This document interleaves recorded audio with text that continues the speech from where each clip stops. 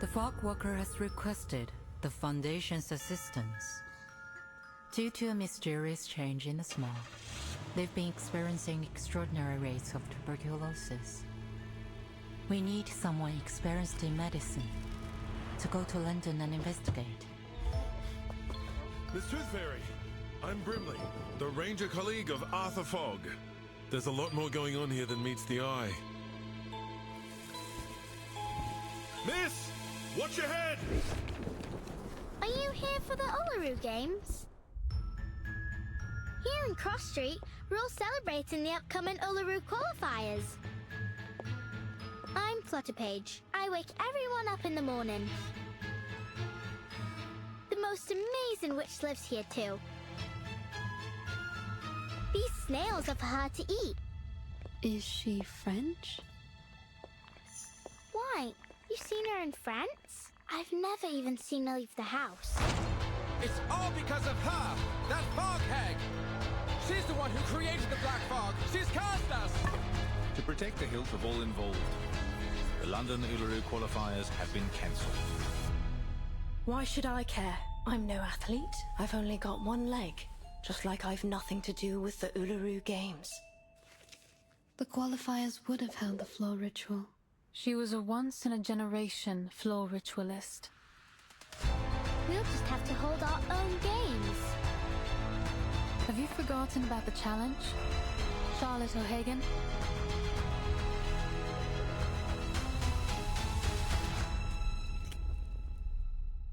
I don't care what anyone thinks.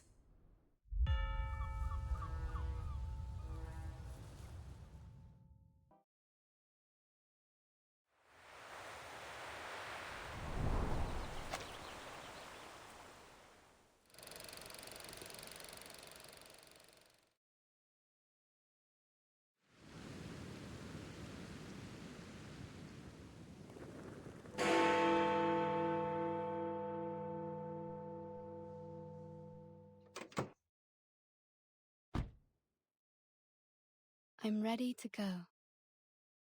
Please fasten your seatbelt, miss. We're setting off now. You ever been to London, miss? Yes, a long time ago. Long, eh? 5 years? 10 years? Longer than that. Come on, Van. How long? You don't look 100 years old.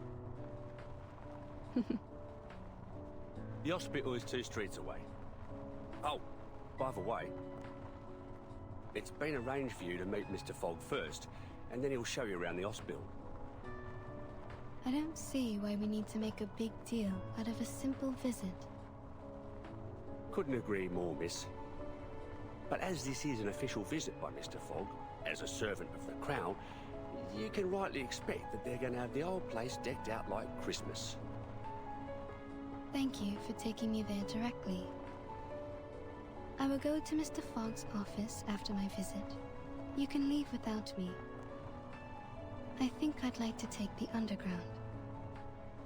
The Tube? You won't like it, miss. Not the kind of place for a decent young lady. I'll wait here for you, love. I'll do my best not to crack into my flask of whiskey while I wait. Thank you. I'll be back soon.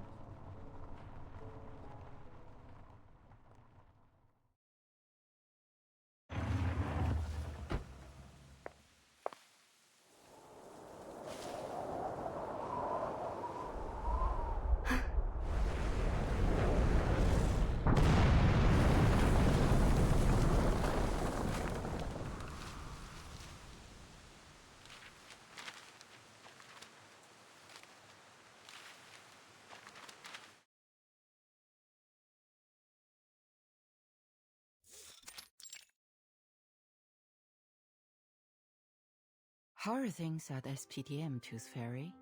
I'm hearing rave reviews about their school physician. I'm glad to hear it. Young children are particularly easy to soothe. A few candies and they behave just fine. A little toffee or a nibble of a fruity sweet, and they've forgotten all about the Tooth Fairy's taste. A proper dose of sweets serves to calm the nervous system, and that doesn't just apply to kids.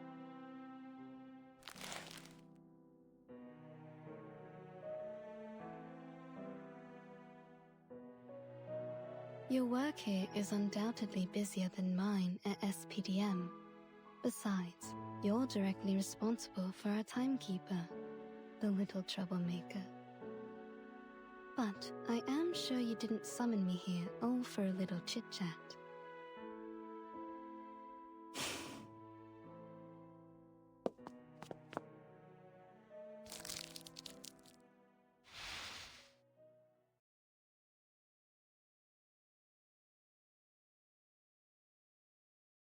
The Foundation has now confirmed the correlation between social turmoil and the emergence of the storm. Our branches around the world are now making efforts to collect information on these key social movements. As you may know, there was a strike that has only just ended in London. And there is something I'd like to show you, besides the strike itself.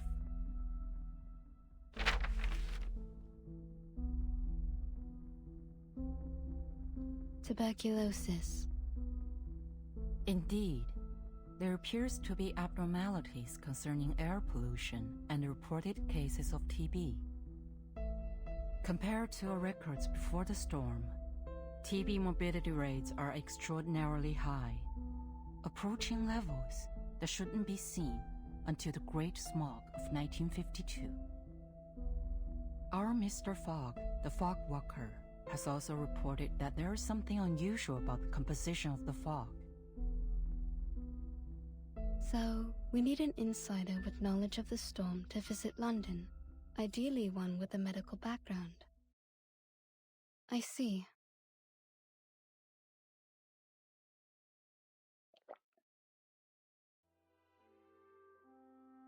I know, your winter vacation just started, but I'm sure you understand the dire situation we find ourselves in. I'll apply for a special allowance for this field mission. What do you say? I'd be happy to go. Perhaps I'll collect some rare teeth from this era. Good luck then. Mr. Fogg will contact you when you arrive. He is our liaison between the Foundation and the British government. He'll take you to the hospital, handling many of these respiratory patients. You will be given full trust to resolve this problem. There is something else. The Uluru qualifier will soon be held in London. It may factor into your investigation. Uluru qualifier?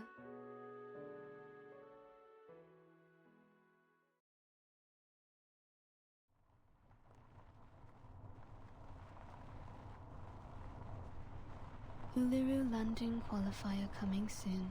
Arcanist Fair in Cross Street. Support your favorite competitors.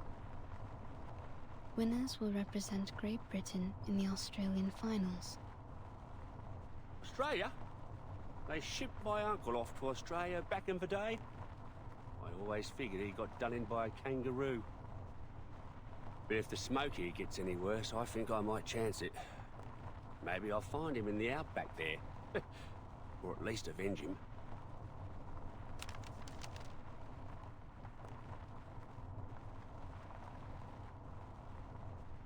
That smoke seems to have severely damaged that hospital.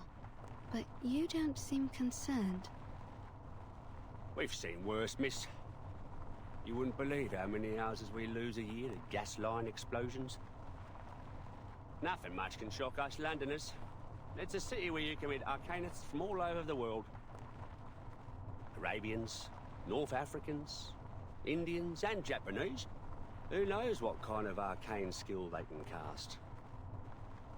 The police are on the scene now, but can they really do anything to clean up the hospital? Well, police have got their own way of dealing with things. None too friendly. I think you should bring this up to Mr. Fogg. He's one of the few folks that look out for the working man, and he's never afraid of calling out the upper class. I suspect Mr. Fogg will have known before we did. Let's follow the path of this dark soot on the street. Maybe we can find it, or its owner. As you like, miss.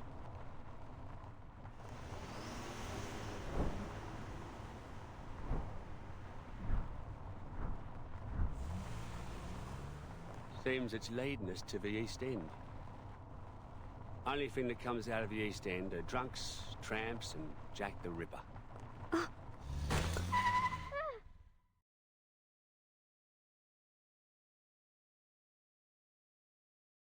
Bloody!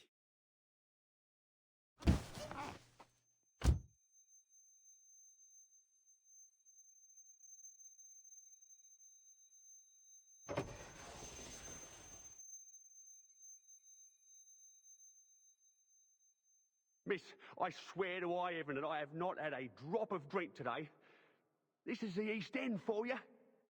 Either you hit someone, or someone hits you. Please, miss, take a look for me. Tell me if I hit anything. I can take it. It appears there's no one in front of the car. No one? I'm up here! Hmm? Look up there, miss!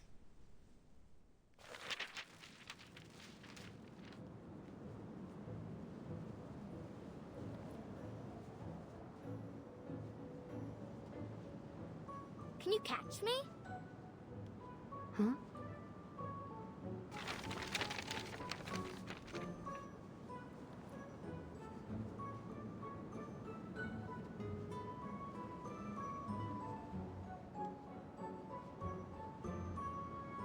She's being lifted up on the wind. Is this her arcane skill? If so, she's amazing for her age.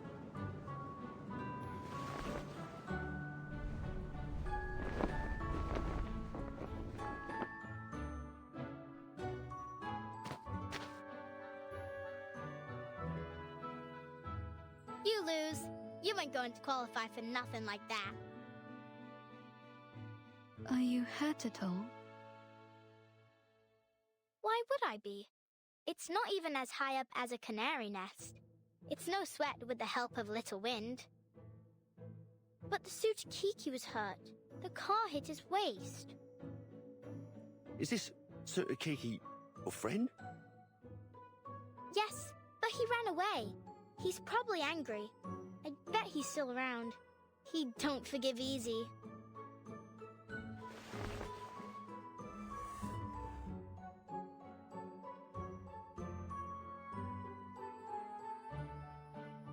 See? Over there. That's the Sutakiki, and I'm Flutterpage. Could you bring your friend out? I'd like to make amends if I hurt him. Especially if he can't work. Oh, he doesn't work, but you still need to apologize.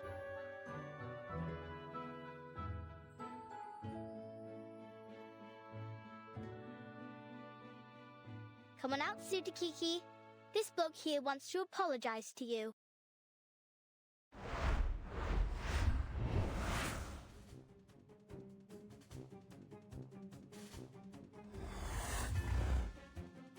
That thing doesn't even have a waist. And he's as big as a kangaroo. His waist is right there. Can't you see? A frightened critter is dangerous. Please stay back, child.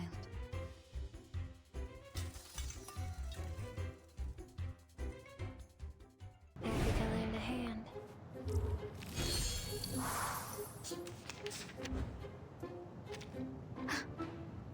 Sir, I suggest you cover your mouth and nose. There's something off about this smog. Christ, so the rumours are true. I never should have gone into an alley like this on such a smoggy day. He's looking at the end of the alley. He must want to go that way. The smog's not as thick there. I think he wants to escape. Maybe the smog's harmful to him too.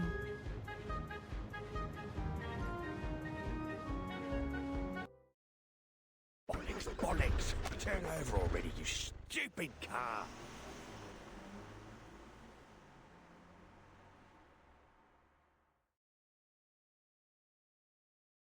Why did Mr. Driver run away like the Sutakiki? He was worried for his car. If it got damaged, it could cost him his job. Lose his job? Oh, got it. I don't want to lose my job neither.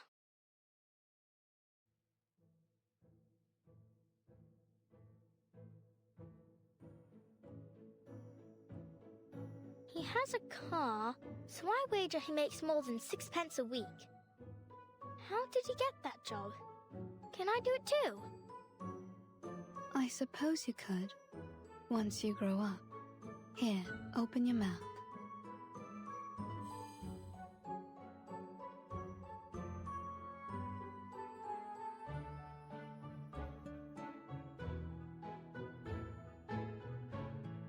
What's this? You were hurt. It's a kind of ointment. It will numb the pain if you ingest it, or reduce the inflammation if you rub it on your wound. Was I hurt? I feel a little pain. But what do you mean by inflammation? Does that mean I'll catch on fire? Take it, and you will feel much better. Doctor's orders, kid.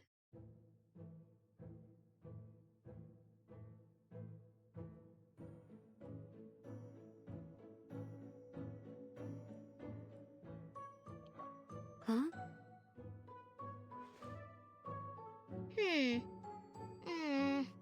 It's a bit sour, like a moldy raspberry, but still sweet. Why aren't other pills as sweet as yours? I see. So you're a witch doctor, aren't you? I can tell from your metal mask, teeth necklace, and the golden fairies in your jar. That is a reasonable assumption. So you're here for the Uluru Fair then? Must be. You even got the flyer with you. Actually, I'm here as a doctor to investigate a tuberculosis outbreak, but the strange black fog damaged the hospital I was heading to. I followed the trace it left behind to this area. Black fog? There ain't no black fog. Around here the smog is yellow, and sometimes I've seen black smoke puffing up from the factory chimneys, but never in Cross Street. I'd like to be an arcane skill, miss. Lots of us arcanists here. That's why we're all chuffed up for the Uluru qualifiers. There's herbalists, psychics, diviners, magicians. Thank you, Flutter Page. I think I've got the idea.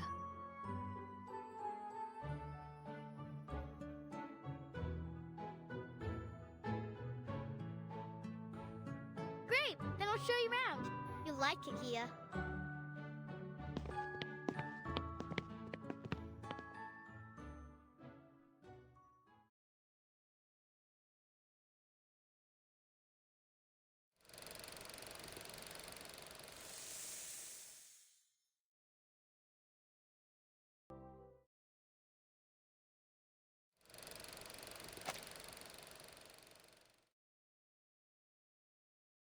Welcome to Cross Street!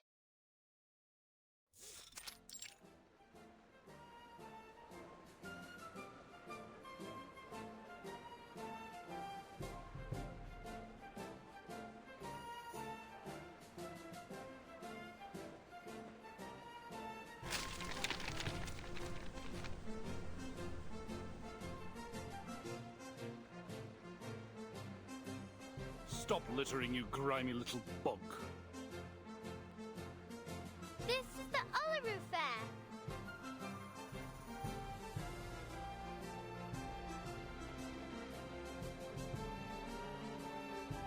The trace of the black fog seems to have disappeared into a large gathering of arcanists. A wise choice. A choice, I'm already assuming, that has a certain level of intelligence.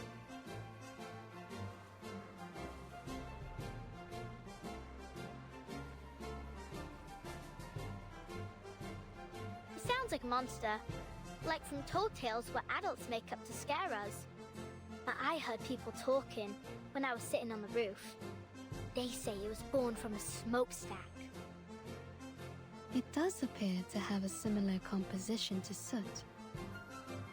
That's no good for the birds, Miss Doctor. I sure hope it don't come here. I don't want it to muck up the Uluru Fair, or scare the canaries away from the chimneys. What's so special about the canaries? They always know where the lanolin snails are hiding. All I'll do is give them a bit of old bread or seeds, and they find me the snails. It's my snail catching day. Stay right there, miss. I'll be back soon as I finish. Don't go getting off your sauce while I'm gone.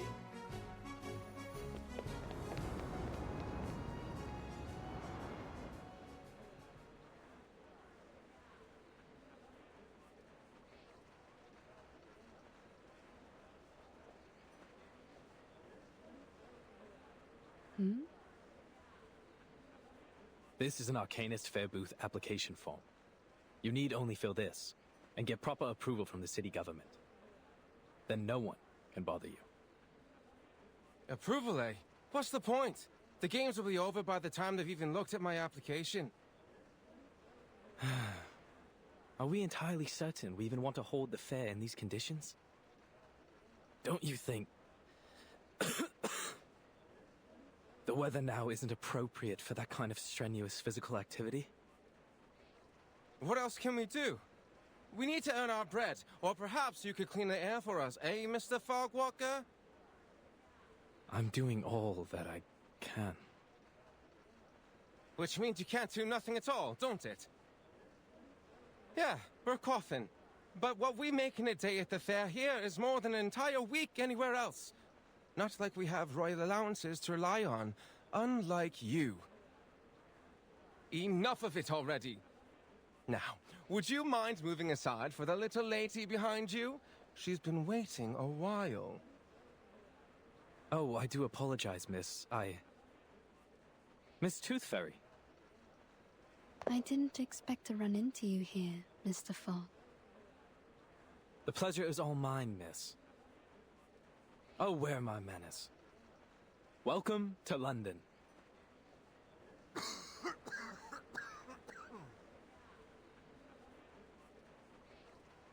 Of course, we were supposed to meet in the office of the London Atmospheric Cleanup Committee. I'd have prepared a fine Indian tea for you. But I was called away to deal with matters here on Cross Street. It's a happy coincidence that you popped by. It will save us both some time.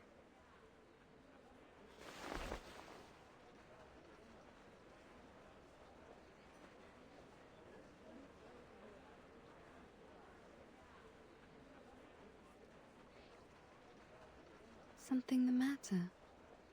You mean the air pollution? Not precisely, no. Though one could say the problem is related. In fact, it seems just about every one of our problems comes down to these sticky contradictions. For example, contrary to good wisdom, the people of Cross Street have opted to continue their fair, despite the obvious dangers of the fog. That's just unreasonable. You're the unreasonable one here, mate. Stop the Uluru Fair on account of a bit of fog. Fog in London. Should we cancel if there's water in the Thames next? Citizens should be made aware of the harm caused by fog, and reduce unnecessary outdoor activities. Pardon me, you lot government officials?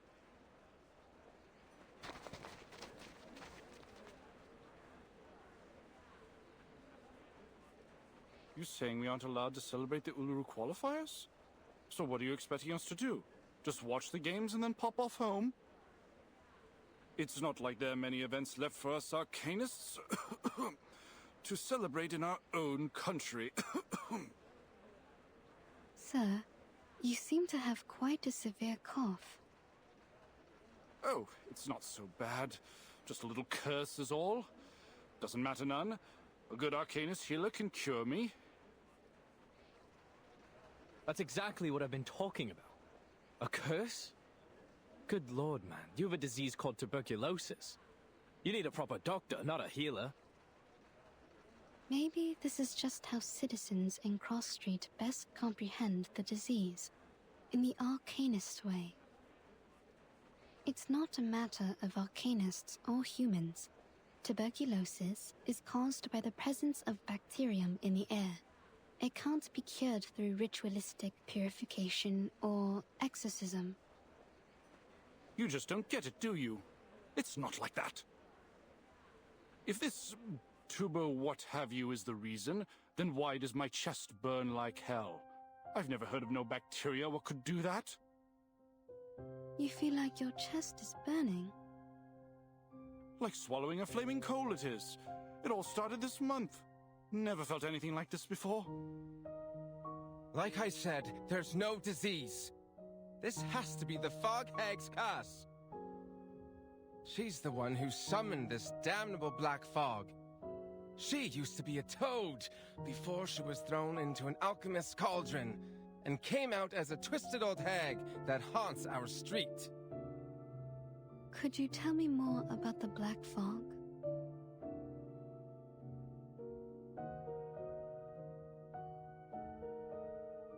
Shh! Don't say anything about it. It'll bring bad luck.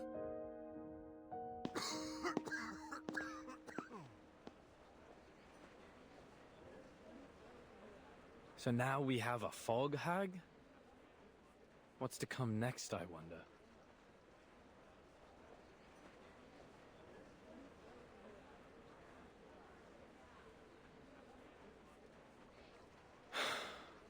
Sometimes, despite being an arcanist myself, it's hard to understand my own people. But that's what they think around here. My colleague is presently out investigating this curse they mentioned. But, to say nothing of his intrepid skills as a ranger, I doubt he'll produce any evidence of this so-called hag. In fact, he...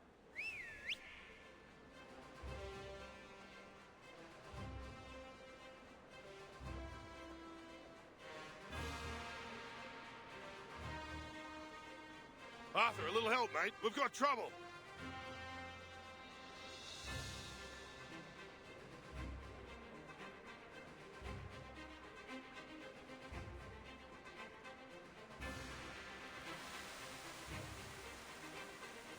So, here it is. What's that after you now, old hat? It's the Black Fog. Seems I've startled it, and now it's sent our critters into the streets. Steady on. Let's charge like soldiers of the Great Emu War. It's the hag. The hag's curse is coming for us. Those nasty critters are coming from her garden. Run!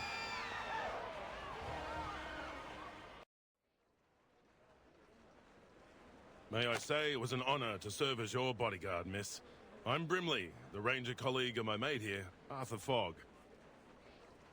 I wasn't hurt. Thanks to you.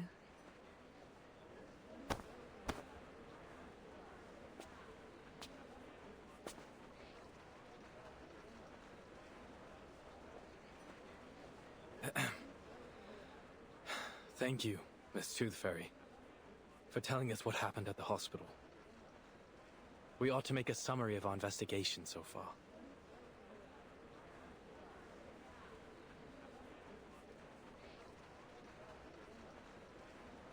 We've encountered 3 oddities thus far today. This mysterious black fog, the unusual burning chest symptom, and...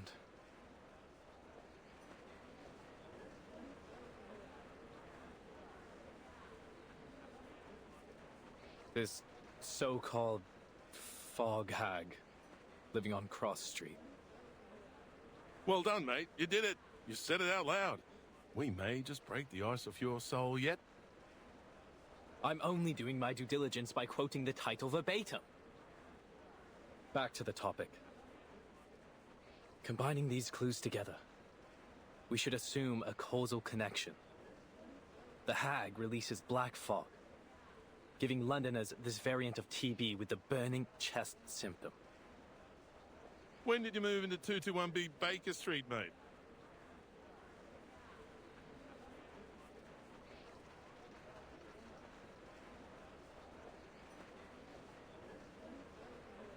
It's a reasonable speculation. If so, then the first thing is to determine if such a lady lives here on Cross Street. We'd better pay her a visit.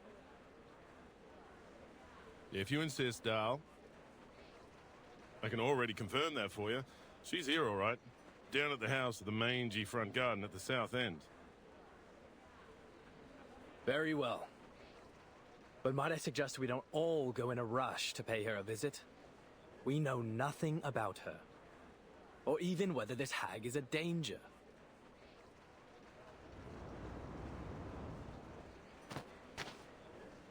Oi, Miss Witch Doctor. You done talking to Mr. Fogg and Mr. Hat? Flutterpage, where have you been? Wasn't you listening? I was off catching snails. With a bit of help from the canaries.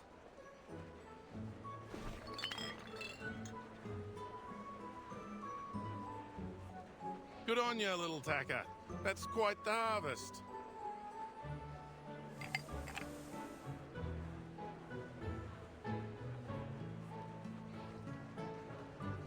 Shall we then, Miss Witch Doctor? Where are you taking me? Thought I'd show you around Cross Street. Figuring since I'm the best guide here. Are you? Then, do you happen to know about the house at the south end of the street?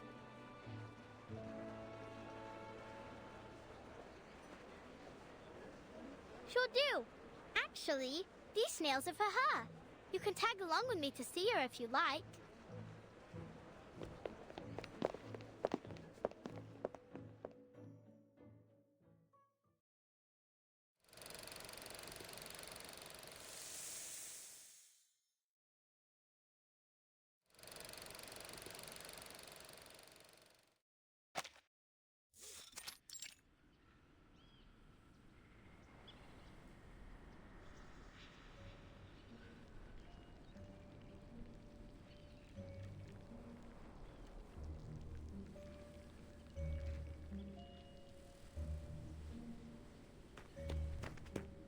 This right here, miss, is the Fog Lady's house.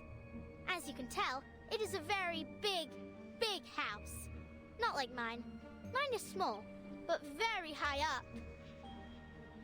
Steep, tilted roofs, sash windows. It's very Victorian. Oh no. Her name ain't Victoria, miss. At least, I don't think so. No. I mean, Victorian architecture is a kind of style of house. I'm saying this house must have a long history. Oh. Too right about that, miss. It's been here for ages. Come along then. I'll take you in.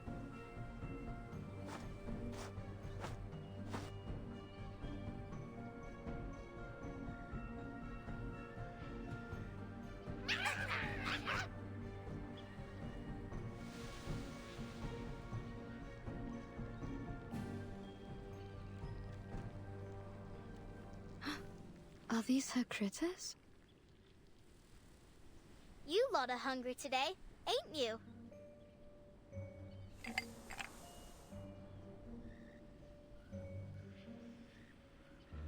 They ain't for you. They're for the lady of the house. Now please let me and Miss Witch Doctor through.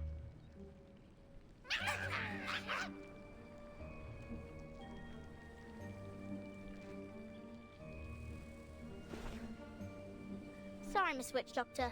They was much friendlier before. You've been here before? Yep. They always let me in straight away. No clue what set them off this time.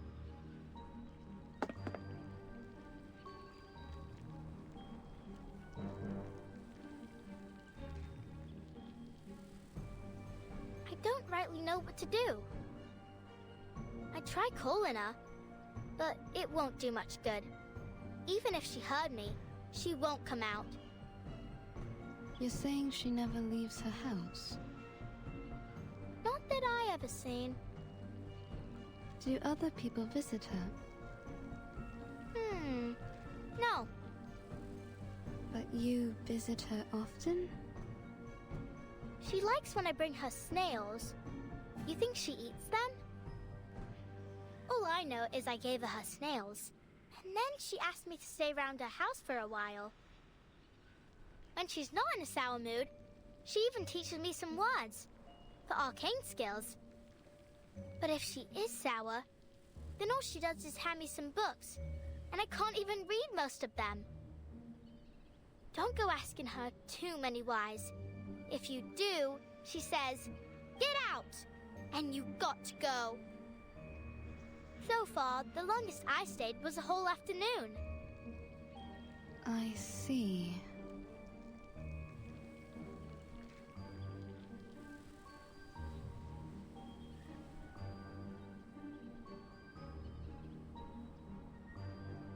Maybe I'm the reason they aren't letting you in.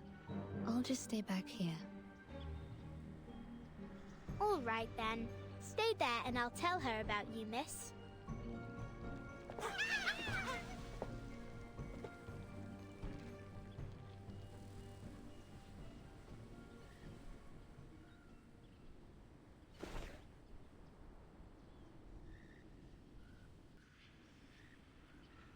Miss?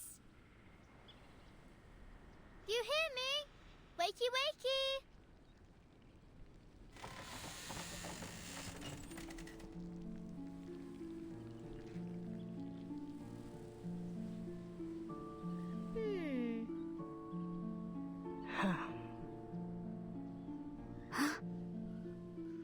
Here you go, miss. A fresh batch of snails.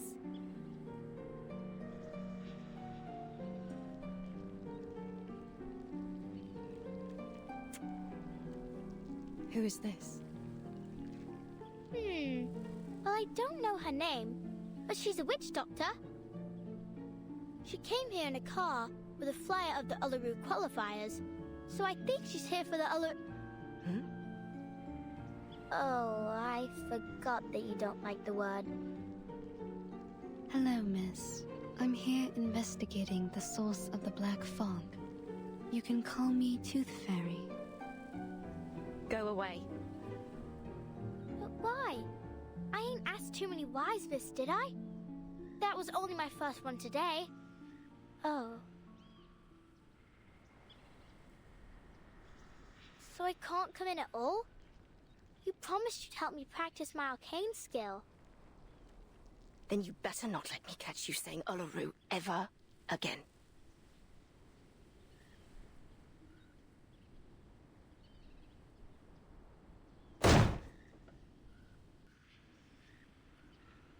Aw. Oh, she left me a book. Look, it's got a carbuncle on it. Come here, Flutterpage. Are you all right?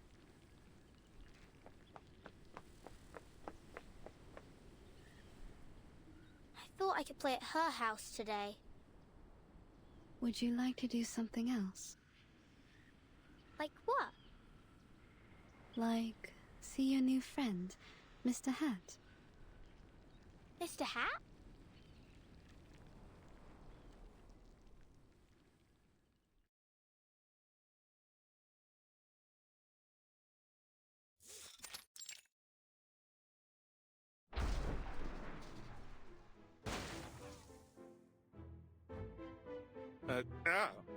Ms. Flutterpage, I'll ask you to not wear me on your head.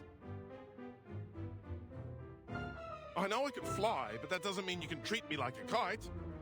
Besides, I'm due to begin my patrol. I need to...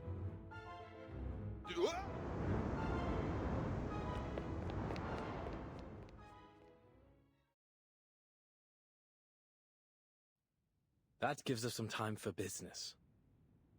First of all, allow me to express my respect for your adventurous spirit. A haunted hag mansion whose owner feeds on snails. To visit her so quickly on your own initiative was a bold move, Miss Tooth Fairy.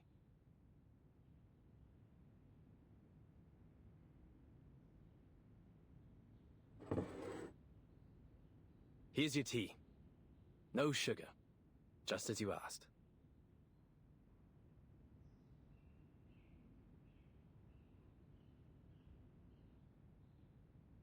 The connection between this lady and the Black Fog will require further confirmation. However, judging from our encounter, she doesn't seem to have much concern for the world outside her home. I also noted that the word Uluru seemed to irritate her. Uluru? As in the Uluru Games? Not a fan, I take it. It's certainly odd for an arcanist to have a negative impression of the games, though not unprecedented. Which reminds me of this letter. I suspect our fog lady might be glad to hear it.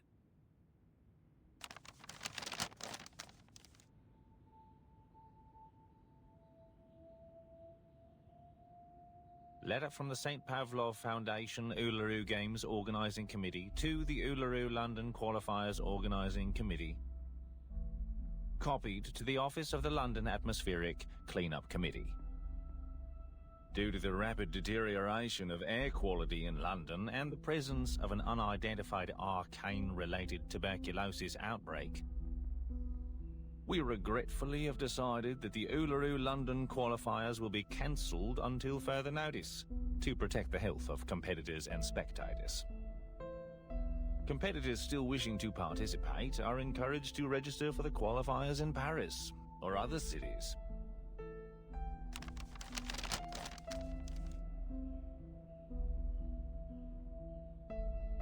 I received this shortly after submitting my report concerning the events on Cross Street. They're right. It's better for everyone's health. No objections here. But it's certain to cause a stir. Miss Tooth Fairy, you saw how passionate the citizens were about this event. What it means to them.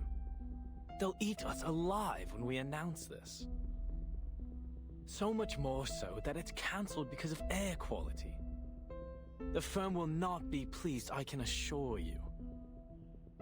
This great city will be the laughingstock of Europe, if not the entire world. Unless there's a way to clean the air in London. Perhaps then I might convince the Foundation to reconsider. Mr. Fogg, there's only 3 weeks left before the qualifiers. It's a serious effort just to address the smog over London, let alone this new black fog and the disease that has come with it. 3 weeks. 1 for making plans, 1 for enacting said plans, and still 1 more for the final procedures.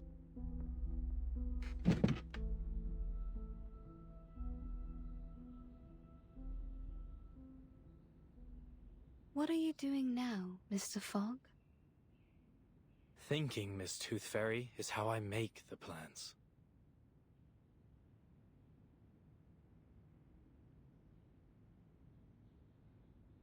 Forgive me for interrupting, Arthur, but I had to call off my patrol earlier than expected.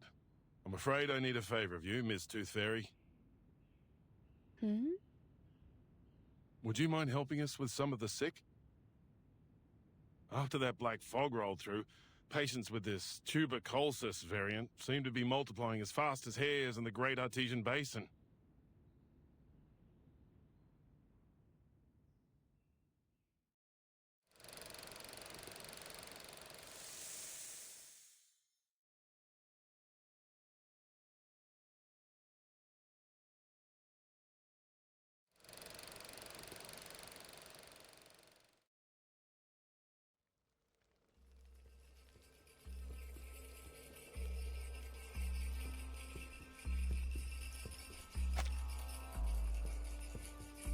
Through misty woods, on paths concealed by haze, he thrice died and thrice was born in ancient days.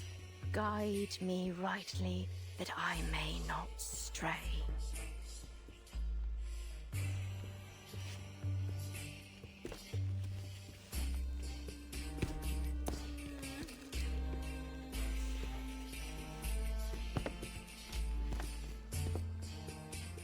Flowers bear fruit, and beasts give offspring's way. With eyes of fire pierce through the cloudy maze.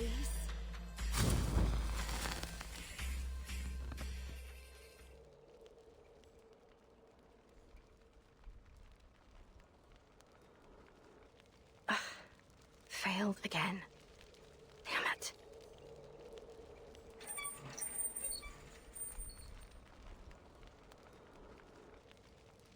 I won't get anywhere so long as I can't move right.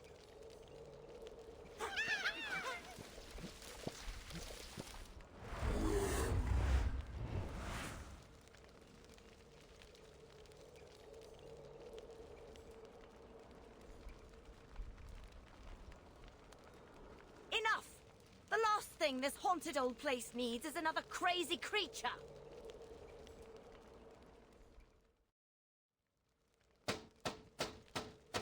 Miss Willow!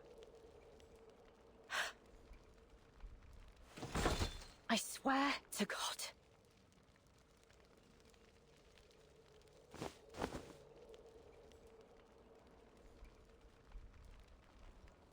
Whatever thing you are, don't think I won't strangle you to death with my bare hands.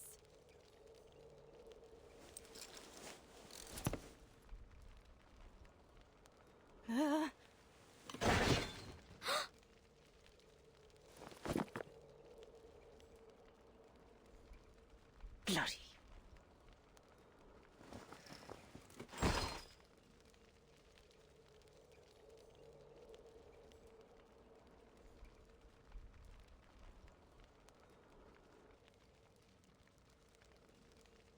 You. What are you doing here? I only wanted to show you the arcane skill you taught me.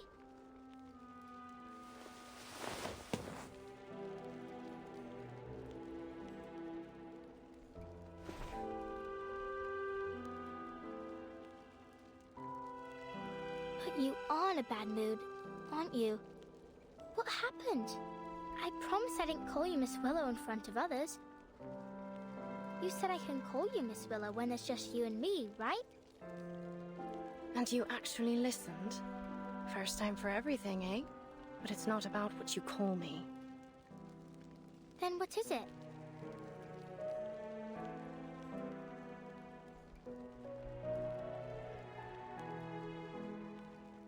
Let me help you up. I don't need it.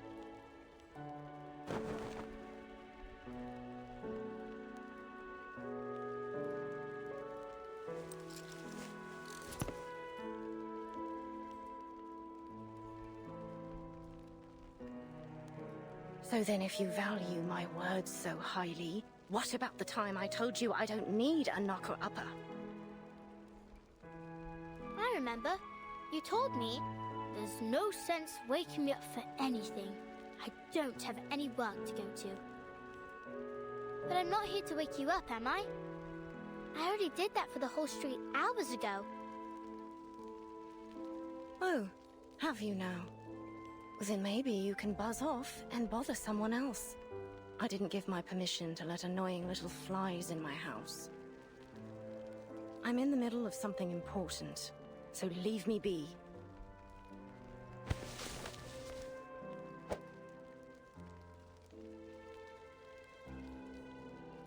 Just one more question, miss. I'll be quick. Miss Tooth Fairy and Mr. Fog say you made people sick with the black fog, but I know you didn't do it. Did you? You never told me you can summon black fog. Done with all that nonsense, are you? If that's all you knocked on my window for. But if you didn't, I can tell them the truth. Or you could even help them find the black fog. You're the best witch I know. Their problem is no concern of mine. Oh. But I did hear something. I was thinking maybe you'd like to hear it too. Letter from St. Pavlov Foundation. Due to... what? Deuterion air quality? And arcane tubal-keeled kiss? They said the Uluru qualifiers are cancelled. Stop. Do you understand at all what you're saying? No, but... Go away. Aww. I said get out!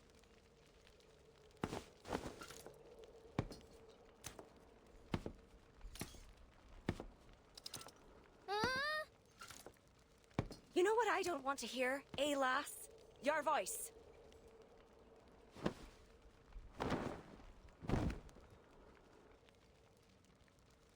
And your infernal knocking. Ah! Don't you never take another step into my house. Never.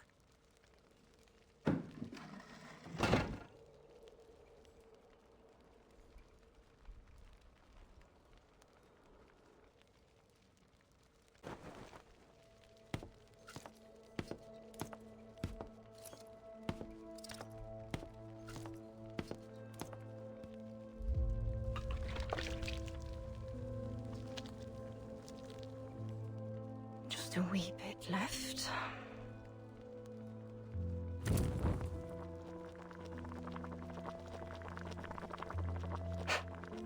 Eat snails? Let them think what they will. I don't care. The fog hag. A toad monster. A failed work of an ancient alchemist. Yes, of course, Charlotte O'Hagan. You're nothing but an ugly, evil, terrifying fog hag living in a haunted house. You deserve every bit of it.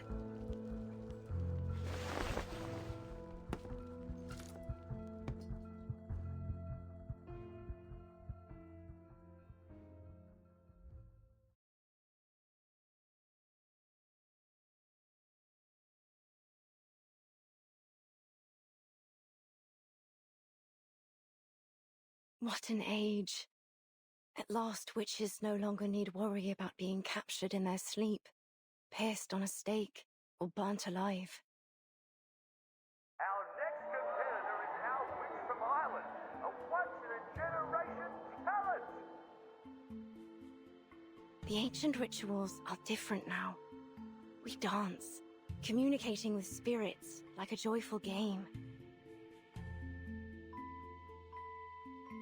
The Uluru Games! Or a graceful competition. And the winner for the floor ritual is... The desirable.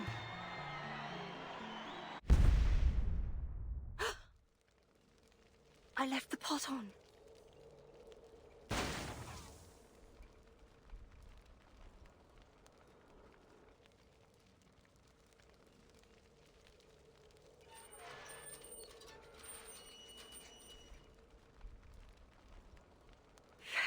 Back and back. Fit for the rubbish now. Rubbish.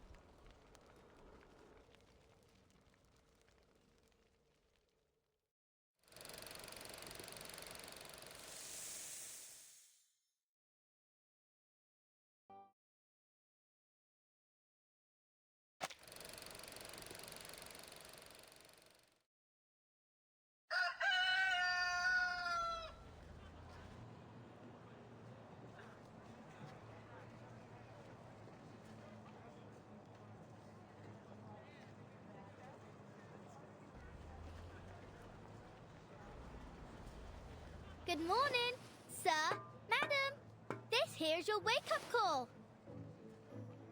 Rise and shine, wakey time.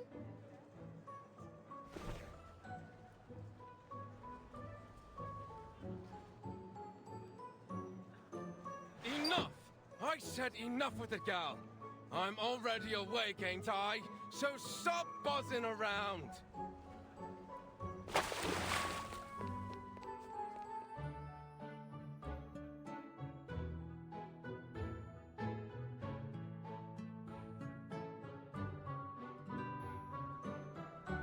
Wakey, wakey, morning's here. Mrs. Wilson, you awake? You can't be late again, or old Mr. Pig Eyes will be on you with his belt. What happened? Didn't she hear me?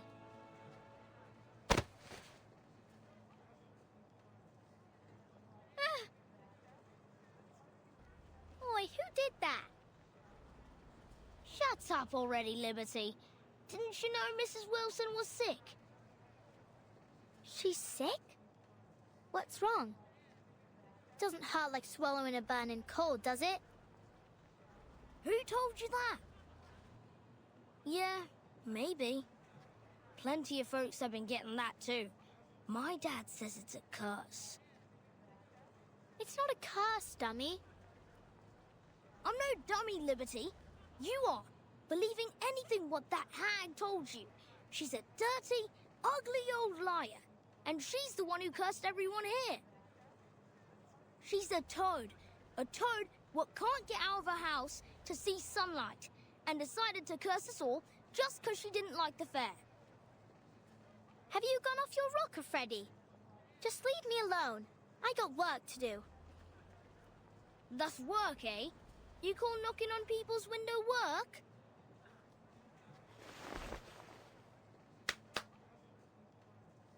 I climb up in the steam turbines to tighten up the screws, and I clean them chimneys from the inside.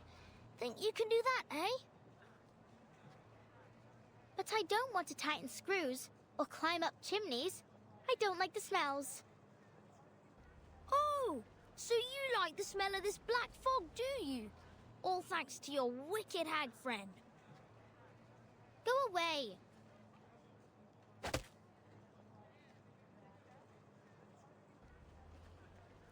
Ugh.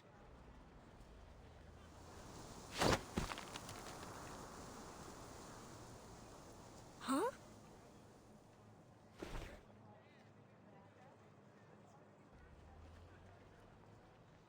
What the? The fog lady taught me this. Lady? You mean that hag? I should have guessed. You'd be that ugly toad witch's apprentice. You're not my friend anymore.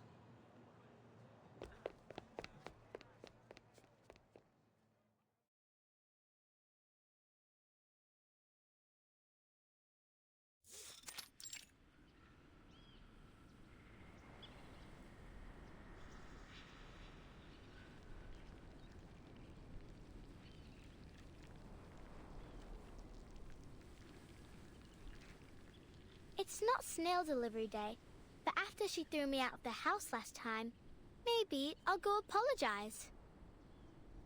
Maybe then I can learn some more tricks from her, or at least read her books.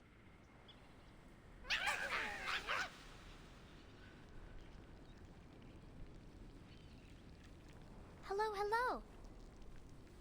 Now, why didn't you let Miss Tooth Fairy in last time? She's not a bad person. She even gave me some flying medicine. It was sweet and sour. You think Miss Willow's lonely? She needs new friends, and maybe some flying medicine too.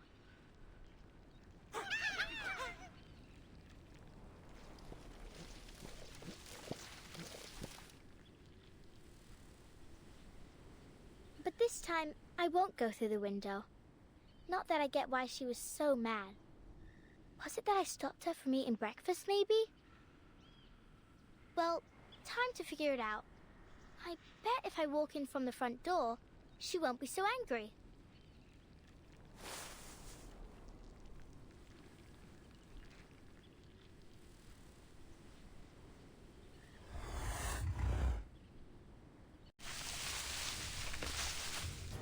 What's wrong?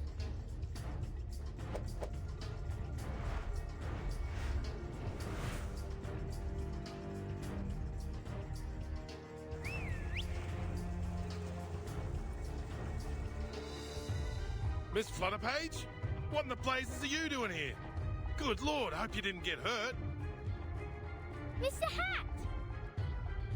Miss Bartley, I'd advise you to please stay a safe distance back. No. Just look at the state of this garden. Oh, Charlotte, what have you been through to fall this far?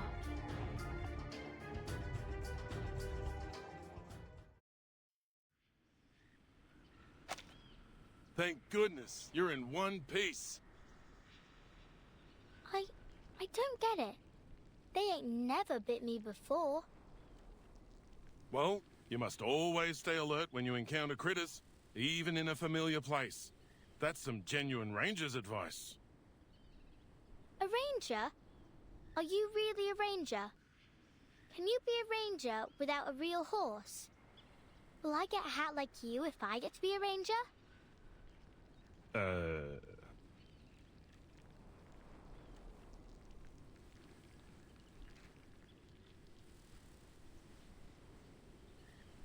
Hi, miss. Are you here for the lady living here?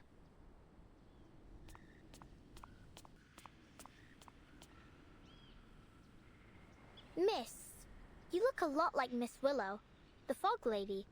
So straight and proper like a swan. Miss Willow, you said?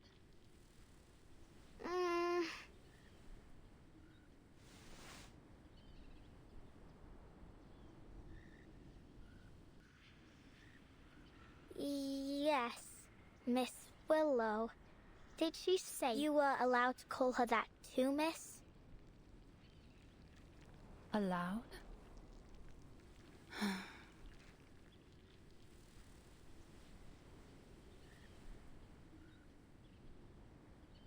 What kind of nutter has she become?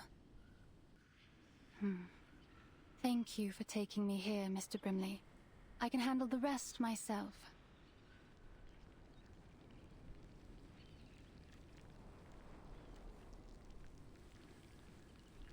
You're welcome. Let's go, shall we? Hey, little tacker? It's not safe to leave you here. I'll escort you to the hospital. This tooth fairy needs your help. All right.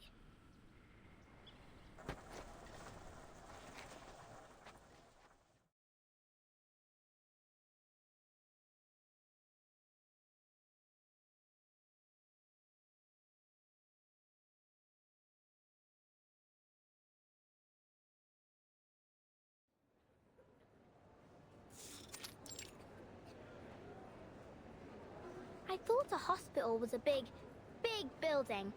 This is more like a fair. Only with sick people.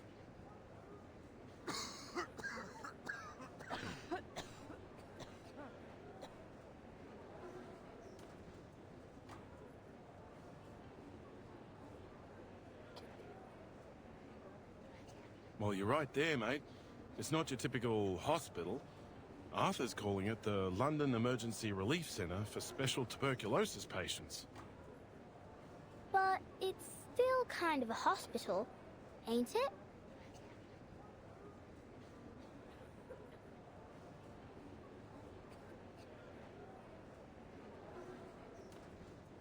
Who's that swan lady? She's not from Cross Street. How did she know Miss Fog Lady? Swan? I suppose you mean Miss Caroline Bartley. We're hoping she'll be our lifesaver.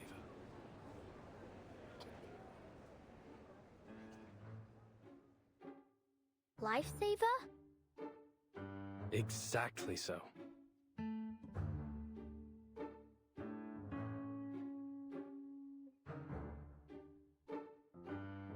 See, my hat friend.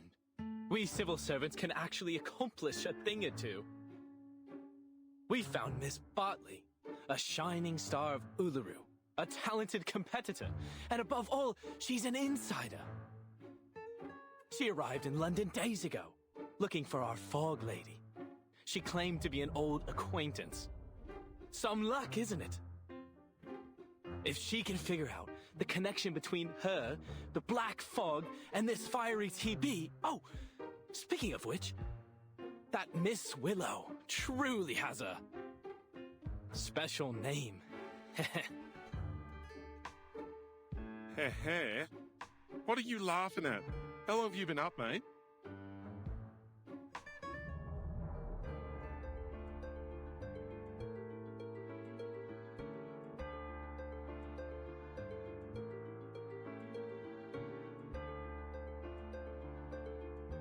Sleep? Who needs to sleep at a time like this? I'm more than energetic. I'm a veritable locomotive. Better than ever. Arthur, you need to get some shut-eye, mate. Is that what you think? That I'll just go back home for a little rest now? Now of all times? Dead wrong, mate. We've got rounds to make at the London Emergency Relief Centre for special tuberculosis patients. Come with me, my chapeau chap. We've got a city to save.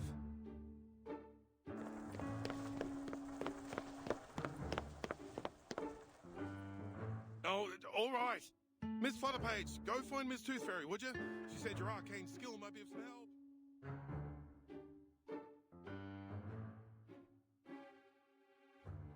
My arcane skill? Help? How can I help a witch doctor? Maybe Miss Tooth Fairy will tell me. But where is she? So many people here. I can hardly tell them from one another. Oh, but she has got those golden fairies with her.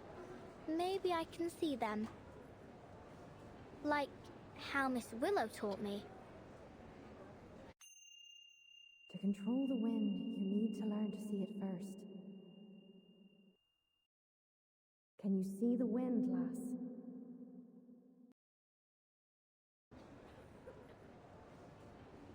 Only when it's blowing something around, like dust or old paper. But I ain't got nothing like that with me now. I used all of it when Freddy tried to catch me. Is there anything else I can use?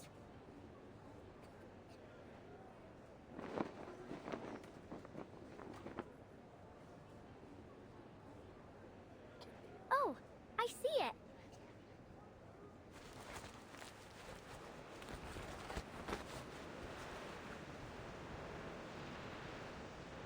What of this wind, eh? Where's it coming from? Oi, me hat!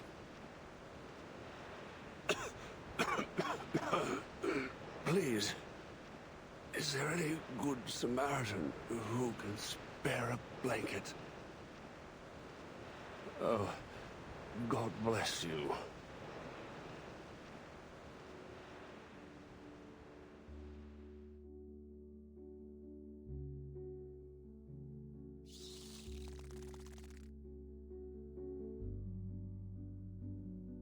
Miss Tooth Fairy! Flutterpage, there you are.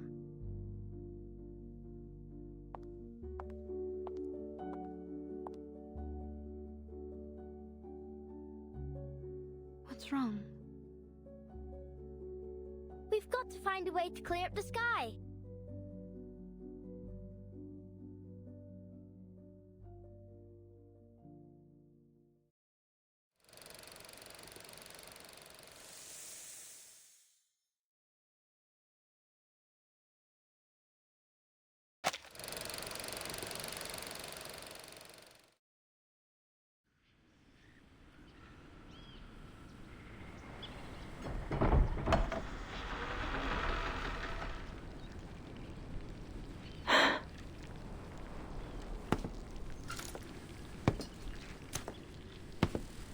It's been near a week.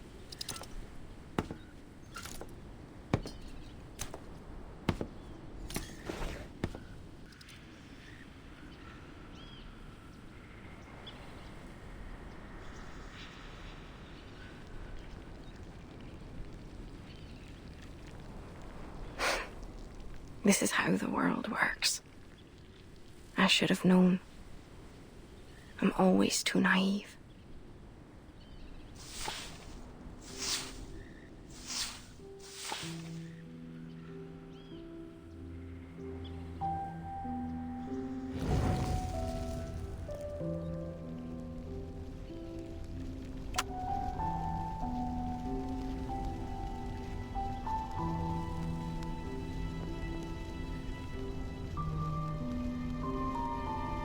A dead mouse. Classic. Sure to disgust me.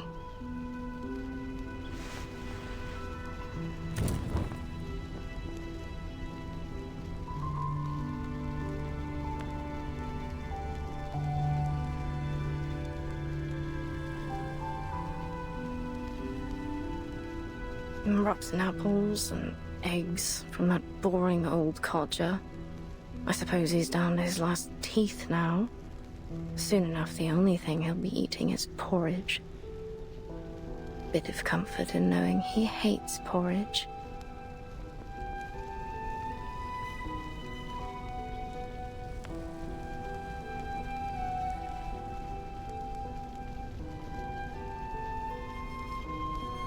Hands burnt by steam.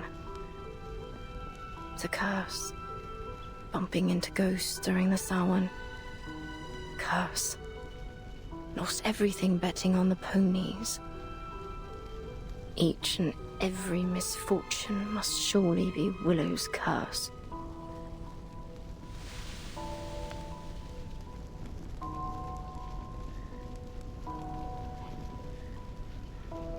Superstitious fools.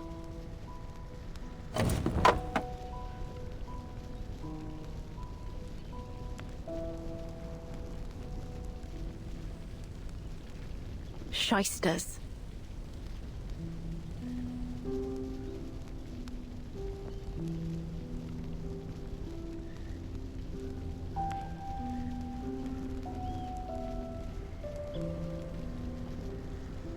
Brats.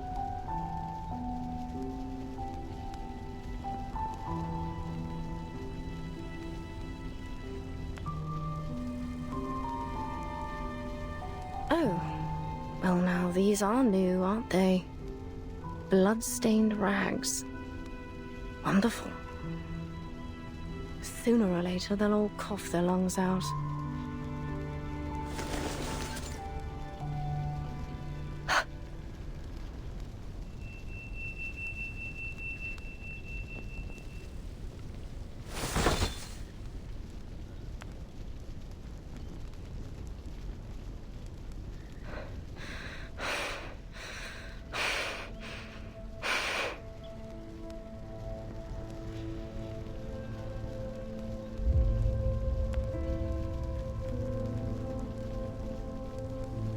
No!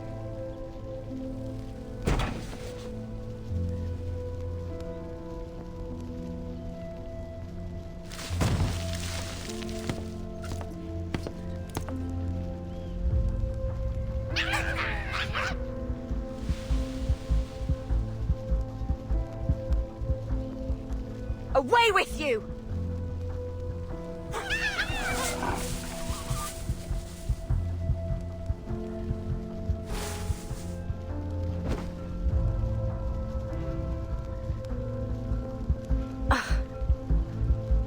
Horrible.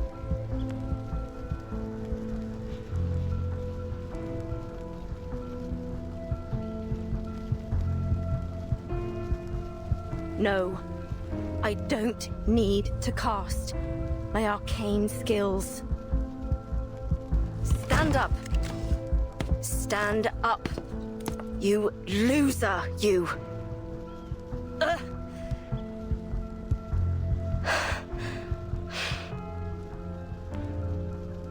I need machine lubricant. I suppose I need to buy some.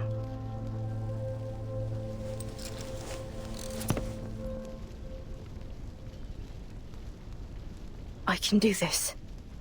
I will do this. All by myself.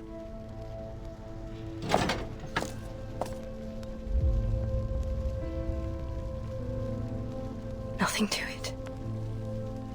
Let's go.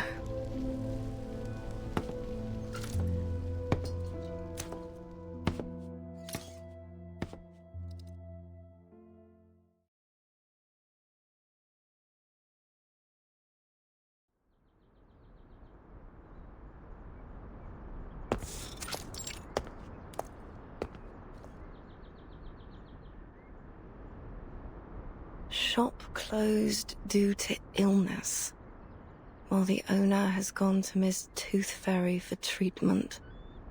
Please leave your name, order, and address on the list below, and we will deliver it to your home as soon as the owner recovers.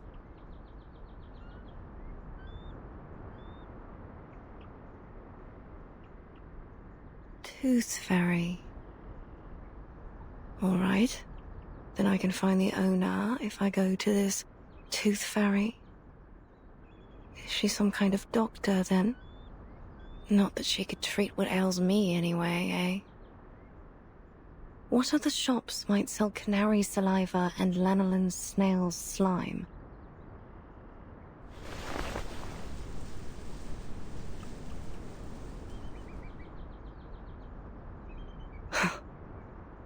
All this time I could have done this, if only I hadn't relied on others for so long. There must be another store for arcane supplies. But...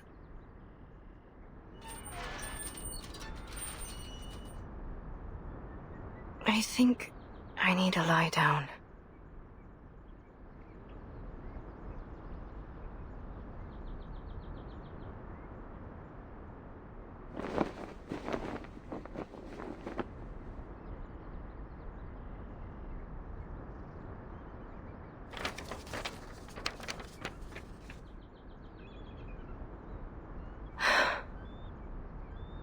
Sports fanatics, black fog, strange tuberculosis. All these things have nothing to do with me. All I need are my ingredients, nothing more. I ought to just order what I need as a home delivery.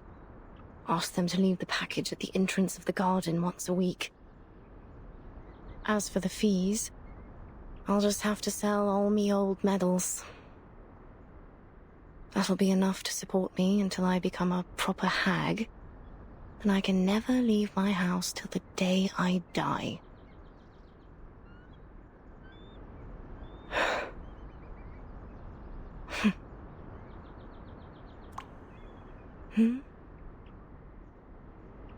There's something dark rising up from the water. It's nothing special. A bit of old rope. Or an old boot. Why can't it be a swan? A black swan here? Really? That's why you ought to go out more often. Else you'll miss these precious moments. A chance to see something special, like a black swan. Look at it. Some creatures are born with these smooth, pitch-black feathers.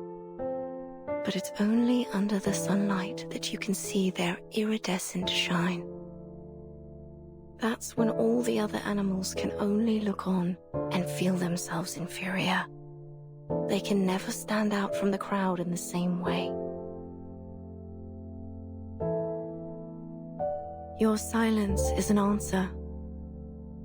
I know it, just as I know every time you lash out and curse, you're cursing your own failure. Walk closer, Charlotte. Why don't we take a better look at it? Look at its gracefully long neck, those magnificent wings, and how it glides across the water. All swans are beautiful, but only the black feathers make it truly stand out. It brings back some memories, don't it? The feeling of being one with the swans and the flow of each step of our dance. We were so close to perfection. All we needed was for you to spread your wings and fly. Fly to Paris, Cairo, Istanbul, and eventually to the Uluru rock. Then it comes to me. And I can hold it in my arms, lift it above my head. This perfect, shining golden medal, standing on the Uluru rock.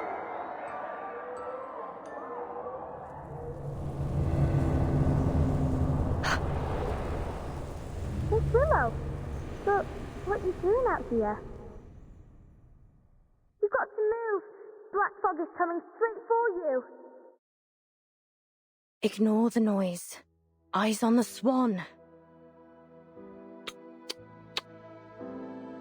It's only a tacky white swan, covered in soot. How ridiculous it looks now. Wearing that false disguise. The poor thing. It must have been covered accidentally.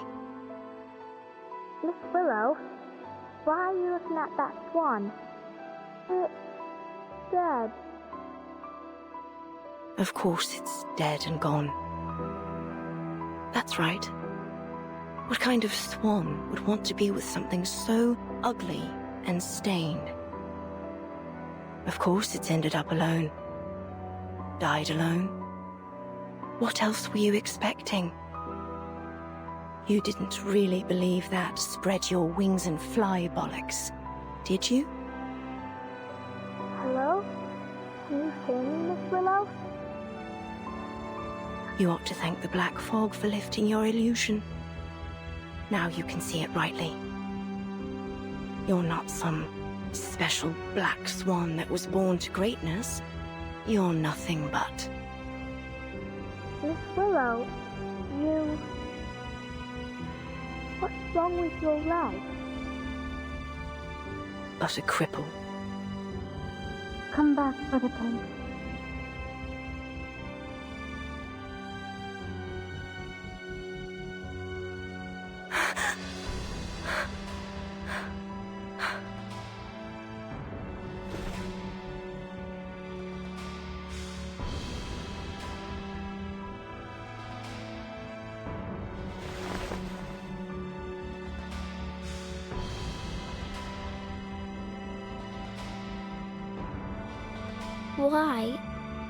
Why didn't you tell me about your... You're much stronger than I thought, Miss Willow. If you allow me to address you as such. Leave me be. I'm going home. I'll walk you home. I got you. Miss Tooth Fairy and I was just chasing after the black fog, but I can walk you home first. I just want to go home.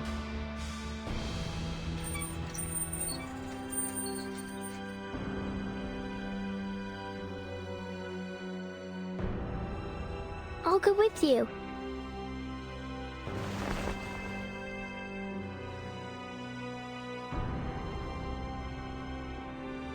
Flutter page.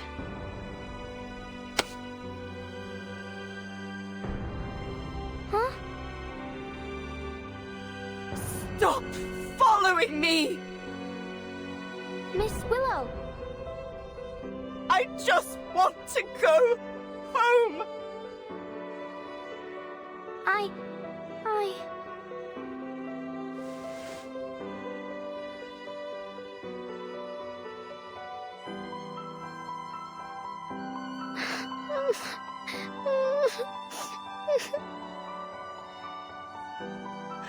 I don't want you to follow me.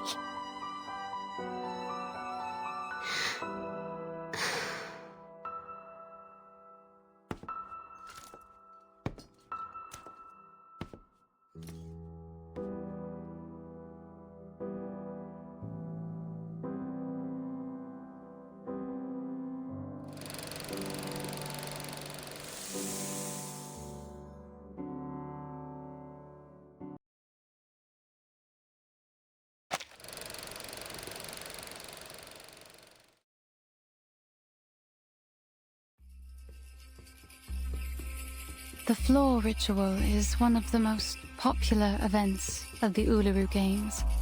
It has a bewitching style that generates a resonance between the dancer and audience. Charlotte was a genius. She was born for it. And God has sent her a coach covered in dark feathers and skilled in ancient Celtic runes.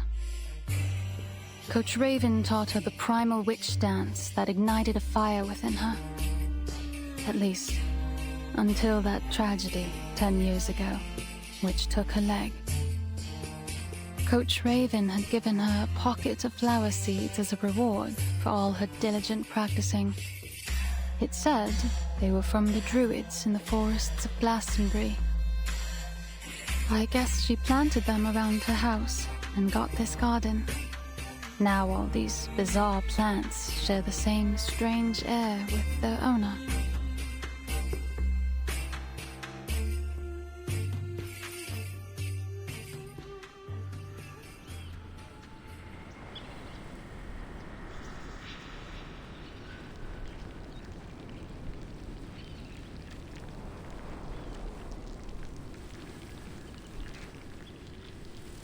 Thank you again for having me over. That's all I have to say about Charlotte.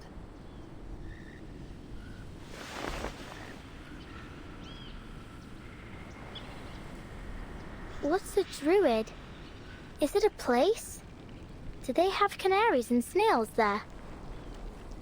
A druid isn't a place. It's a title. An identity. Identity? Oh, like a name. Just like Flutterpage, right?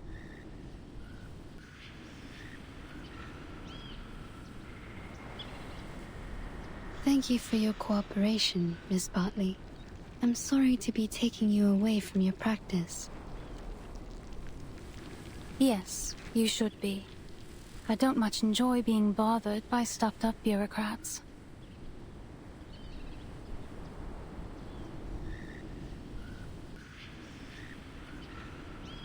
But if you ask me,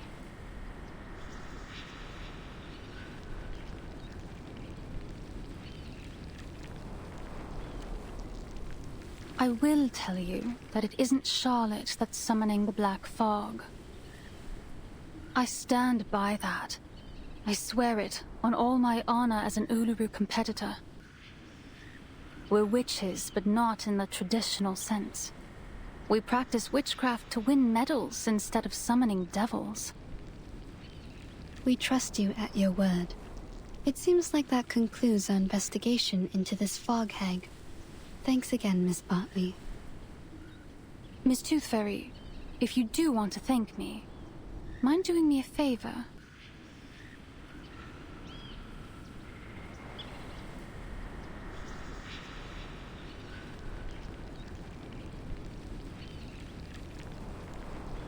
Please do something. Anything to bring her out of this hole she's dug for herself. Whatever you do, break down her door, drag her out by her hair, even blow up that old mansion. Just don't let her hide in her stupid house. She'll let you inside now. There's no longer any power preventing you. I can sense it. You know this place well. Have you visited her here before?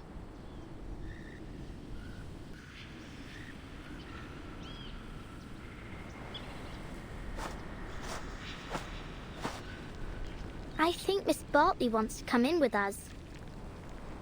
Maybe so, but she's made her choice. She doesn't want to join us inside.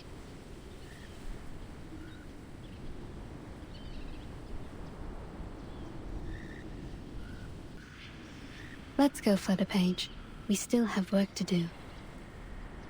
Whatever you say, Miss Witch Doctor.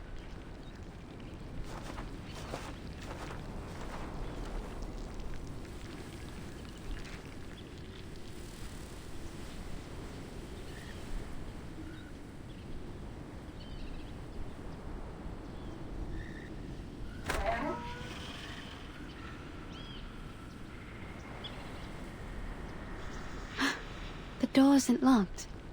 Let's get inside.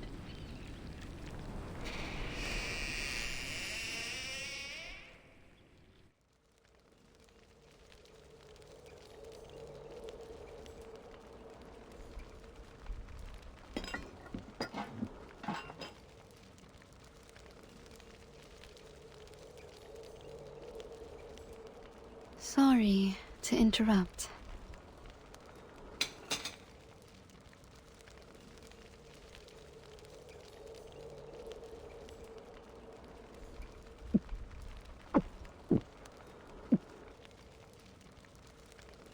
Diets high in sugar and fatty oils may well lead to stomach illness, Miss O'Hagan.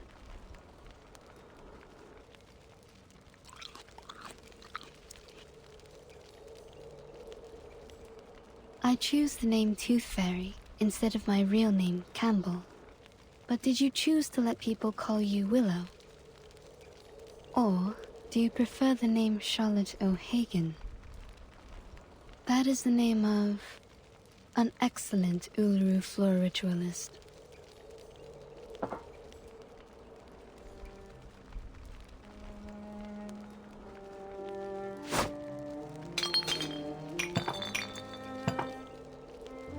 Tooth Fairy. Some kind of doctor, right? I think your prescription is a little fuzzy. I'm no athlete. I've only got one leg. This Charlotte has nothing to do with Willow. Just like I've nothing to do with the Uluru Games. So far as I know, the Uluru Games do not exclude people with disabilities from full participation. To be sure, but only if you enjoy parading yourself around for embarrassment. I think I'll pass, thanks. No one should feel embarrassed by competing, least of all the competitors challenging themselves. That is the point of the Uluru spirit.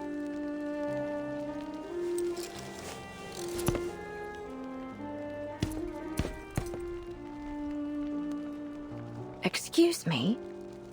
I don't remember having asked you for a running commentary. I'm sure you already know the answer in your heart. You have wisdom and experience. Who even invited you here? It's time you leave. I'm here representing our mutual friend, Flutterpage.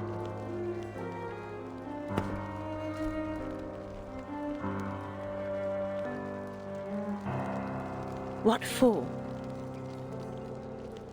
I understand that usually the only one welcome inside is Flutterpage, but I'm here to apologize on her behalf. Apologize?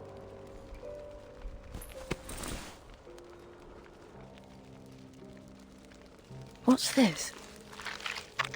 An apology gift. She ran off a little before sunrise to collect these for you. She collects these arcane creatures you use to make the lubricant for your prosthesis, right?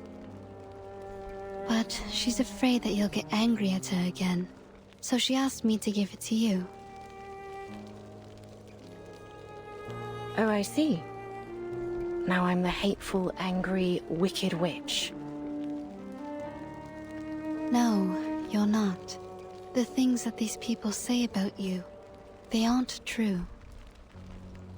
As I mentioned, Flutterpage wanted to apologize because, quote, she didn't want to break your heart.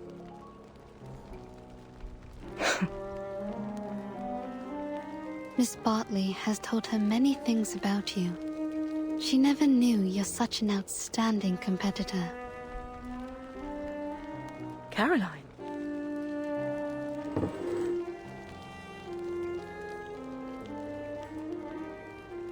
So, will you accept her gift?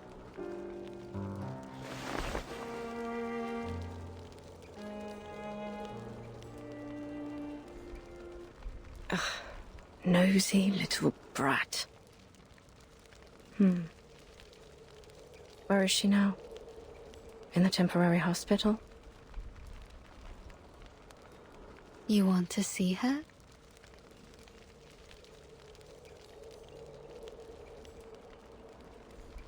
Don't push me!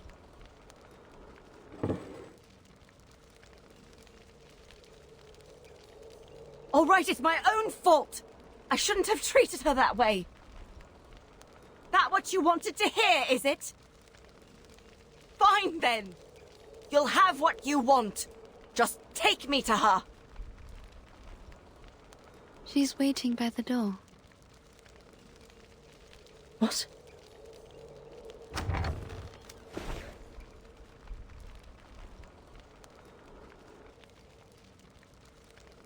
Miss Willow.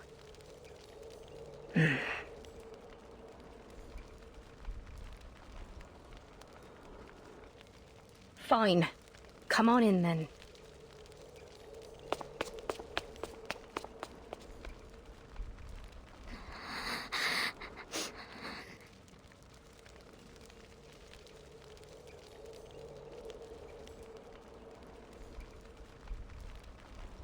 Stop your crying. Listen, I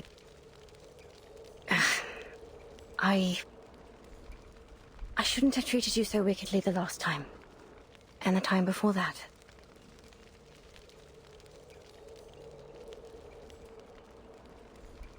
Now would you stop that crying? At least not here in my...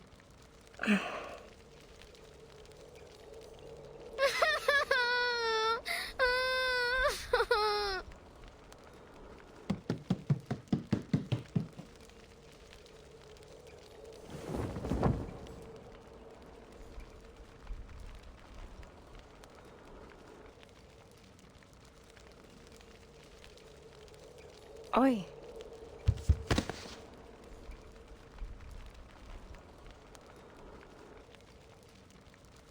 I'm sorry. I'm really very sorry. I swear I won't break into your house no more. I'll only come in when you let me. I'll do anything you ask. Say anything you need me to say, miss.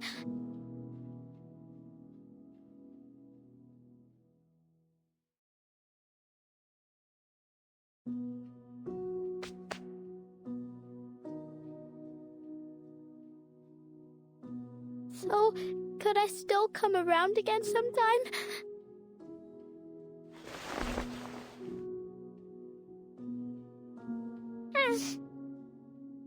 Stop your crying first, lass.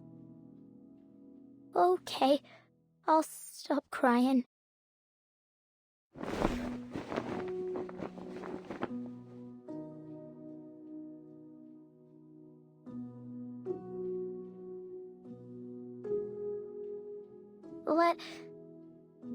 Can I help you?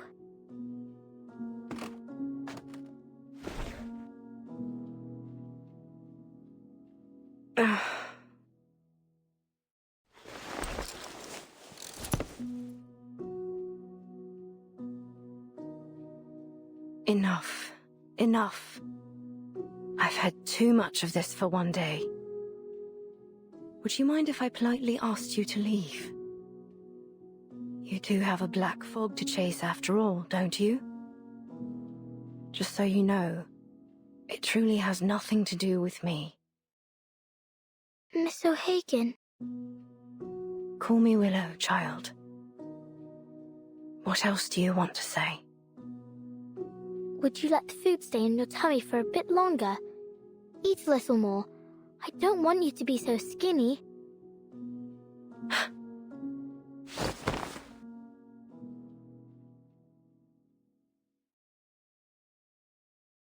All right, now leave me be, please.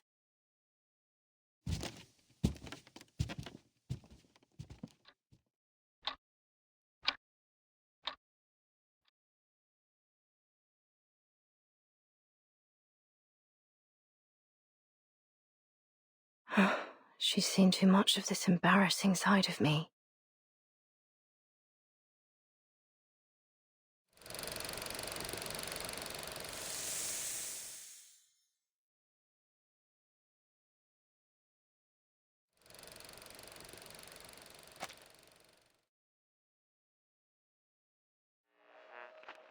So, I dreamt of eating a marshmallow last night, but it tasted like rubber.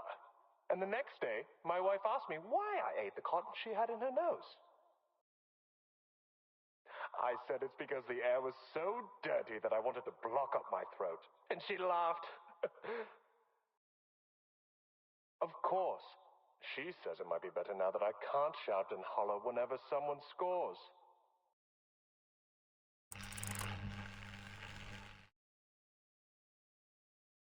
These are the highest level of professional arcanists. Their abilities lie far beyond the limits of our bodies, our perception, and everything else.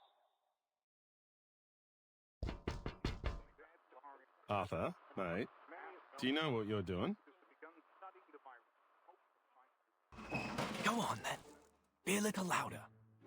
May as well let everyone know a trusted servant of His Majesty's government and his talking hat are hiding out in a pile of litter.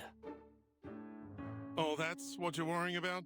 I guarantee you, no person in their right mind will think that a brilliant mind such as yourself would decide to hide in a rubbish pile pretending to be a potato. Ha ha. Since when did you become a comedian? I learned from the best, mate. Once I'm back in Oz, I hope to be awarded the title of Duke of Sydney Slapper. Not that anyone gives a toss about titles of nobility back home. We've got more important things to worry about in the Redlands down under. You know, Brimley, old chap, you don't have to be a duke to be above people. All you need is someone tall enough to wear you on his head. Bloody oath, mate. Like I'd let anyone pop me on their head. I'm an intelligent being, not a bloody accessory. Shh.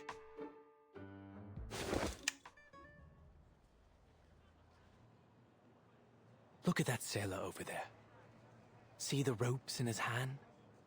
That right there is presently the most valuable material in all of London to me. Right, a bit of rope. And what about it, mate? It's essential that I have it for my invention. We'll just wait for him to throw the ropes into the pile here, and then we'll be off. Just as simple as that. Come closer. Closer. Ready now. He's nearly here. It's no longer useful to you, son. Just throw it down.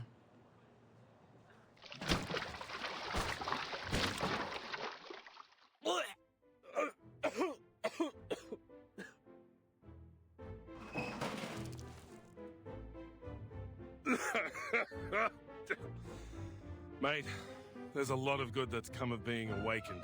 I treasure all the adventures we've shared. But I'll tell you right now, I wouldn't have awakened if I knew I'd end up in a rubbish bin covered in fish guts. Just a little mistake. Just a little mistake. What are all these for, exactly?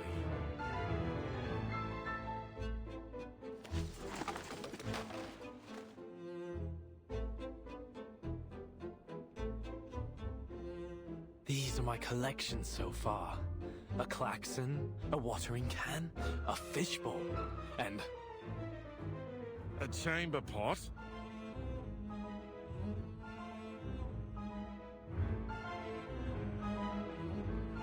You've gone full bonkers, mate. You're the fog walker. Aren't you ashamed of hiding in rubbish, stealing old junk? It's not junk, old chap. Every piece here will be invaluable to our work.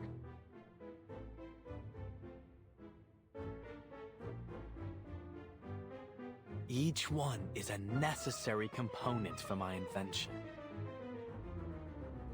Your invention? For... Ahoy, sailor! You over there, please wait!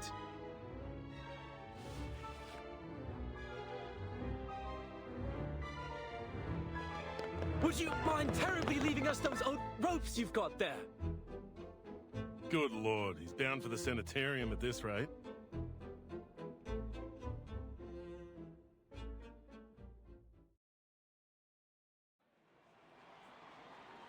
Move along, move along. No pushing. Everyone will have their chance to vote for their favorite competitor. Oi, Sweeney, you only pushed me out of the queue. Good bloody job, mate. I'm voting for number 007, Molson. Molson? The first timer? Not all your life, mate. I'm down for 005 Bartley. She's the top seed.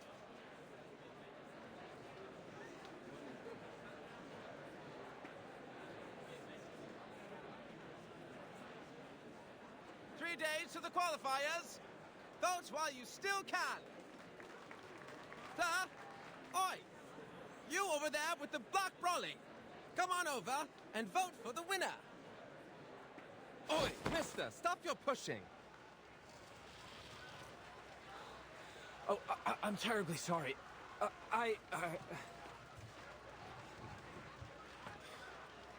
Sorry, mate, we're on patrol. Sir, we have a situation over there. Let's follow them. Now introducing the competitors for the Uluru London qualifiers. Bartley! Bartley! Bartley! Oi! Who pushed me? Ouch! Mind your step, will you? Me? Was you that pushed me, weren't it? You should be the one minding your own feet. Arthur, I think we're only making things worse trying to move through this crowd. Looks like we found our troublemakers. What do we do? Keep up with him and bring him in. Yes, sir.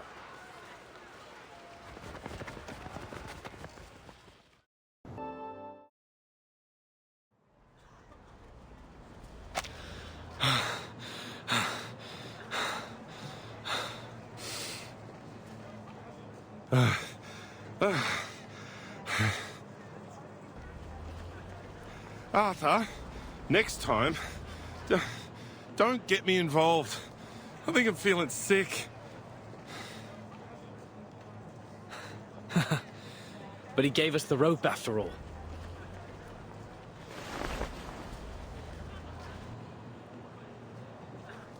Stop right there!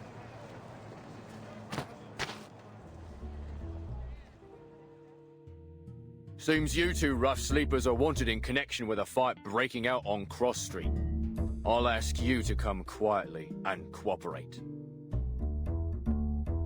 Mate, say something. Wonderful. Now I have everything I need for my experiment. The properties of this sea-worn rope should be able to conduct the large particles into the purification vessels. Mate, shut your gob for a minute and listen. Yes, perfection. But how to measure and screen the size of the particles? We will need more sophisticated equipment. Huh? Why am I being handcuffed? Because you're being placed under arrest, sir.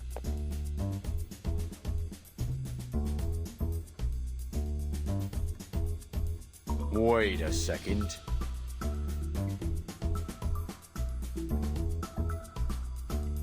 Mr. Fogg, is that you? Bloody hell! Are you seriously telling me you recognize Fogg before me? How many talking hats do you know? Terribly sorry, gentlemen. I might not have recognized you through all this fog, were it not for that iconic umbrella of yours. Oh, naturally. Just as I've somehow failed to recognize the two ignoramuses that tried to handcuff a hat.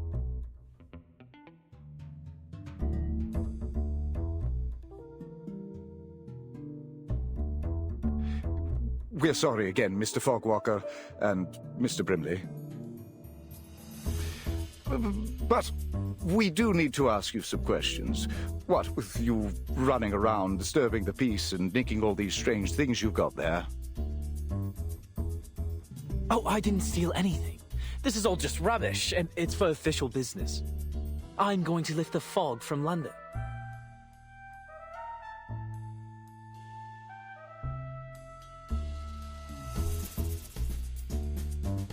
I see, I see. All just a terrible misunderstanding, then. Naturally, a bit of old rope, a car horn, unmistakably the latest in technology. Anyways, mates, best we let you go. You've got a city to save. We'll be off now.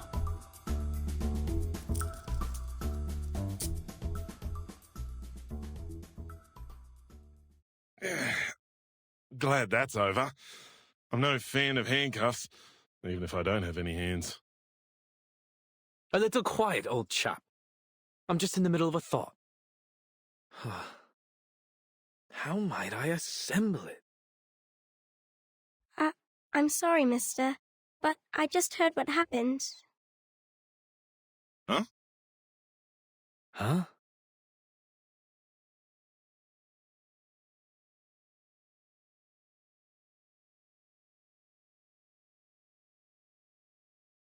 Did you say lifting the fog, mister? Are you really going to get rid of the big, scary fog monster?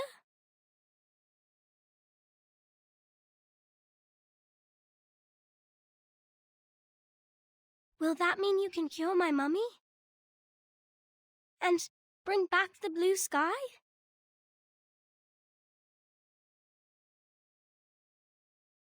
Right?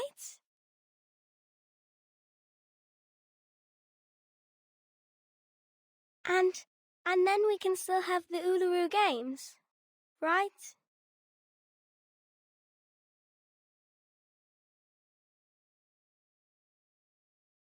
My mummy said if the fog keeps sticking around, making people sick, then the games won't come.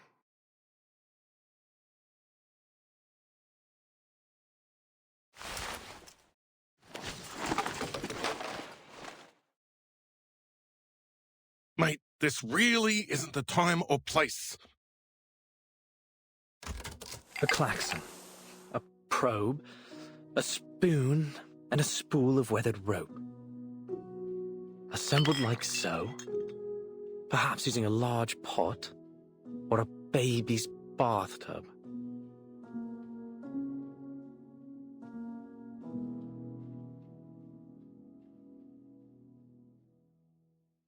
It will still need a touch of the miraculous.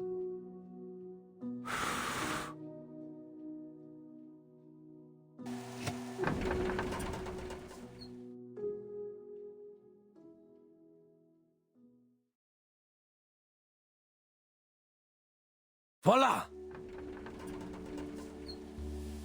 It's breathing.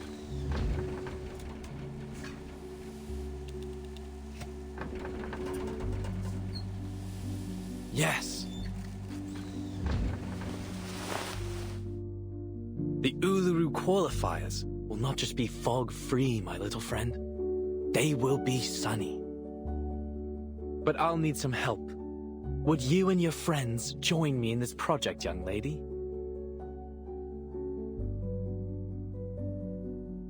Yes, I'll help. I'll ask my grandpa, my mummy, and Auntie Martha to help too. The more the merrier.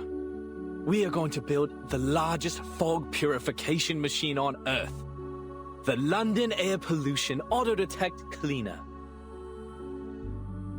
That just looks like a great honking big vacuum to me, mate.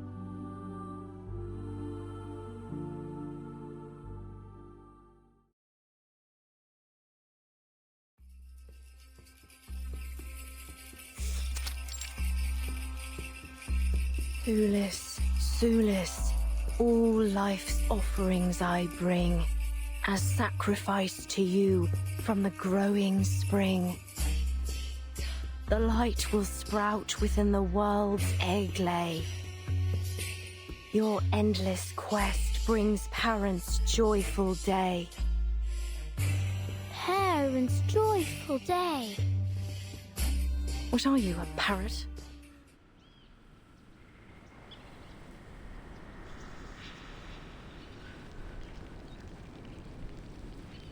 Fine. Keep on then. Annoy an old woman to death if you like. Another bad mood, eh, Miss Willow? This one's your worst this week. I counted it up. Every 32 hours, steady as a clock. You start scolding me, scolding the plants, the ants, even flowers. I thought we'd agreed. No more peeking round my house without permission. Yeah, but you didn't kick me out, did you? And you gave me some rye bread and lemon jam. Don't quite know why you keep trying to act the big meanie, Miss Willow. I know you're a softie now, deep down.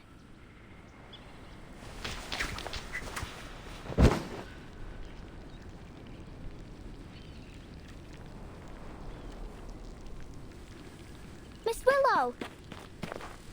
Ouch! Oh, it hurts. Are you practicing the qualifiers?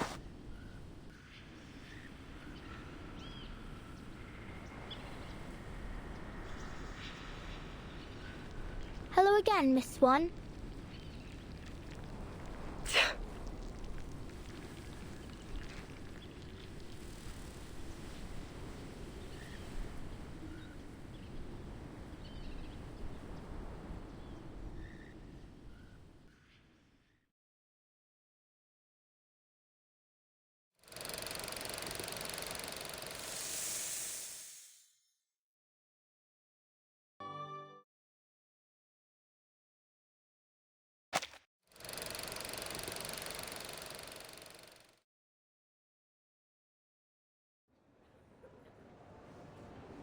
Be careful. Now you can spit it out. Right.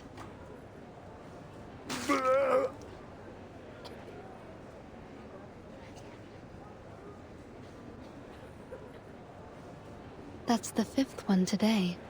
I added a bit of powder into the candy to loosen up their phlegm. It should help them breathe a little easier. Thank you so much, Doctor. We really had no idea what to do with this new variant of tuberculosis. You and the Foundation have been a real asset to us. You're welcome. This is a matter of vital health for all of us. I'm very glad to see the treatment is proving effective. And I hope that our clinical experience here might contribute to solving this fog curse as well. All I'm hoping for is for this mess to end soon, so we can go watch the games together. Really? So the staff here are fans of the Uluru games as well? Not just the staff. Everyone here loves a bit of sport. We're always listening to the broadcasts over the radio down in the ward. It's all quite motivating. Sometimes we even get the patients out onto the commons to practice. Something about the coming of a big sporting event always brings people together. That's all very good to hear. But actually, it was this poster that grabbed my attention.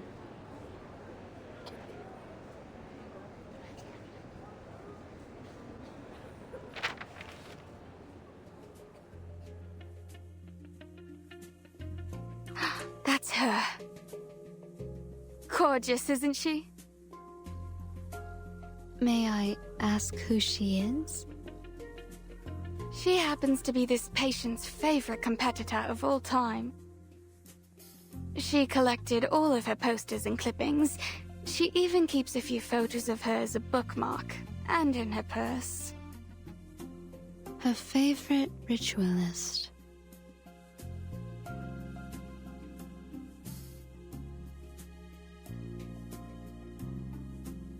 Looks like you haven't had a proper guest in ages. Have you forgotten how to make a cup of tea? You like to presume, don't you? So why are you here then? Just to enjoy the sound of a door slamming in your face? Oh, how terrible of me for wanting to visit an old friend. So then, Miss Bartley, you came all the way down from Yorkshire just to gawk at an old rival? I should feel lucky, should I? Truth is, I don't care to chatter about with you. Not now, not ever. So you can just turn around and march yourself home. Flutterpage, back to business.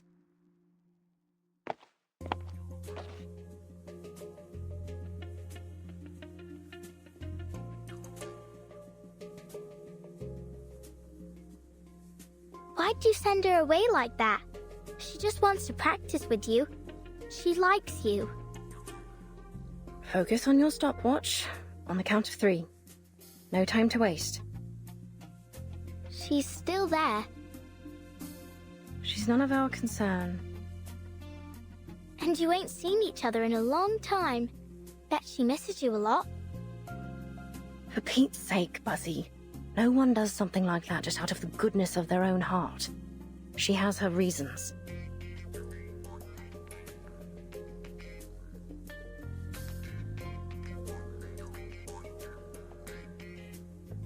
Charlotte, you know she's right. I have missed you. I want to see you.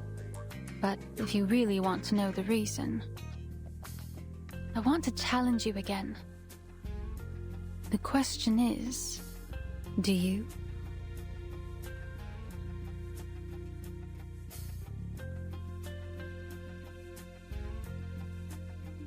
Do you know her?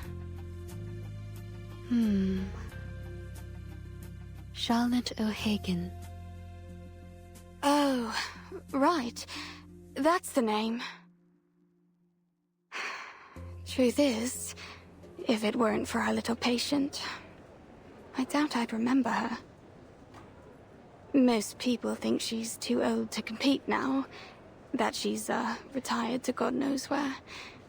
Others say she's become an addict, wasting her life away. I guess I heard in the gossip rags that some people think she's keeled over and died. Too bad for this young lady, but I doubt we'll ever see her in the games again. Wherever she is, she's like us not to lose, even if she did compete.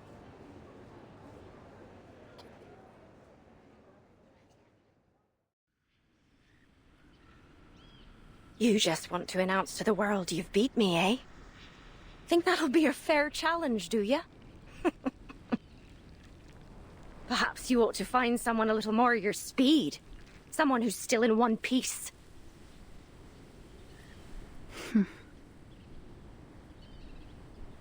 Again, Miss Bartley. Please turn around. I haven't any sort of tea you'd like.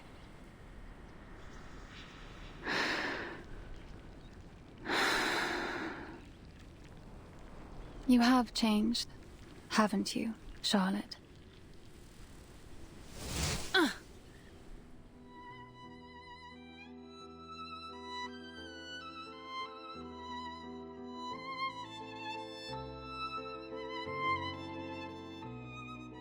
What the blazes are you doing? What?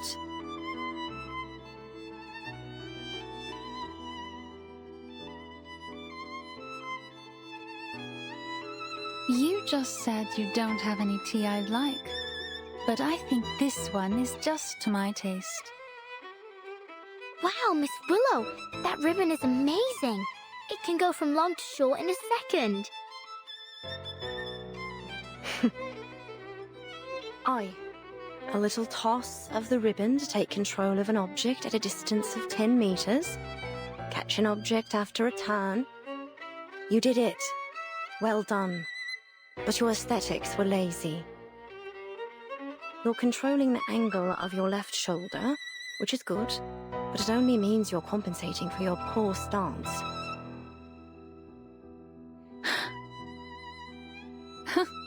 What then?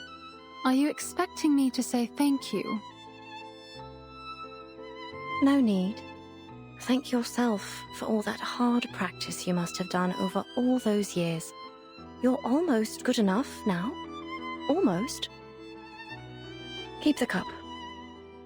Let's go back to our timing, Flutterpage. All right. Goodbye, Miss Swan.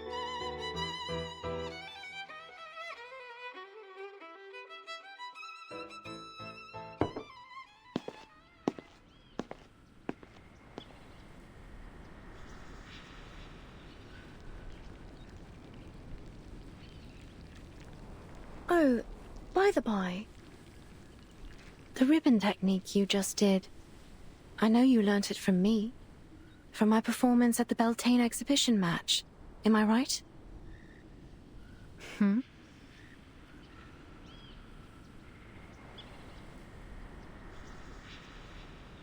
Excuse me? Each and every move, you copied it from my routine, right down to the ribbon. What? Miss Swan, your face is all red, like my daddy's face when he reads a funny joke in his punch books. Me? Learnt from you? You were taunting me right in front of my face, with my own routine. The very innovator that made it. I suppose it was just an attempt to win my approval, was it? You really think that, don't you? But I'm afraid you're not different than when we last competed, Caroline. Aye, you're diligent, but you were never graceful enough. That's what holds you back from glory in floor ritual. Your aesthetic sensibility, it's all you've ever needed. But you still don't have it, do you now?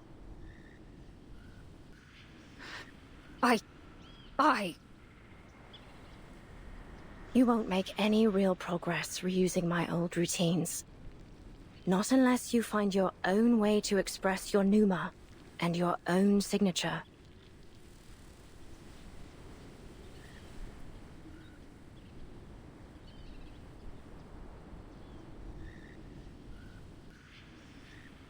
You really are full of yourself, aren't you, Charlotte? Do you know how many titles I've won at the international tournaments? The Desert Floor Ritual Open, the Aurora Cup World Championship, and many others, let alone Uluru itself. The name Caroline Bartley has long surpassed yours. I am the uncontested top seed in these games.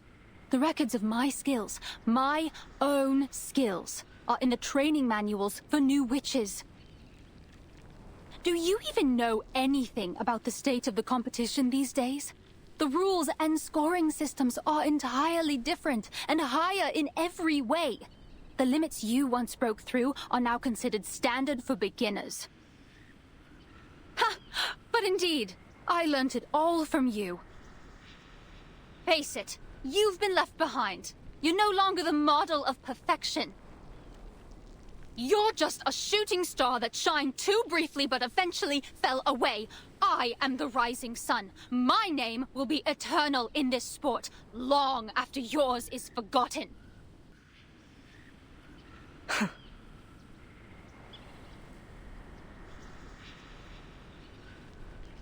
So be it.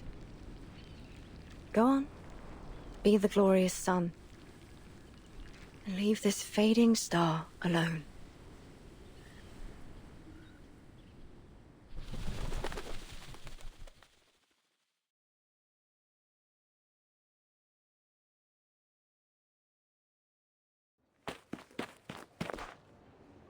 Aunt Martha! Lisa, you're back. We were just talking about you. About me? What about me? About your dream and your favorite competitor. Oh. Oh, you mean Charlotte O'Hagan? Yes, That's great, but Mr. Fogg needs us for a project. He says we can still have the games if we all work together. And maybe everyone will be able to attend the qualifiers. Maybe even Charlotte O'Hagan. A project? What sort of project?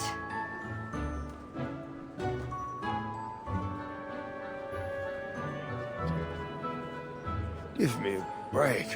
What are they planning to do this time? Another useless build that won't pass the House of Lords? Sorry for interrupting. Did I hear you mention Mr. Fogg? Yes, Mr. Fogg. He said he's making something that will lift all the fog from London. It's his great invention. With everyone's help, we can build a huge machine. But he says we'll need lots and lots of things, such as, pistons for the mechanic lung, and...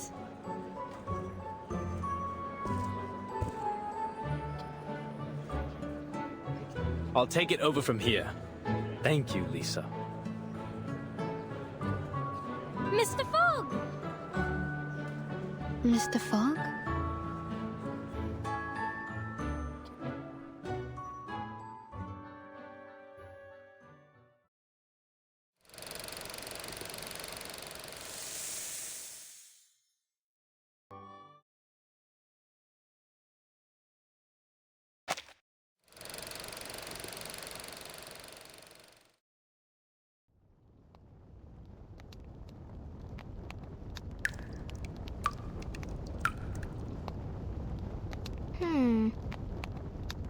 Miss Willow, I think the water's been shut off. I opened it all the way, but nothing's coming out.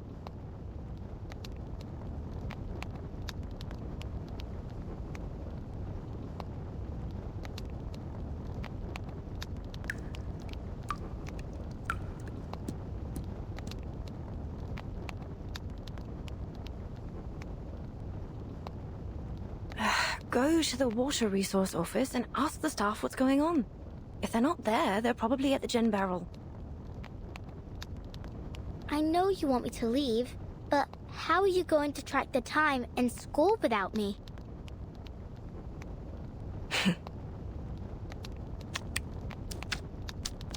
With a heart that's pure and a body lean, to the hunt I go through forest green.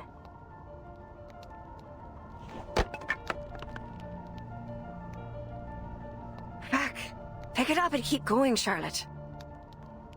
The movement's correct. First spin, then run the geranium over the shoulder, let it slide down the back, and as it falls to the ground, step on it to hop into the air. Then... Sulis, Sulis, all life's offerings I bring as sacrifice to you from the growing spring. Ugh, this is all wrong.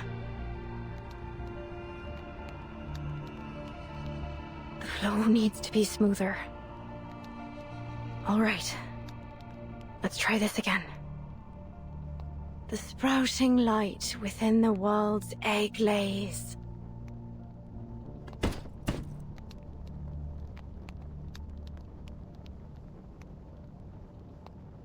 Hooray! You did it!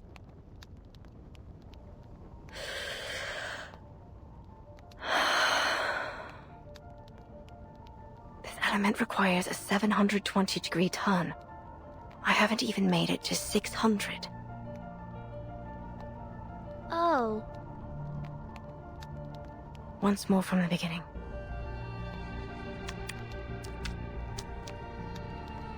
Your endless quest brings parents joyful days.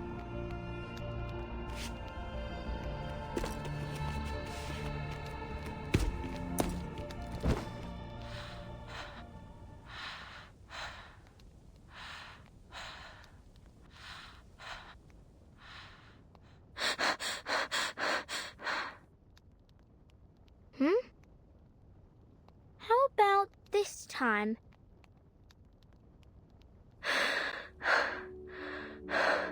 I did it. You did what? I completed the element. I did it.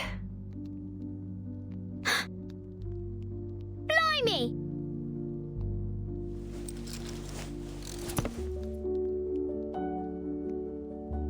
So you mean you did that move you've always talked about?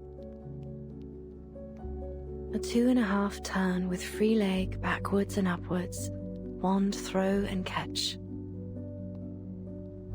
Does that mean you can complete the ritual too? Yes.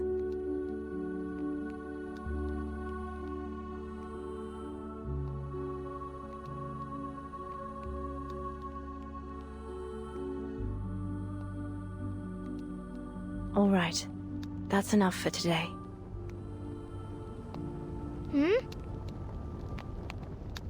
It's supper time. Your mother must be waiting for you to come home with beef stew, fried fish, and bread. But why? You usually train for about 3 more hours. Not today. I need a break. Ah, I'm totally exhausted.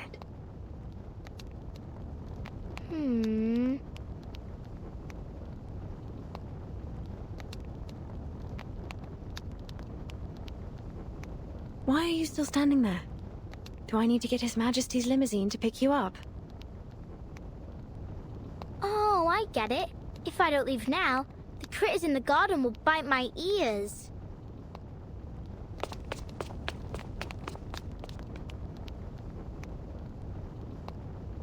Good. I won't see you off.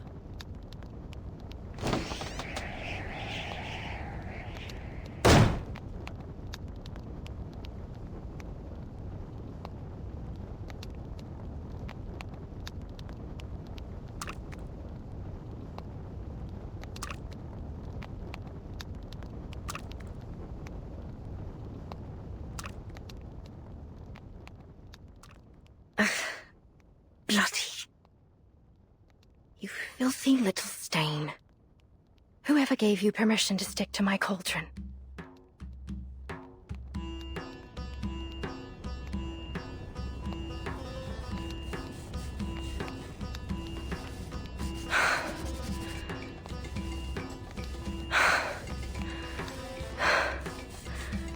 Look at me.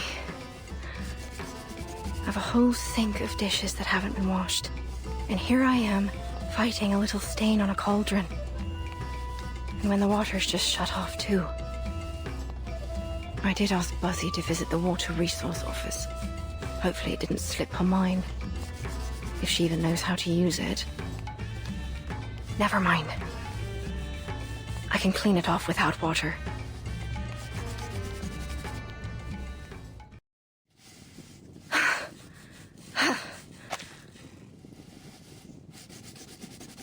Got it. It's off. You stubborn little thing. Everyone loathes you. Avoids you like the plague. You're just a pathetic little stain clinging to what you can.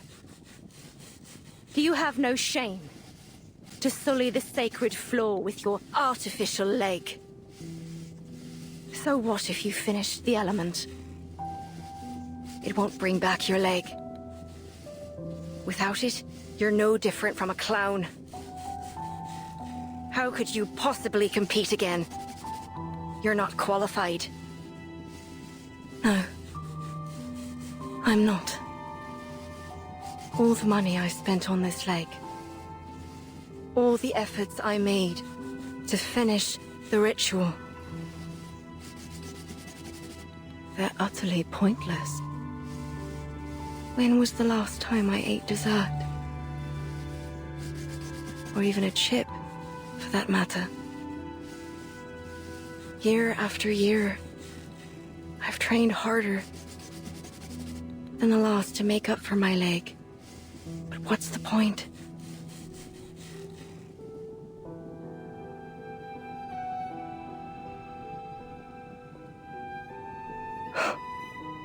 Forget it. Everything will be all right. Just give up. Stop thinking about it. Stop hoping. Don't look back or ahead. Just look at the cauldron.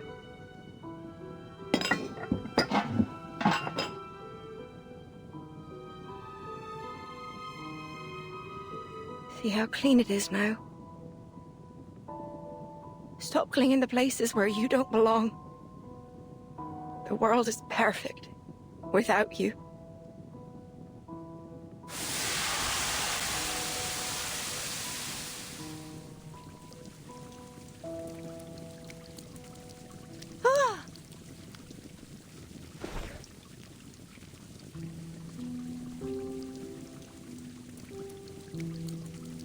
No!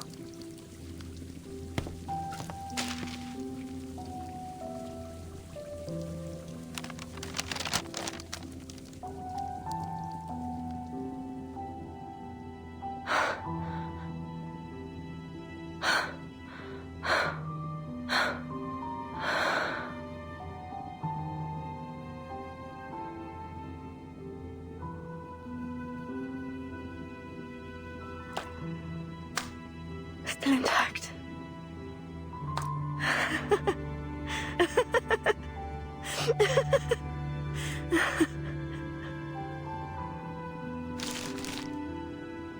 Still intact.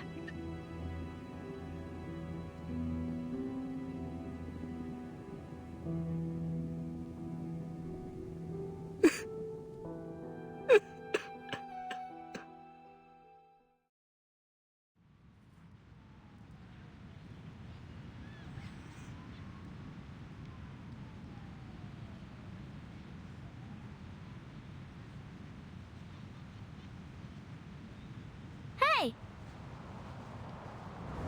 Oh! Miss Bartley! I finally found you! Vladimir, is that you?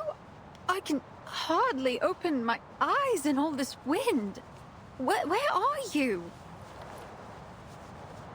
I'm right here.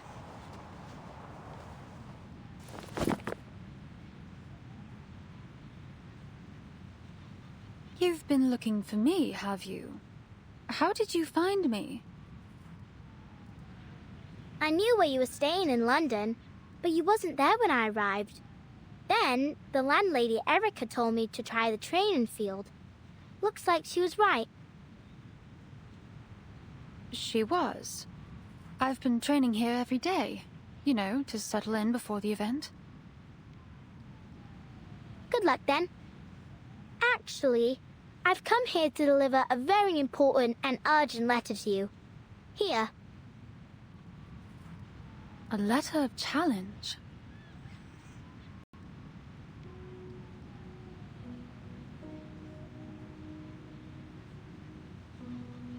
I, Liberty Grove, on behalf of Charlotte O'Hagan, hereby challenge Caroline Bartley to see who will become the champion of the floor ritual in the Uluru Games. No matter if you're a seeded player, a champion, or the son you say you are, Charlotte O'Hagan, the only floor ritualist to master the 2.5 turn with free leg backwards and upwards, 1 throw and catch, will defeat you and win first place in the London qualifiers. What? You mean...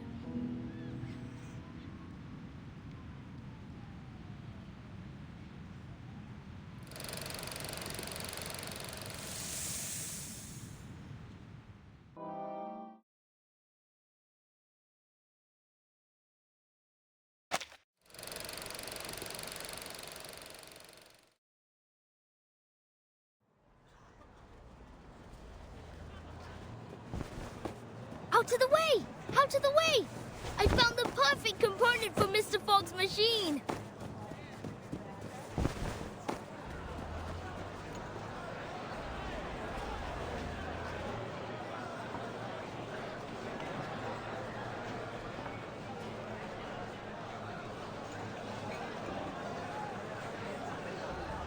This allows us to analyze the composition of the atmosphere.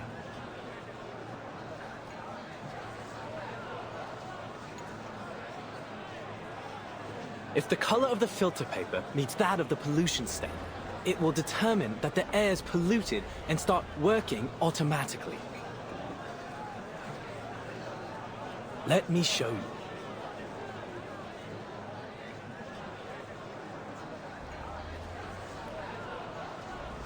Excuse me! Oi! Mr. Fogg, look! I found a glass stopper! It's the one you were looking for, right?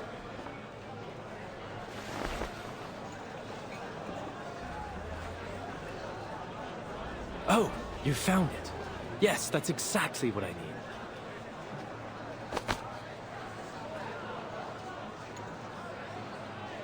Your attention, please.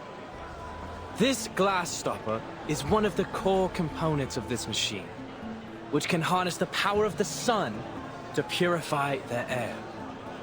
Of course, this is only one component of many.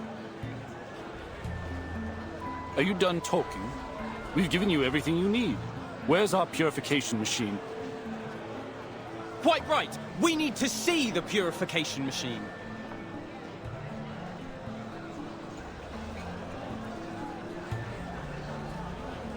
No need to worry, folks.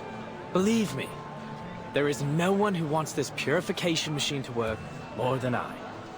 So, I've been doing some experiments. Arthur! Wait!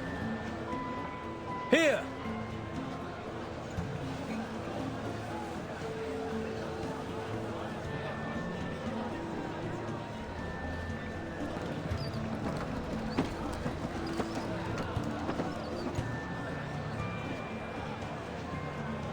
Forgive me for not helping move it. I'm afraid I'm handless and horseless. I can't do a thing. What the bloody hell is that? Some kind of mechanical freak? Not to worry, Brimley.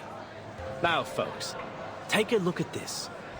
Thanks to your generous donations, my experiments on smog removal have finally come to fruition. Introducing the London Air Pollution Auto-Detecting Purifier Mark II. A high-power, multifunctional air-cleaning machine. The current model can only operate for 3 hours at a time. But I'll continue to improve its performance before the qualifiers begin. It's estimated to last a whole day by then. Wonderful! Simply wonderful! No more smog standing in our way! Goodness, I can't remember the last time I saw the sun and breathed fresh air. I feel as though I've been rotting.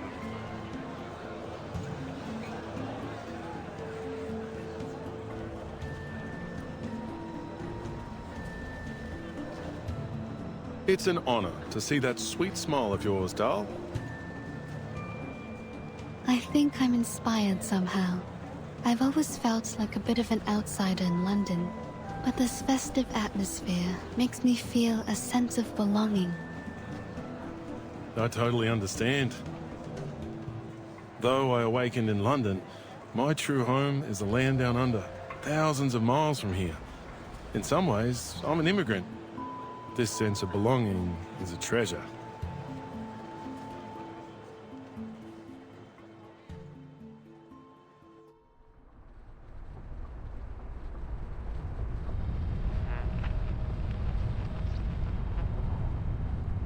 Yes.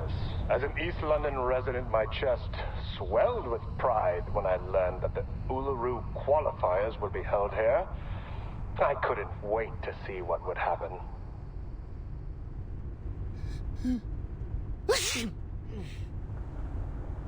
That's your 9th sneeze since we got here. Don't blame me. I didn't even want to come. The Uluru Committee ignored my application to stay at the Australian headquarters. They couldn't find anyone willing to come to London with all this smog in the air. They didn't have much choice either, mate. The Foundation's been preparing for the qualifiers in London for ages. We'll suffer huge financial losses if it's cancelled. Someone has to make the trip to decide whether we should cut our losses or continue to throw money at it. You must have done something to be the lucky one who has to do the job.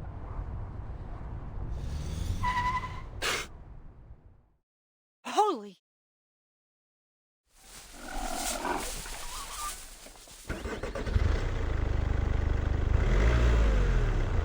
I do apologise. These little monsters are all over the streets these days. He sounds so calm. You'd think he was just talking about stray cats. You have to admire the stoicism of the Brits, especially in the face of all this. Honestly, this environment's totally unsuitable for any kind of outdoor activity. Hey,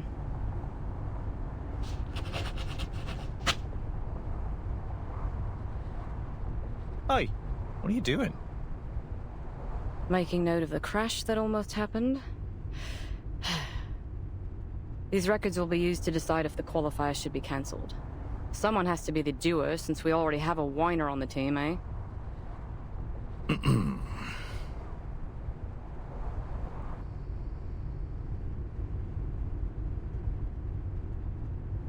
Look at all the decorations and posters. So much preparation for an event that won't even be held. I'm surprised they even want to hold the qualifiers, given the situation.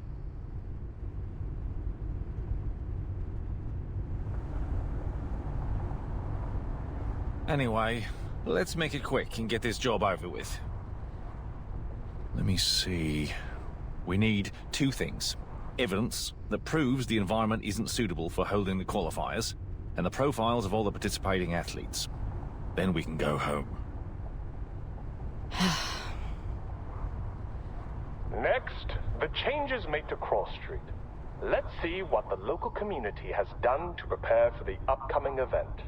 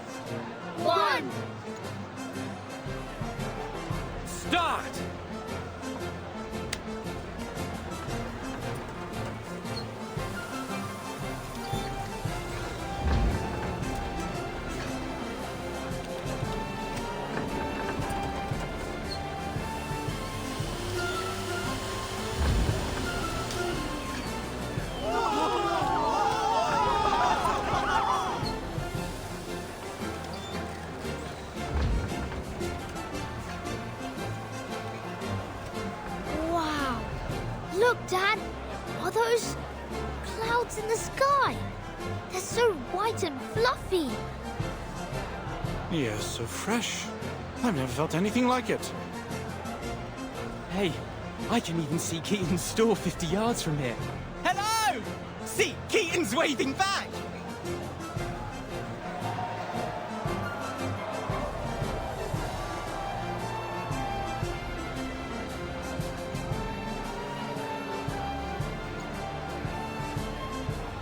The first week is for planning, the second for execution, and the last for delivery and paperwork.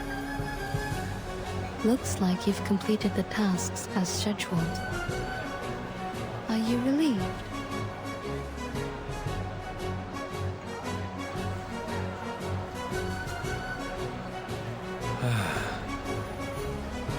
Miss Tooth Fairy.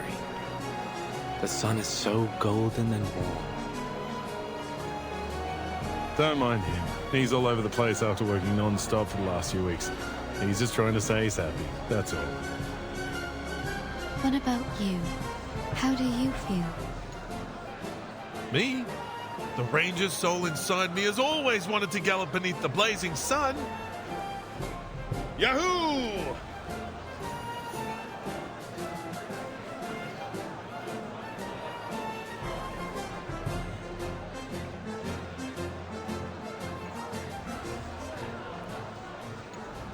Hmm? A critter? No. Is that the black fog? What's it doing here?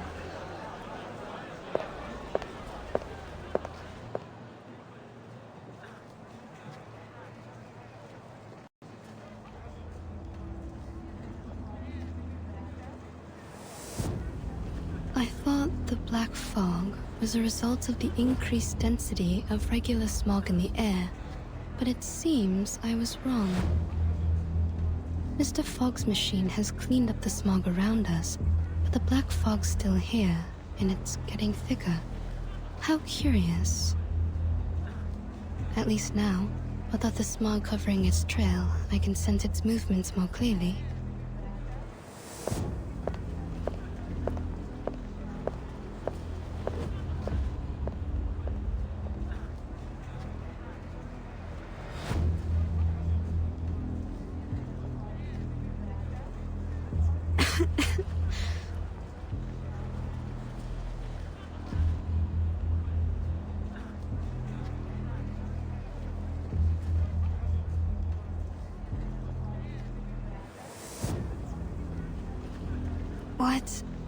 What's that?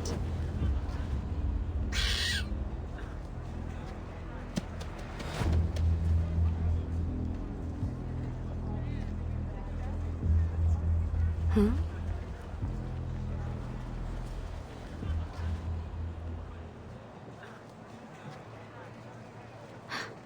The smog's back.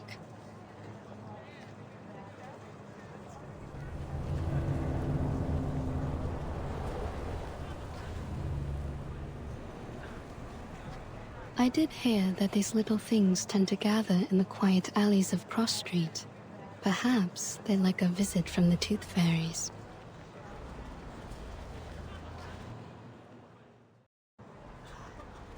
Slipped away at the first opportunity.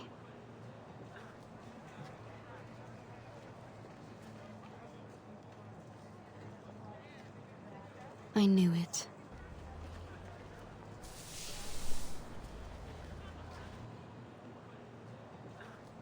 But what exactly was it?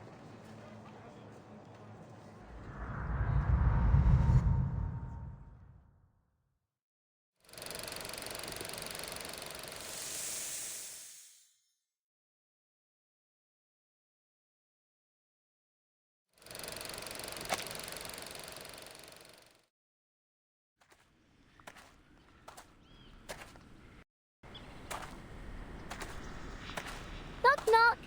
Which would make the world a better place? Art or a heart of gold? Neither. The little knocker-up of Flutterpage will.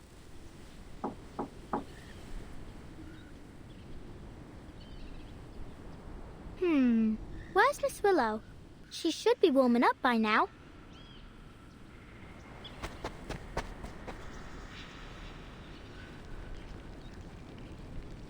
Where's she gone? Miss Willow? Miss Willow!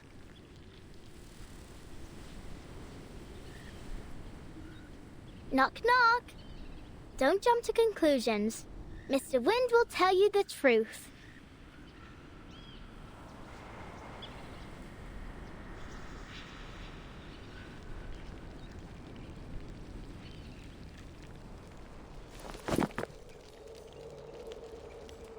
Knock, knock. I'll open all the windows and doors, and all the treasure chests too. Miss Willow? Miss Willow? Miss Willow?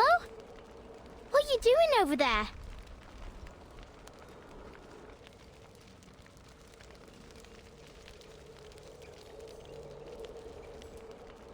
You're early. Why am I not surprised? You're about as patient as a dog waiting for his dinner.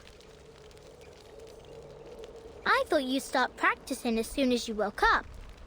What you doing in this corner?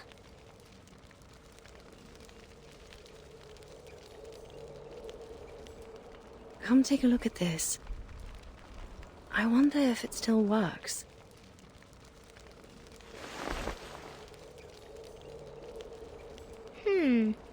What a strange thing. What is it? It's a sort of instrument called the didgeridoo. Come give it a try. First, put your hand on it like this.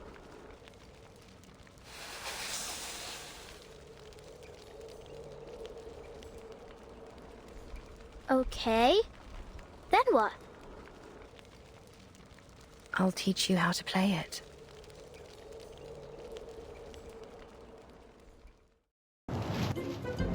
Dental checkup.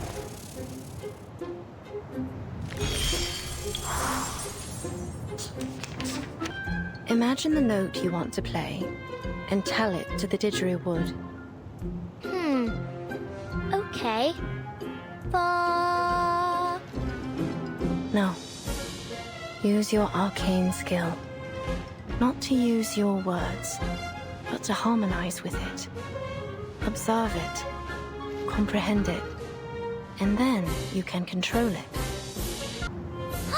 It made a sound. Did you hear that? Let me show you how it's done.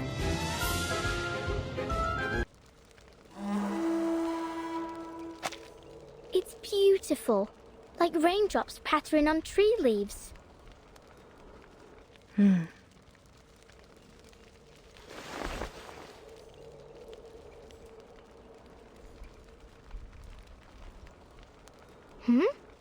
Why has it gone quiet all of a sudden? It's broken. What? I didn't break it. Did I? No. It's been broken for a long time. Well, judging by the look of it, it must be old. It's got mildew all over. This instrument is crucial to every floor ritualist. You see, we're not just dancers, but music makers, using our arcane skills to play the didgeridoo while we dance.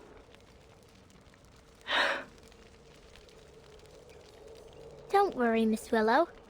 I know broken things ain't always easy to fix, but we can start with the easy part. Why don't we wipe off the dust first?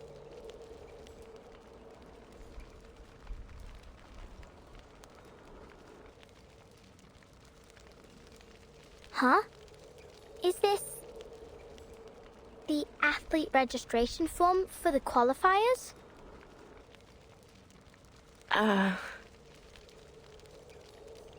Oh.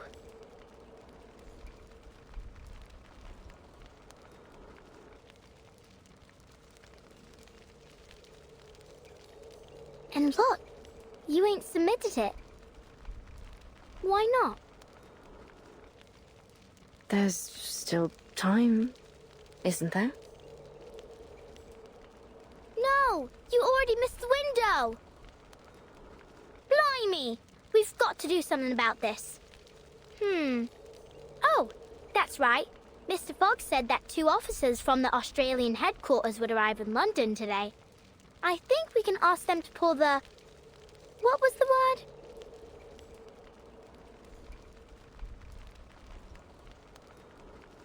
Anyway, we need to get a move on. I'll pull you up.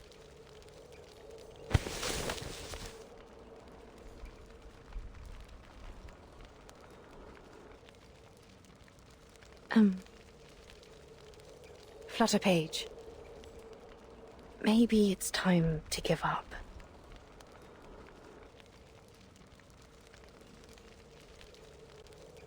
Give up?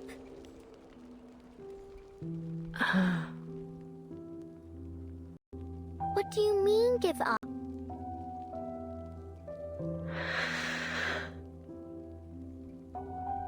I don't understand. Ain't this the Uluru games we've been talking about for ages? Think of all the effort you've made.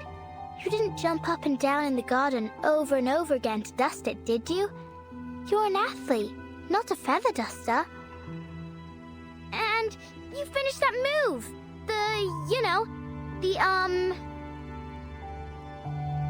The 2.5 turn with free leg backwards and upwards, wand throw and catch. Yeah, that one. See? How can you just give up? Oh, please. Don't look at me like that. Yes, I've always dreamt of completing this element. No one knows better than I how much this means to me. Then why are you... I don't want to talk about it.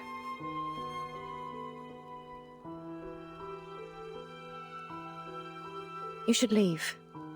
I need to see what I can do to fix the didgeridoo. Don't forget to close the door behind you.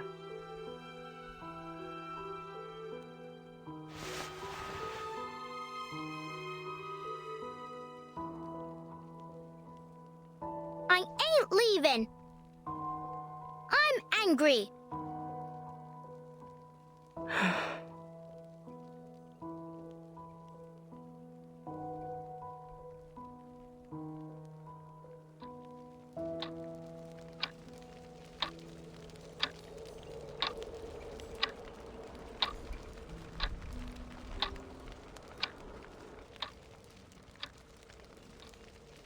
Don't be upset.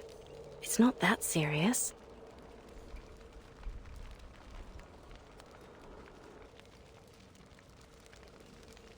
I talked to Miss Bartley yesterday.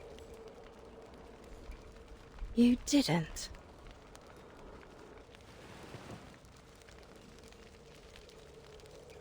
Yeah, I challenged her on your behalf with a letter. She only visited me so she could show off all the titles she's won. She's not the first to come just to laugh in my face. That ain't true. Caroline was happy when she got the letter. What? She was really looking forward to competing against you. She told me why too. She said you were the most talented and hard-working player she'd ever seen, and that it took all her effort just to keep you in her sight, let alone catch up with you. Because you're different. The one true master of the art. If there were only one gold medal in the history of the floor ritual, it'd be meant for you.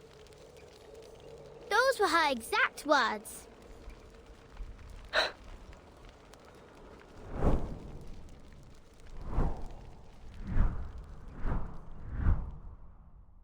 I only chose to become a floor ritualist because I had a talent for it. I wanted to win.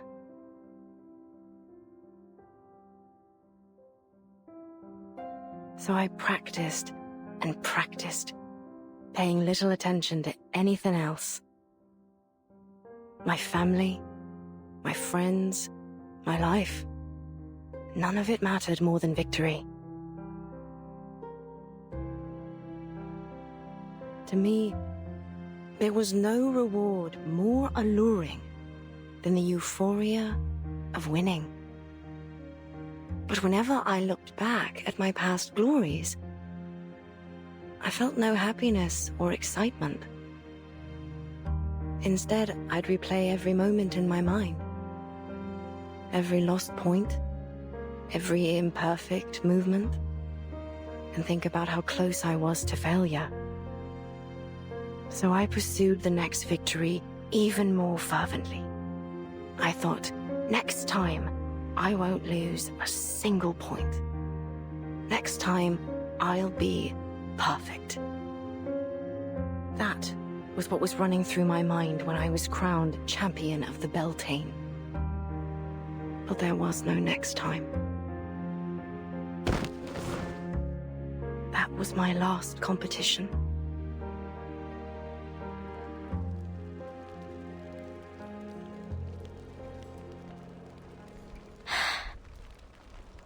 But you can still have a next time. You can still try again.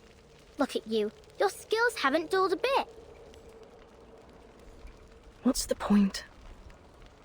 I've pushed away everyone I wanted to honor with my victories. I've strayed too far from home. Not to mention...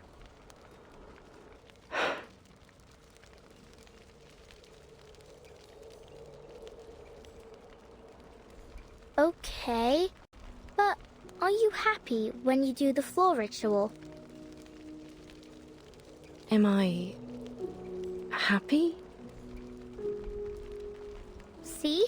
I love being a knocker-upper. Every morning, I get to see all kinds of sleeping positions. Some people cuddle, others curl up in a ball, and some ain't even in bed at all. I like watching them wake up too, like newborn kittens learning to crawl. And finally, when they completely open their eyes and stand on their feet, I feel a gust of fresh wind rushing out the window. It makes me happy. So what about you? Does the floor ritual make you happy?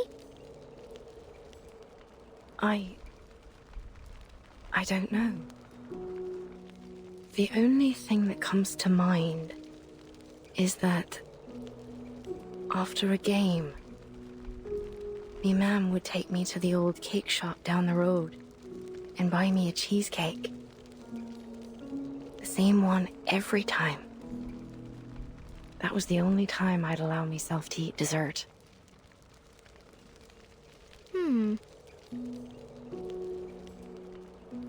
It had raspberries and chocolate drizzled on top. I can still remember the taste.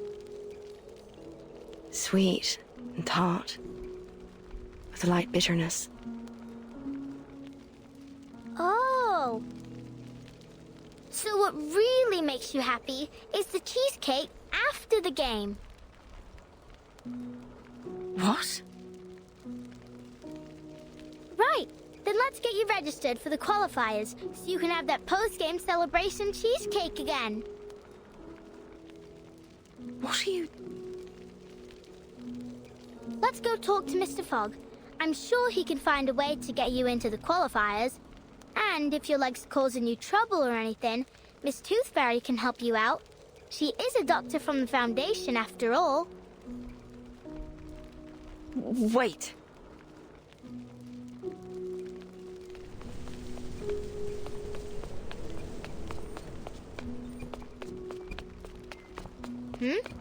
Don't you want to eat that cheesecake?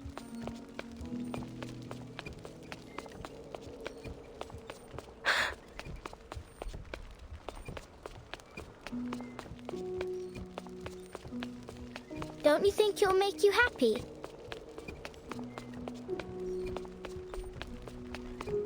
That cheesecake.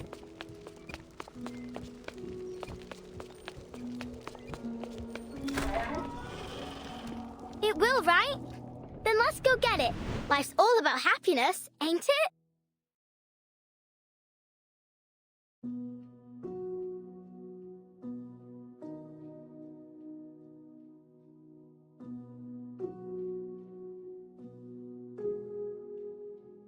You... silly little Buzzy.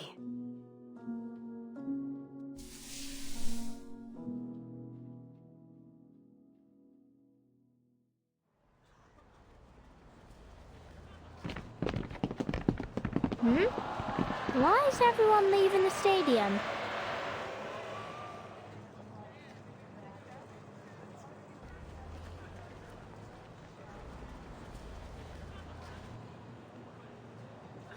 Oi, where are you all going? Home. Home? Why?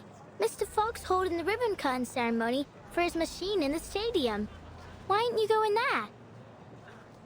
It ain't happening. Pardon? I said it ain't happening. The ceremony. The Foundation officers cancelled the qualifiers. Mr. Fogg's so-called biggest air purifier ever doesn't work.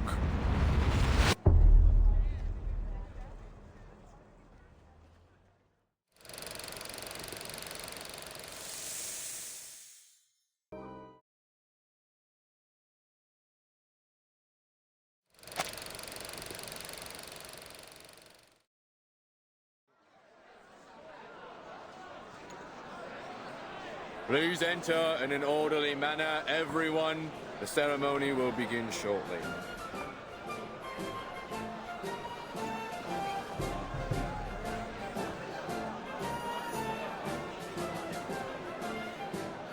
Freddy, can you see Mr. Fogg? I can't see a thing past all these people.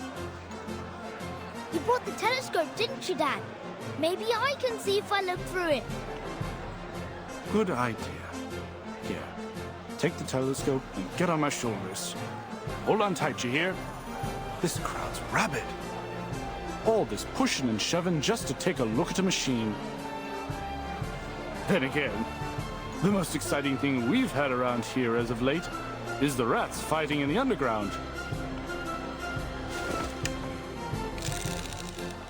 I see him, Dad.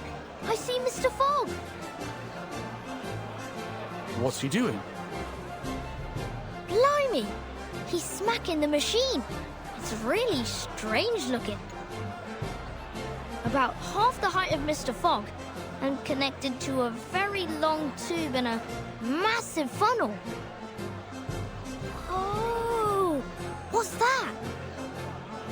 Right there inside the machine, there's a huge mechanical organ or something. Like a lung. Oh, sod it. Hold tight, Freddy. Dad's going to squeeze his way to the front.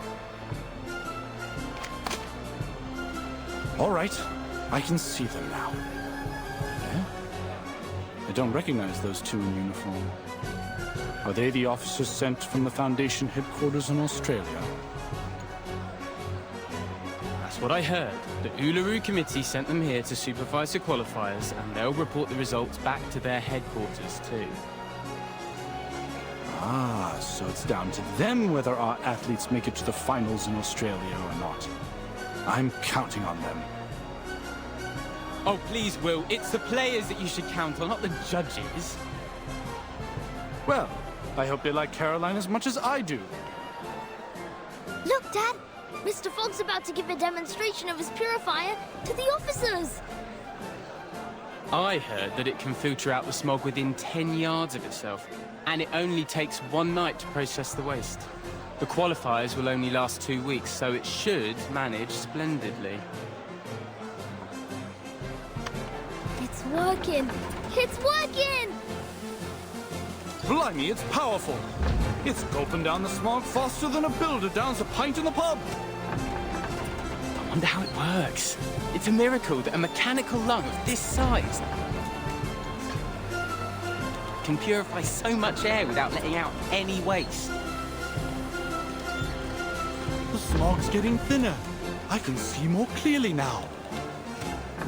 Look, it's even purifying the smog all the way out there. I dare say the ivy on my balcony will be enjoying fresh air within the hour. Mr. Fogg's smiling, Dad! Ain't that great? It is! We ain't seen him smile for ages. The hat looks happy too! It's dancing! Is he doing that Australian Ranger dance again? Oh, look at the expression on those Foundation officers' faces. They don't look happy or mad. Is something wrong? Whoa! What's going on? The machine's shaking like hell. What's that sound? Some kind of alarm? Christ! Cover your ears, Freddy! That howling will make you deaf! What in the bloody hell is going on?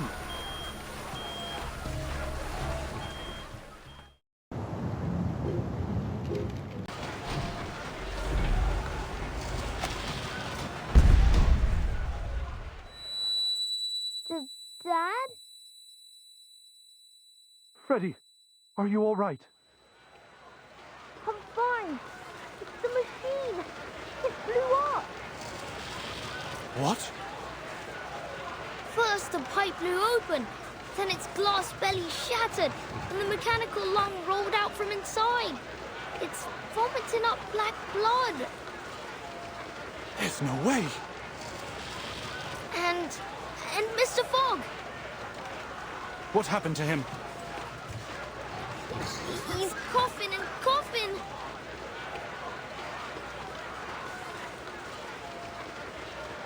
3.5 minutes. Well, I guess neither one of us won that bet. It didn't even last half as long as I predicted. Don't be cruel, Gregory. We didn't come all this way just to laugh at these poor people. But they did do even worse than predicted. That's a fact, isn't it? And it proves that the London Climate Management Agency is nothing but a joke. Listen, Gregory. I know you must be exhausted from the long journey and your constant sneezing, but you can't say that to their faces. Let's just do our job and give them the news. What news?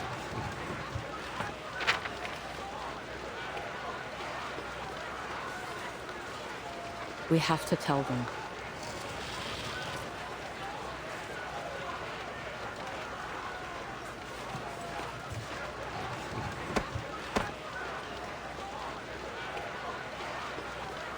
Mr. Fogg? Mr. Fogg?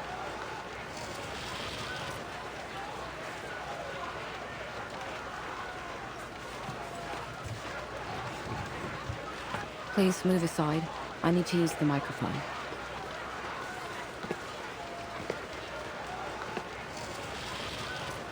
Oi, miss. What are you...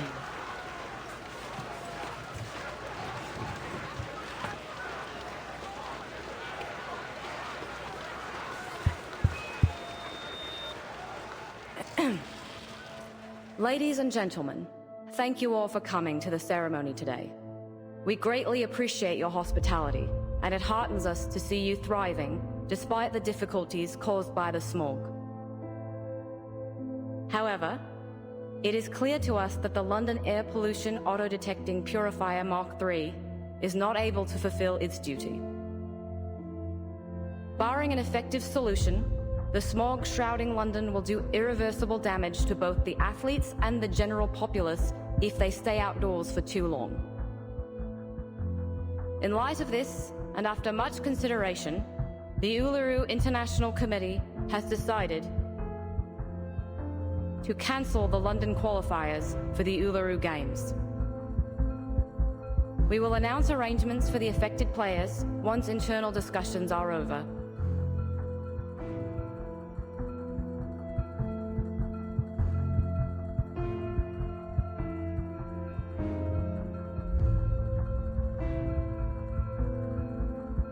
Thank you all for your hard work.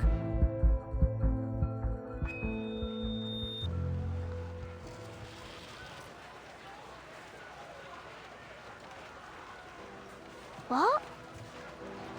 Are you saying that the London qualifiers have been cancelled? I'm afraid so. I wasn't there, but Mr. Brimley told me what happened in the stadium. Mr. Fogg has locked himself in his office. He's refusing to speak to anyone. It seems there's nothing we can do about it.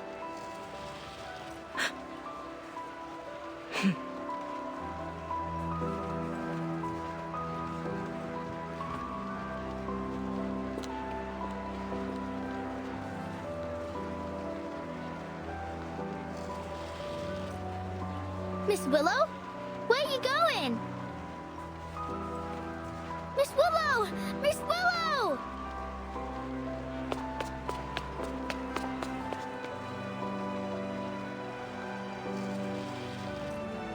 Miss Willow!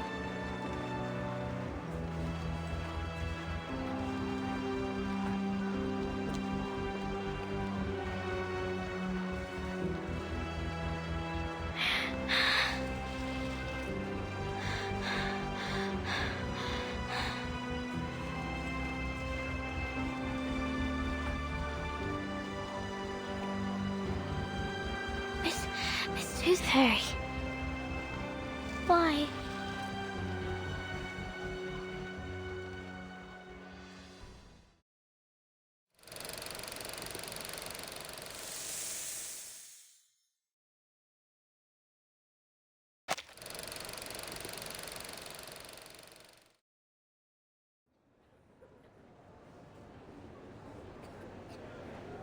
The black fog seems terrifying.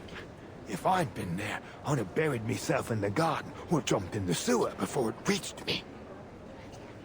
Thankfully, all the patients and nurses were fine. Only Leonard's daughter got a few bruises.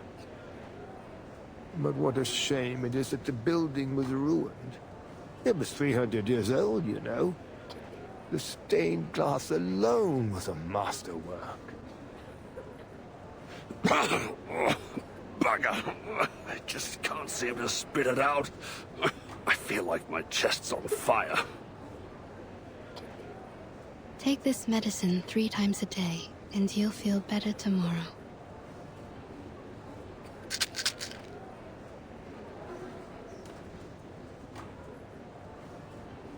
Case 132, clinical symptoms.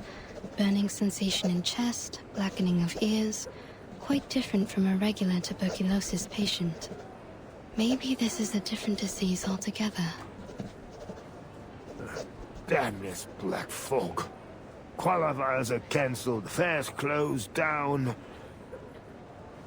Even Cross Street's been cordoned off. To see the posters of the athletes all covered up with fires, it's utterly hopeless. Workers are striking again, just like the old days. They seem to be the only ones who dare to go outdoors. Although, since so many have lost their jobs, I suppose they don't have any reason to go out anymore. What are you doing, Miss Tooth Fairy? Collecting saliva samples to put in petri dishes. I want to see what will grow. The sample I collected 2 days ago has already grown something unusual. Something unusual? A ball of black fog, weaker than the one I met in the alley. Its existence is unstable. Its form changes daily. It doesn't appear to have any self-consciousness, but that critter in the alley was definitely intelligent. Huh. This thing. It looks like the illustration in the old book I read to me son. I can't quite remember the title, but it does mention a creature like this. A creature like this? Oi, Miss Tooth Fairy!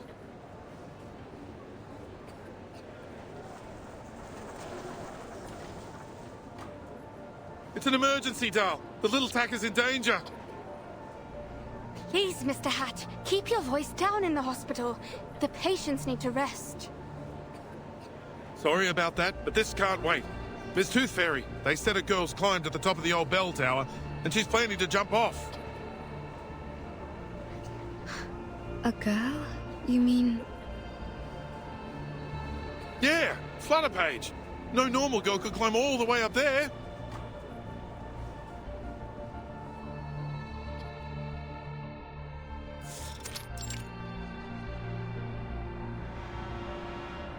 girl! Get down! It's dangerous up there!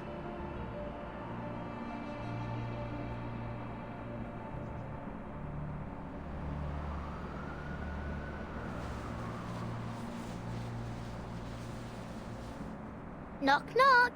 The little knocker-upper loves hanging sheets. Every one of them brings back a sweet memory. The first sheet smells like cucumber and tobacco. The second, night dew and stars. The third, mummy's cuddles. Knock, knock. You know, you didn't need to come up so high just to hang your sheets. Miss Tooth Fairy, well, what are you doing here?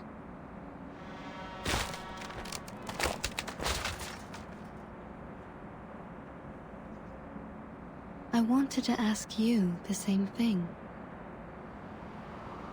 I'm having some quiet time in my secret base.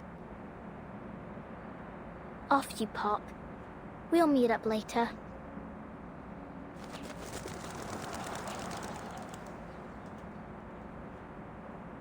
I understand your need for privacy, but given that almost everyone in London is talking about a girl who's about to jump off the bell tower, I'd say this isn't the spot for it. Jump off the bell tower? Oh, like I might fall? Don't worry. I'll be fine as long as the wind's blowing. I'll ride it all the way to, Australia? Yeah, Australia. They must be preparing for the finals there.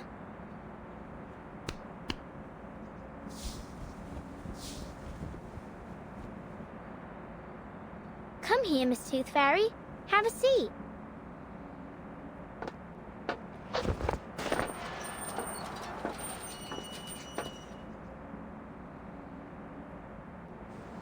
Come along, Liberty! Quickly! It's dangerous up there! Don't listen to him, Liberty! Oh, you! Watch your word! She might jump right off the bloody thing!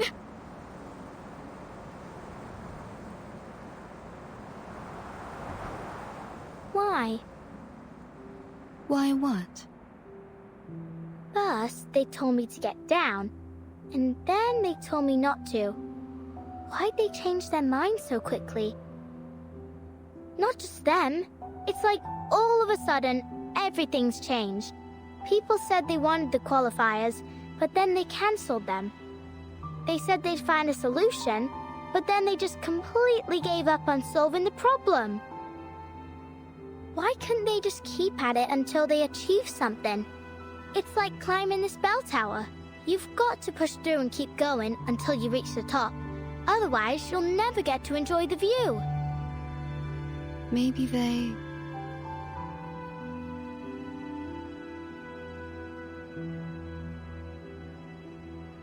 Well, I don't know.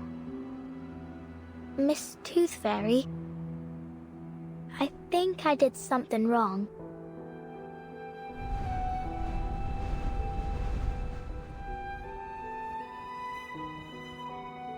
I can cut my own hair, cook my own meals, and do my own laundry. No one taught me. I just figured it out myself. I used to think the world was like the fish tank I had at home. No matter how many questions I had, the answers were all inside, just like the fish swimming in there. I was patient too. I'd take the fish one by one and carefully look them over. And I wouldn't stop until I checked every scale. Yep, every single one. Well, unless Mum and Dad scolded me. Actually, sometimes I couldn't figure out why they hit me. I just had a lot of questions, and I wanted to know the answers. Anyway, now I've learned the truth about the world. It's different from what I imagined. I thought it was a round tank, but it was actually square.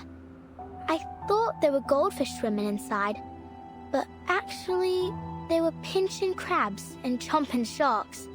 Sometimes even just pieces of rubbish.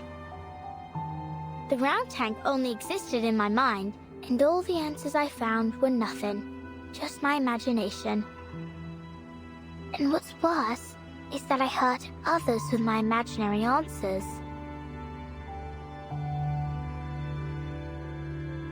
You mean Miss O'Hagan? I let her down.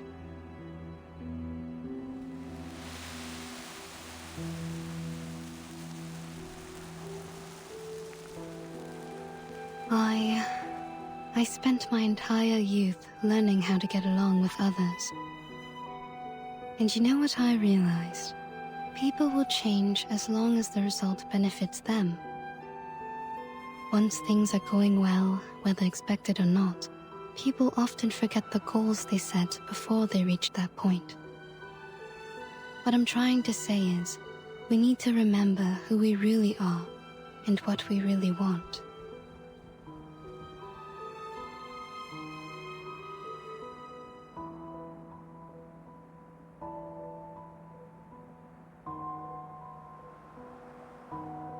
Miss Willow must have known what she really wanted. Otherwise, she wouldn't have become the youngest floor ritual record holder of the century.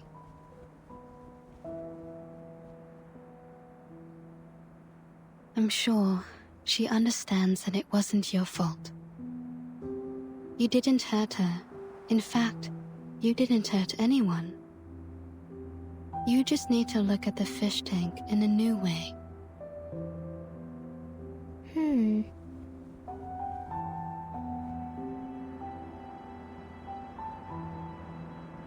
Ugh. It hurts.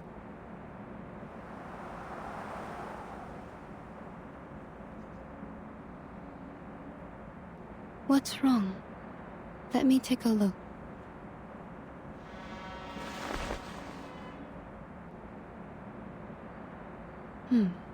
You're losing a tooth. A new tooth is pushing out the old one. A new tooth? But I've already lost all my baby teeth. Open your mouth. Don't worry, it won't hurt. Oh, ouch! It's out. Look.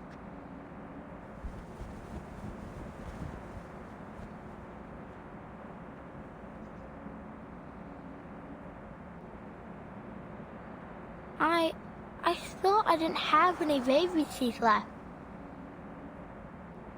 Well, you don't anymore. This was the last one.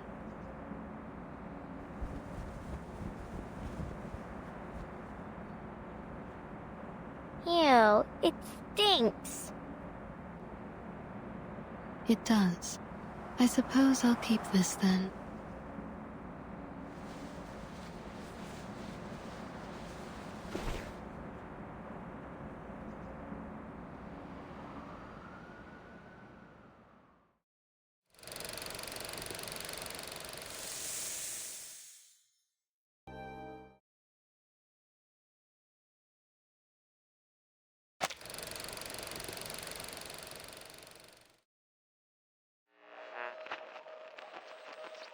Let's listen again to the interview she had all those years ago. As the youngest floor ritual record holder of the century, you're just one step away from becoming the world champion. What else do you wish to achieve in your career? My ultimate goal is to win the finals of the Uluru Games. But I'll also register for as many events as possible. I have a lot I want to achieve, but I'm patient, and I'm sure I can do it all eventually.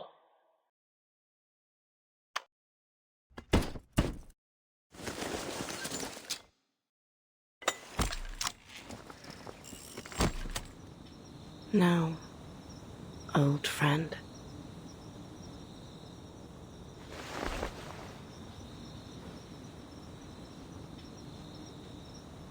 It's just you and me isn't it?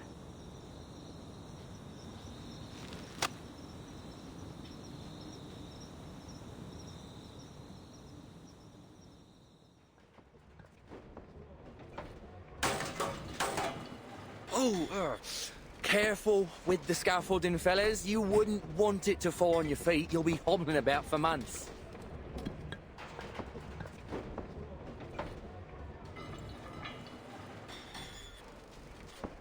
Here's the reimbursement application form. Just fill in the numbers and give me the receipts for the materials. I'll contact the Uluru committee for your compensation.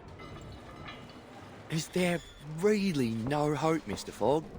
We didn't build all this just to tear it all down. I'm sorry. To be honest, we'd rather not do this, even if we're getting paid for it. We were over the moon when we got this job. I mean, just look at this place. The huge billboards and that lovely stage background. How could we not be? It's been yonks since we last had an event like this. And who knows when we'll have another. Is there really nothing we can do? Excuse me,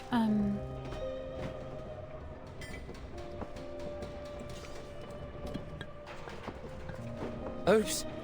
Look at me, blocking the doorway with me ladder. Begging your pardon, miss. That's quite all right. I'm glad to stay a little longer and talk with everyone. None of us want to leave, actually. How sad. But it's true. Who'd want to leave after all the trouble we've gone to? Miss Bartley, I must say, I didn't expect to see you here after all the qualifiers were cancelled. Hello, Mr. Fogg. I'm glad to see you back on your feet. Well, I can't wallow all day. There's a lot of cleaning up to do. And someone has to do it. How about you, Miss Bartley? Will you be leaving shortly? Yes. I suppose I'll go home and wait to hear the arrangements the committee's come up with.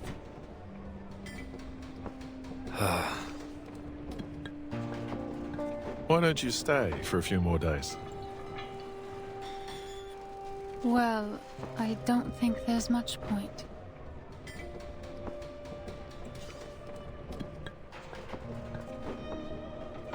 In fact, I'm the #1 seed this year, so I don't even have to participate in the qualifiers to advance in the finals. It's a new system they introduced to get a step closer to the standardization of human sporting events. I only joined because I couldn't pass up the opportunity to compete in my hometown. This was going to be the last competition of my career.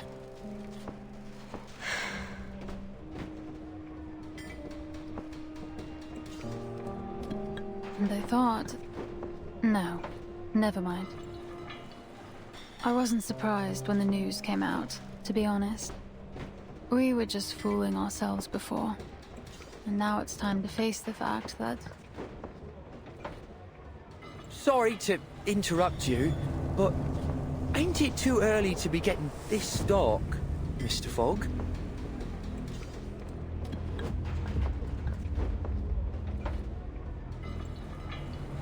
Crikey. What time is it, mate?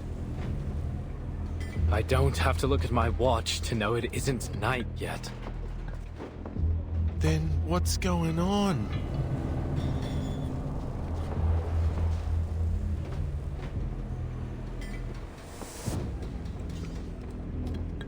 Whoa, what the bloody hell is happening?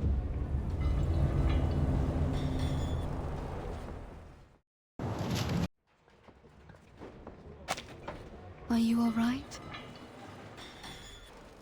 All good, thanks. What the blazes was that? It looked just like the black fog that attacked the hospital. Only smaller, and it was a different shape.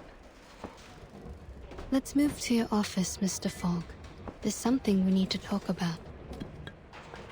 I believe all these problems we're having the smog, the tuberculosis, the failure of your machine, have something to do with the black fog. What? But first, we need to get everyone out of the stadium in case it attacks again.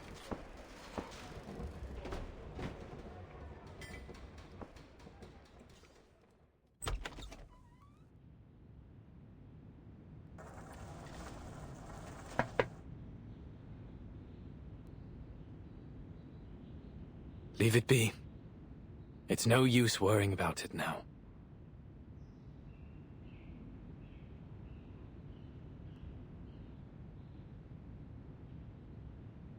You pushed it too hard, mate. Don't be too hard on yourself, Mr. Fogg. The fact that you made something that worked at all, in just a matter of weeks, is an achievement in itself. I appreciate it, Miss Tooth Fairy. I know it doesn't make any sense to keep it around after it failed so spectacularly. But I just...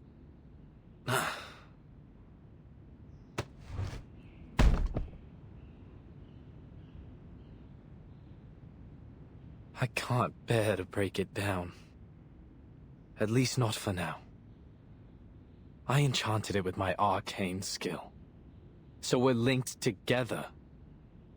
It used to breathe as I did. And now I cough and splutter just like it does.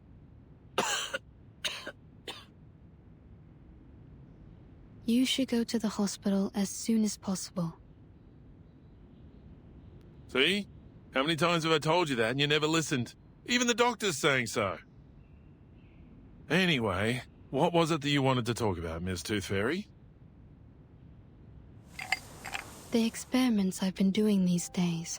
Here's a sample of the black fog. I collected it from the alley after it attacked me. As for the tuberculosis, I analyzed the black fog's composition and found some components very similar to those in the patient's saliva. I've concluded that this fog critter is the root cause of the disease. This critter is fog-soluble, can change its form, and is indestructible. It feeds on smog and, most interestingly, sensitive emotions, which it seems to absorb to nourish itself. In conclusion, the answer to our problems lies in capturing and containing these critters. Also, in one of my experiments, I cultured 2 samples under the same conditions and put one of them in the sun, like this.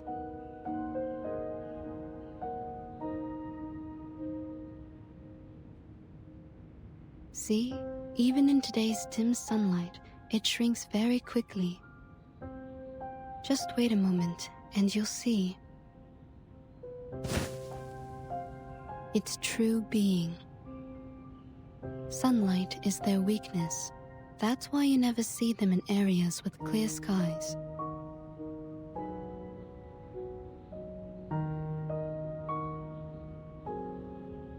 As you can see, London provides the perfect conditions for it to survive and multiply.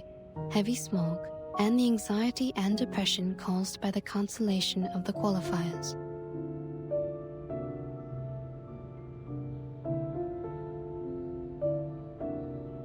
I do believe you're right. But it won't be easy to capture these things. No, definitely not. I'm still trying to figure that one out. We may be able to lure them into a trap, but we need to make a specific plan so that the process is controllable and the results predictable. A specific plan? The only plan I can think of is to pray to God. Some people may seek answers from the divine, but whether that works or not is another matter. Oi!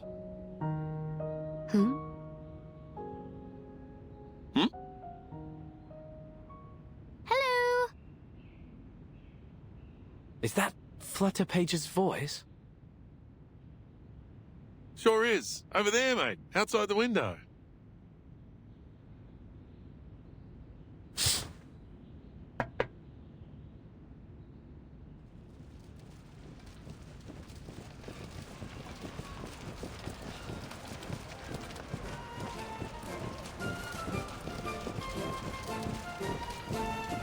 Miss Tooth Fairy, Mr. Fogg, Mr. Brimley, would you like to join us?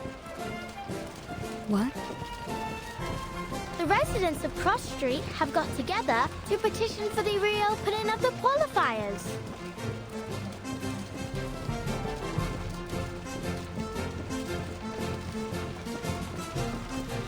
Hi folks, how about this iron? It's a family heirloom, but it'll be perfect for the floating stock fling. And I'll be the stopwatch. I'm an excellent timekeeper. I can keep time down to the millisecond.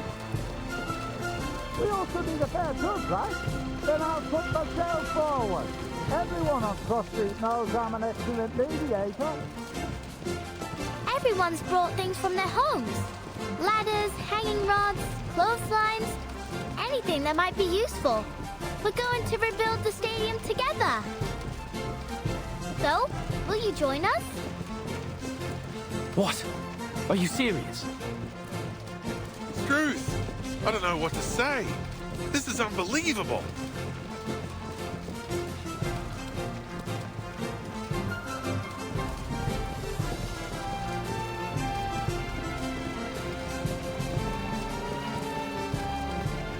Since the qualifiers have been cancelled, we'll just have to hold our own games. Miss Tooth Fairy, I found the right way to look at the fish tank.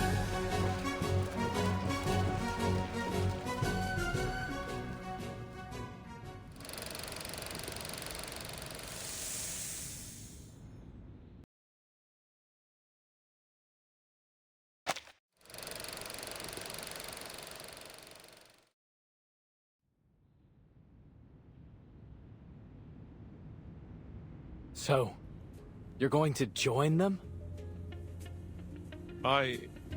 You know me.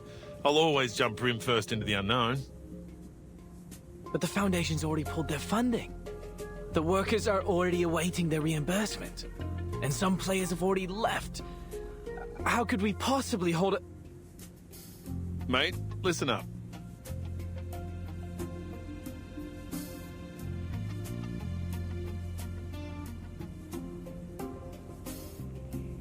Those officers from the headquarters didn't give a damn whether the qualifiers were held or not. You could see it all over their faces. All they wanted was to minimize their trouble. Did you see how quickly they applied for the cancellation and reimbursement? How hastily they made promises to pacify the people. I've never seen anyone more ready to get things over with.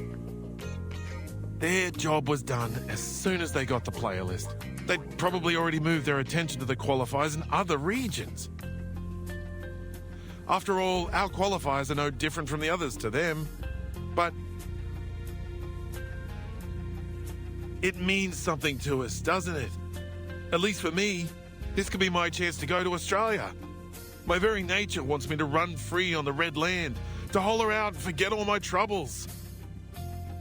I think that's what we all want. In the heat of competition, people are at their best, their most pure. Think about it, mate.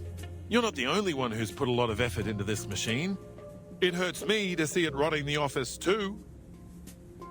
If you're really going to give up because of a few words from an authority, then as your partner, I have to tell you. Don't ever let anyone deny your achievements, including yourself.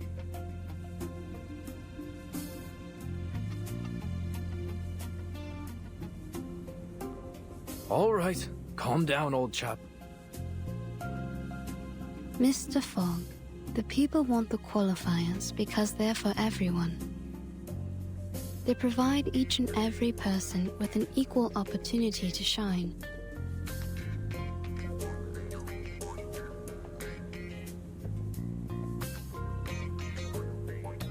And that includes you and me. Although, for us, it'll be more like a battle to fight.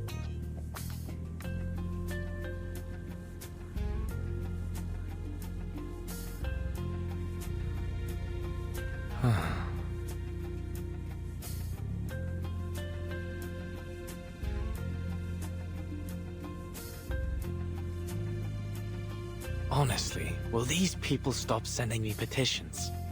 I've been absolutely inundated with them.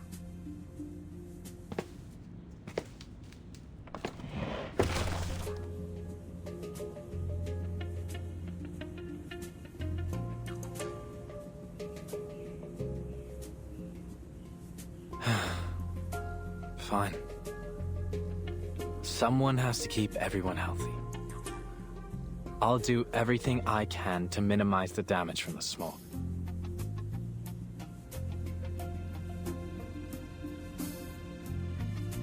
Don't worry. I'll talk to the relief center to sort out all of the paperwork for the event.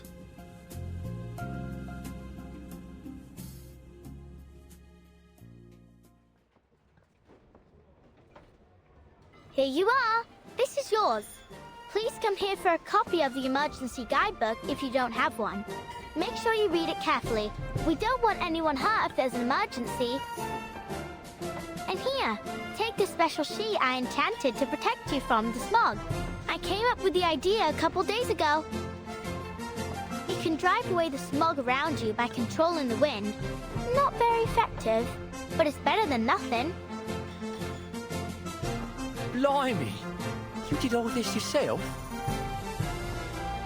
Cheers, little knocker-upper, but you don't need to worry about us. We've lived in the smog for generations. What can it hurt to hold a little sport event? Agreed. We asked for the exhibition ourselves, so we'll pay the price if anything happens. Here's the confirmation of your application. Your contingency plan has been approved by the Relief Center. My colleagues and I will do everything we can to keep you all safe. As for the London air pollution auto-detecting purifier Mark III, I'll do my best to fix it. Next, we'll gather the athletes who have yet to leave the city and hold a small exhibition game. Of course, it won't be an official event, but at least it'll give an opportunity for the athletes to demonstrate their hard work to a group of spectators. I'm sure they'll be a great source of inspiration for the people of London as they cheer on their favourite athletes. Oi, Mr. Fogg, I brought you this. It's Mrs. Brown's leek and potato soup with bread and butter. Oh, Mrs. Brown. Please give her my thanks. Has everyone eaten? Yeah. Mrs. Brown, Mrs. Jones, Ben's son and I have been cooking since 4 in the morning to get food out to everyone. But it still ain't enough. Almost everyone in the neighborhood's coming. All right, I have to go make more soup. See you later. Hey, what's that you got from the knocker-upper? An enchanted sheet, apparently. She'd tell me to blow it when I need to use it.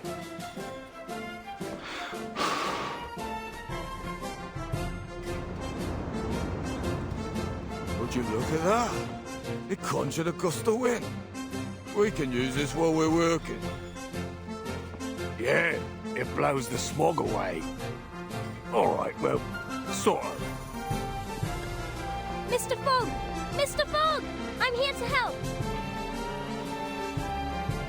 Oh, you. You're the girl from the market, aren't you? Yes, that's me. Let's try our best to fix the machine together. But there's no need to worry. Mr. Fogg, we can still hold the exhibition even if we can't do it.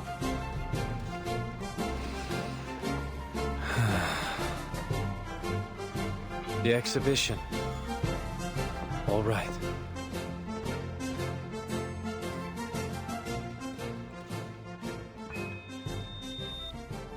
Next, introducing the London Uluru Exhibition Games. So far, 28 players have registered for the 6-day event, which will host one sport per day. All right, everyone, let's push together. 3, 2, 1. The residents of Cross Street have taken it upon themselves to rebuild the stadium. Hey, your painting's totally off theme. Look, mine's a mockingbird with a gold medal. It just won first place in the singing competition. The Uluru Games ain't got a singing competition. You should have drawn something more athletic. Like my sailfish. It's the fastest swimmer in the world. How exciting! Our very own Uluru Games, without any interference from the Foundation. Miss Tooth Fairy. I've made a list of all the athletes who signed up for the qualifiers. A lot of them have left, but some would like to stay for our exhibition. Good. And I've made a list of the daily attendees based on the tickets they bought for the qualifiers. Mr. Fogg and Mr. Brimley are discussing the possible security issues of the event with the Relief Center staff and the police. We may actually start the games on the day the qualifiers were originally scheduled. But since this is all improvised, we'll probably encounter some unexpected problems as the games continue. We need to be prepared. Yeah, I know.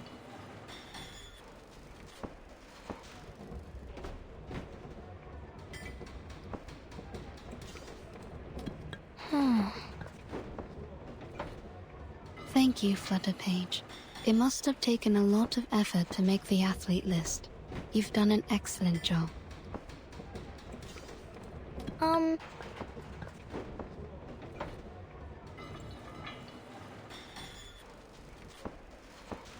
So, you saw the whole athlete list. Did you see the name you were hoping for? Ah! How did you... Miss Tooth Fairy,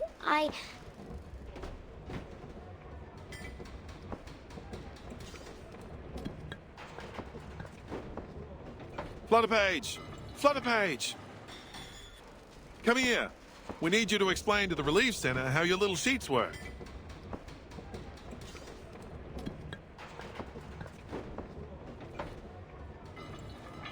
Just go. They need you more than I do. Your explanation may decide whether the games can be held. All right. I'll talk to you later.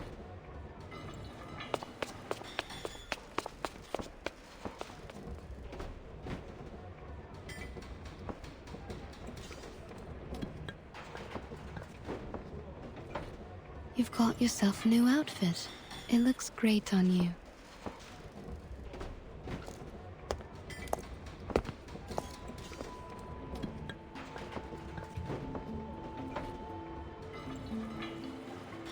Oh, I like your coat too. Thank you. My grandmother had one just like it. She died 2 years ago. Had a proper sweet tooth too. We'd have got along well. How did you know I was here? Oh, I didn't until my tooth fairies found you. So you have a whole jar of scapegoats who can take all the blame for you? How convenient. You've pulled yourself together, haven't you? Even your sarcasm has become bitter again.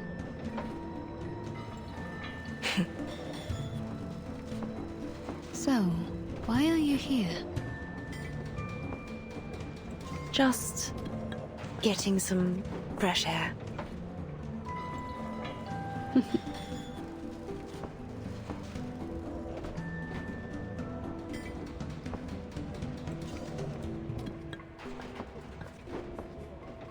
Look at them. They're all so happy. What do you think? I've never seen such a rudimentary, disorderly, and poorly prepared event in my life. Well, of course, it's totally amateur. But it's built on enthusiasm and sportsmanship. Athletes will go head-to-head, spectators will cheer, and the stadium will be lit up by the energy they release together. It's imperfect, yes, but it's inclusive and unstoppable, and that's what makes it special.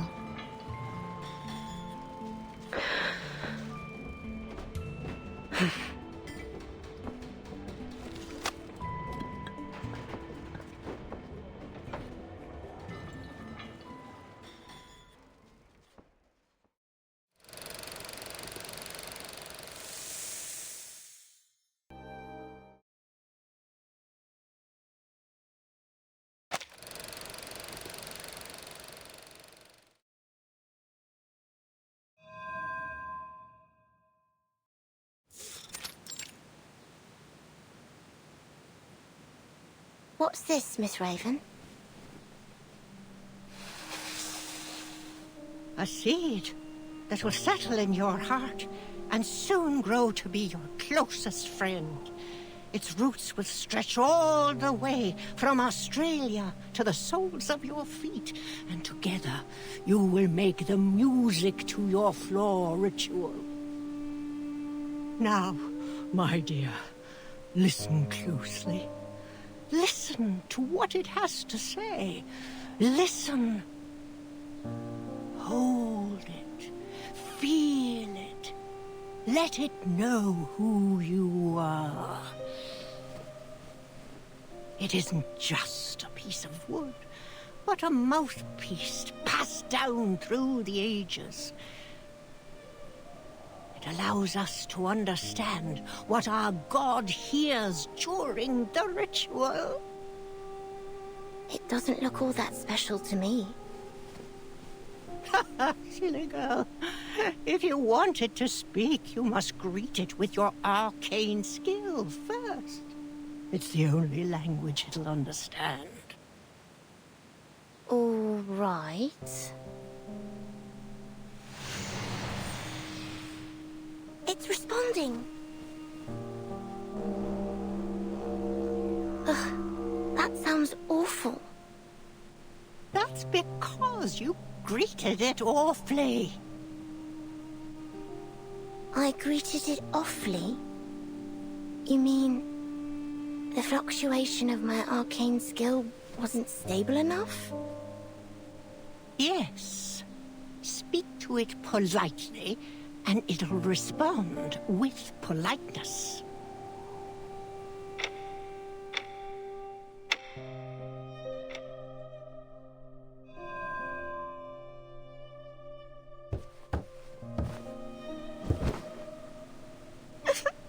Miss Raven, that hurts. The path of pilgrimage is full of thorns. It offers no shortcuts. You must make your way inch by inch. Otherwise, you'll never reach the Sanctuary of Glory, the place where all the lights gather. And you'll die a nobody. Full of thorns? So, will I be freed from pain if I keep training? Shush. Press your head against your shin, just as the divine sun did. Okay. Closer! I want that head tight against your shin. The tighter, the better. Yes, miss.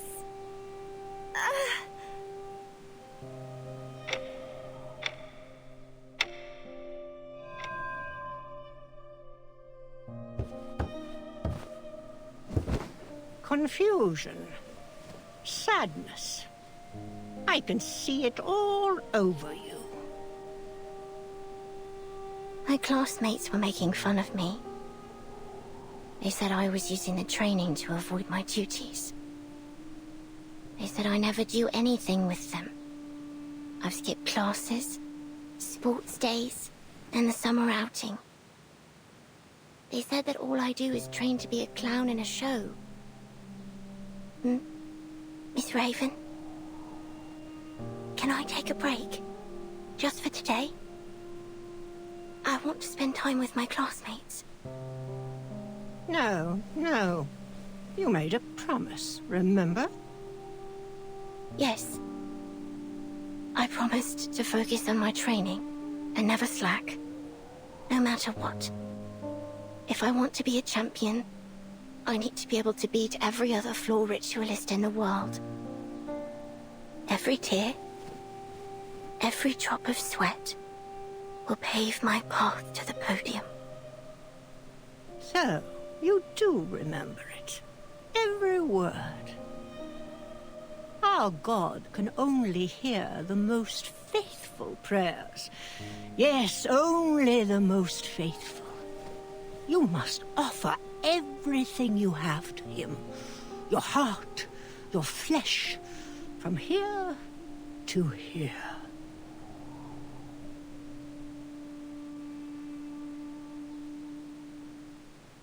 If you can't do that, you'll be surpassed and never win the attention of our god.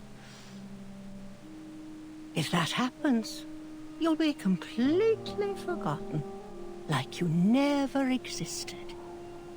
Is that what you want? No. Then what are you waiting for? Begin.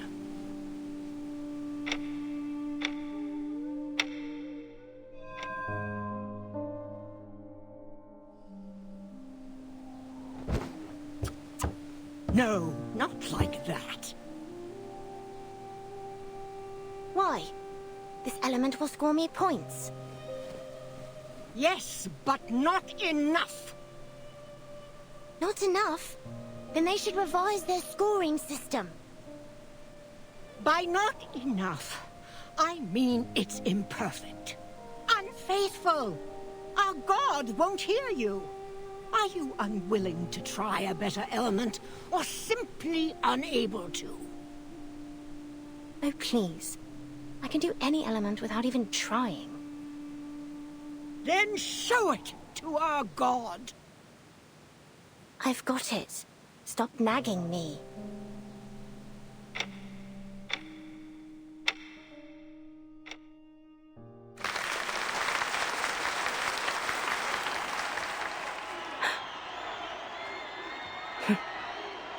I suppose I got carried away. This applause isn't for me. But it should be.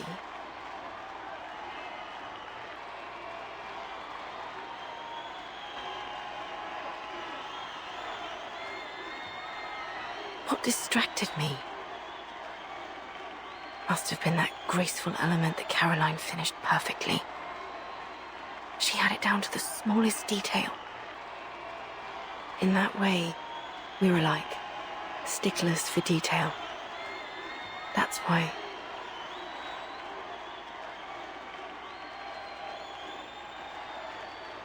Thank you everyone.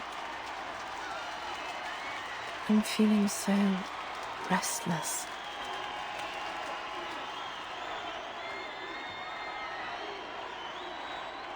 Player number 2407, Anna Smith, please enter the field.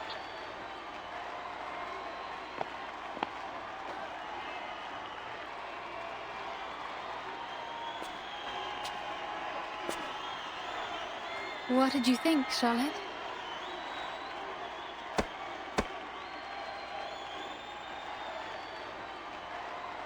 Well, you certainly haven't skimped on your training these past years. That's it?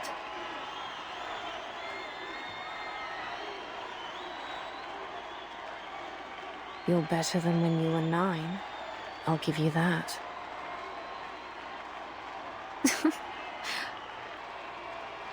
But...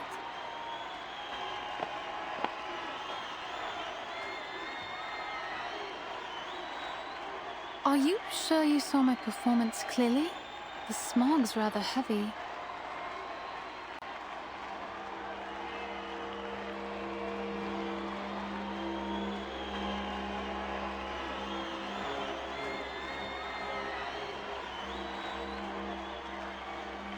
Flutter page.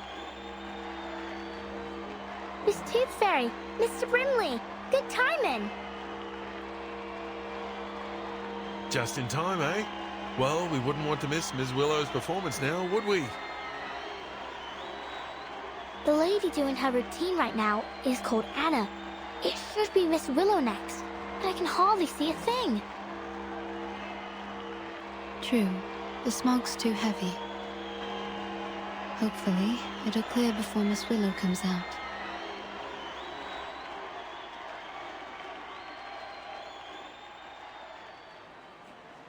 What's wrong?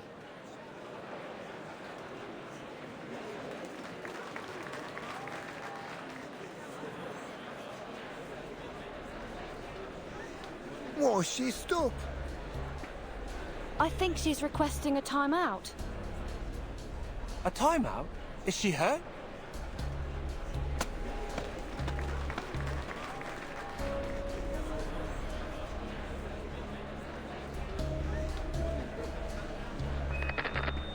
Silence, please. An announcement from the floor ritual judges. Due to force majeure,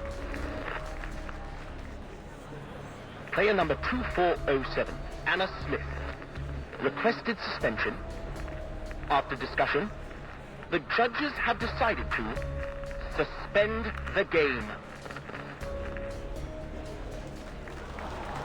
Suspended? What about Miss Willow? Will she not get to compete?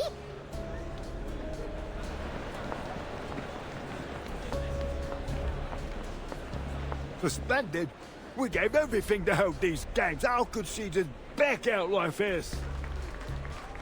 I heard that a winged key archery player got injured. Maybe that's why. What, so we're supposed to just leave? The games have hardly begun. Miss Tooth Fairy, what should we do? Miss Willow is next. It'll be such a shame if she can't play.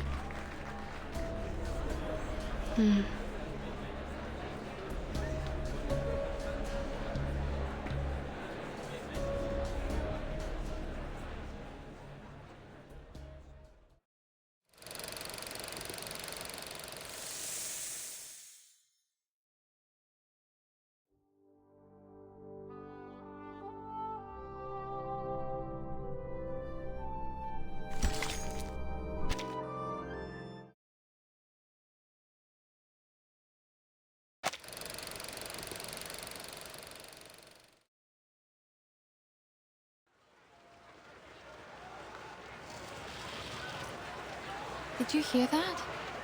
The games have been suspended. Yes.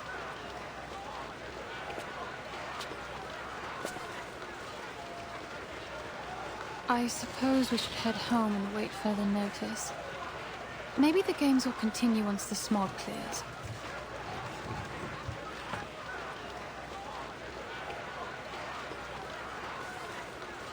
What? Go home and spit in the faces of everyone who worked so hard to make this happen? Huh?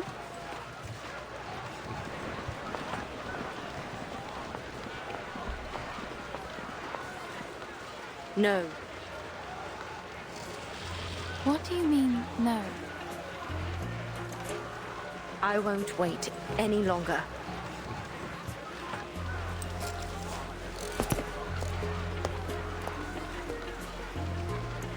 Charlotte.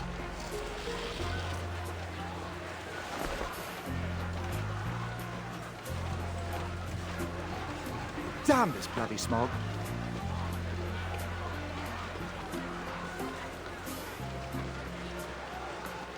Wait, everyone! The games aren't over yet. But the competitors aren't even competing. What's the point of staying? Oh, why don't I go and dance on the floor instead? Everyone, please return to your seats. Player number 2408, Willow. What?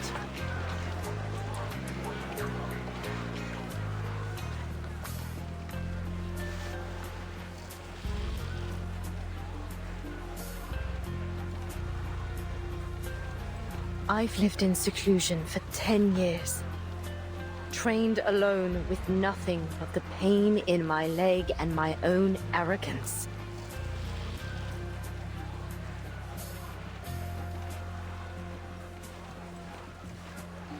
Therefore, on this day, on this floor, I will perform without care for what anyone thinks.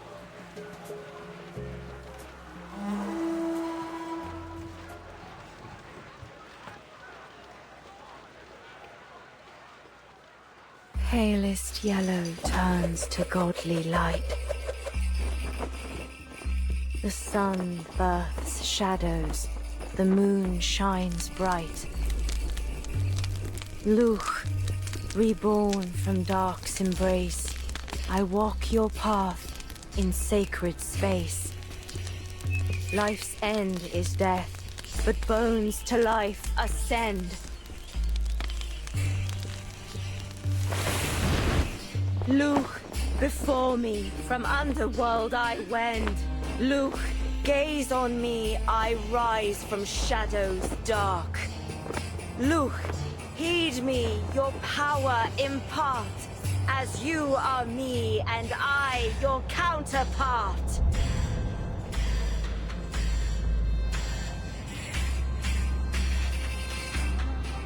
The smoke is clearing! Everyone, come back! The games are on again!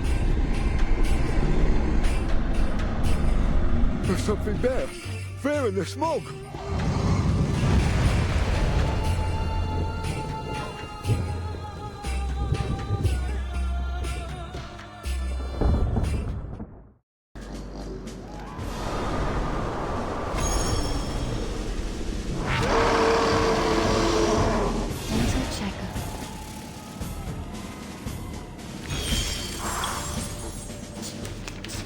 Miss Tooth Fairy! It's the Black Fog! It's here! But it looks like it's in pain, like an earthworm squirming and writhing before it dies. It certainly had a violent reaction to Miss Willow. Could it be that her ritual holds some power that suppresses the Black Fog? I told you that Miss Willow was the best witch of them all! This is no time for chit-chat. We need to stop the damn thing. Otherwise, it'll destroy this place, just like it did the hospital. Arthur, get the crowd out of here. Be gone. This is the gift, well prepared for you. It's scattering!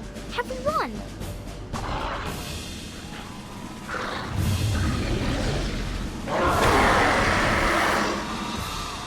Not yet. It's generating a new body. Are those two heads? Or two bodies? Oh, it's trying to copy my bow, ain't it? I don't think so, little tacker. They're just heads of coal. Don't give up, Willow! Why are there still civilians here? They want to help. Come on, everyone. Let's dance with Willow. Follow her lead. Flowers bear fruit, and beasts give offspring's way. With eyes of fire pierce through the cloudy maze. With eyes of fire pierce through the cloudy maze. You're waking.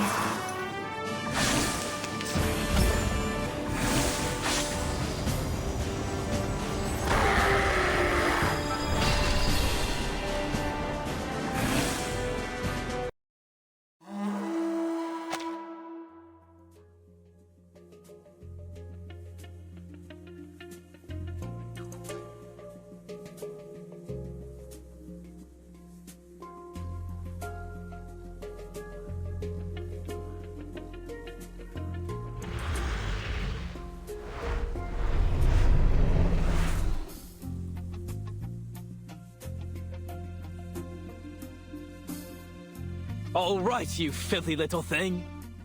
It's time you learnt a lesson.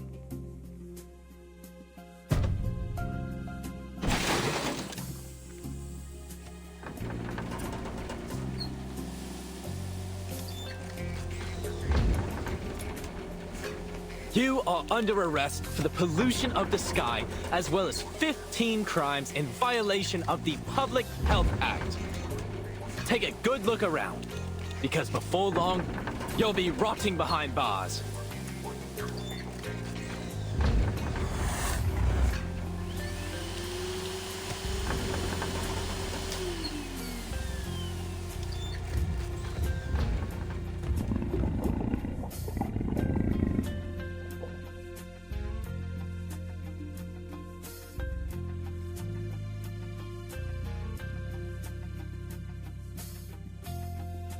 It may be broken, but it's still an air purifier.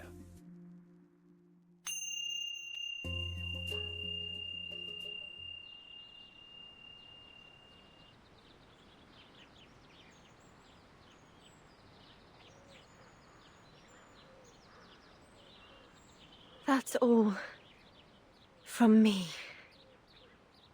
Thank you for watching.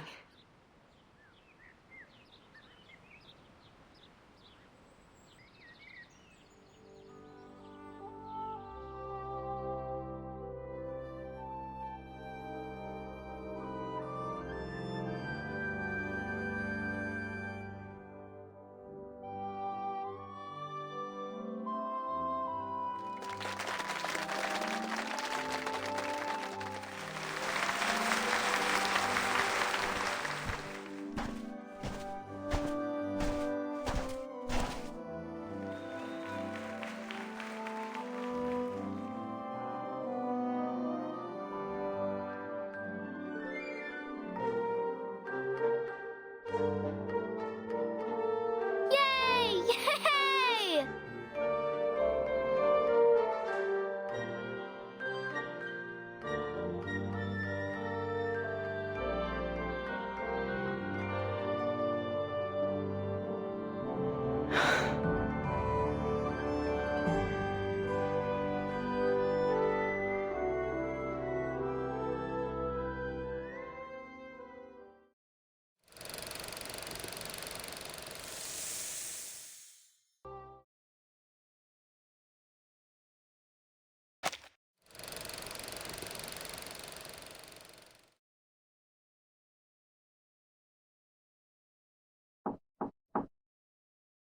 Come in.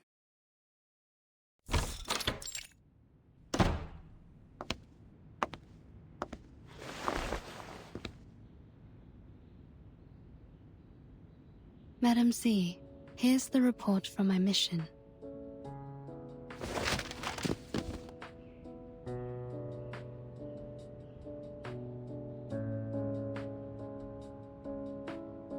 It seems you've been busy too.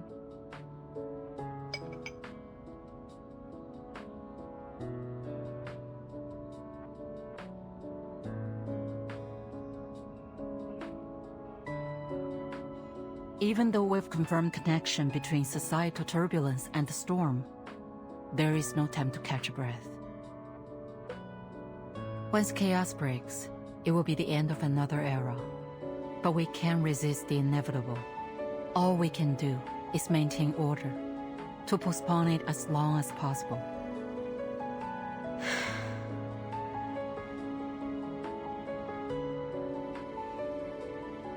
So, any findings in London?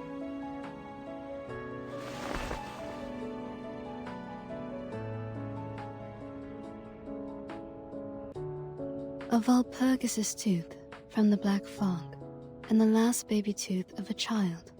Very rare, even for my collection.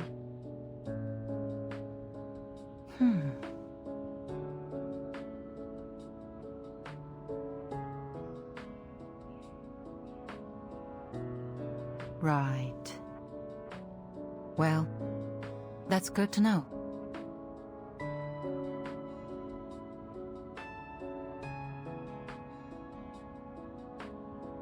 I heard the London branch is still trying to replicate the ritual that was carried out at the exhibition games.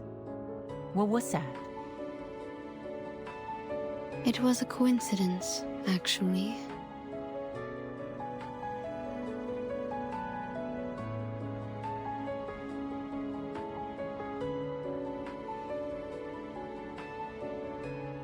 After analyzing the live sample provided by Mr. Fogg, the London branch concluded that the Walpurgis is a mutant of the Kahare, a critter species that's been extinct for centuries. Miss Willow lent one of her heirlooms to the London branch after the games, a book that details an ancient ritual meant to worship the god of the sun. This is the ritual she performed on the floor. But when Miss Willow performed the ritual again in front of the Walpurgis, nothing happened. My guess is that, since the Kaharaith disappeared, the ritual fell out of use and became fragmented over the years. Her version of it is probably incomplete. The conditions must have happened to align at that moment to allow the ritual to work. It could have been any combination of things. Miss Willow's dancing, the music from the didgeridoo, The fire from the torch, the magnetic fields around the stadium. Or perhaps it was all of them. The ritual also happened to have the power to capture the Walpurgis, which put an end to the heavy smog in London. It makes sense, really, that a ritual used to worship the god of the sun would capture a monster that covers the sky and plunges everyone into darkness. In conclusion, the ritual's success was a near unrepeatable coincidence. An endangered critter and a long-forgotten ritual. I guess that's why humans are always sifting through their past. There's always wisdom to be found in history.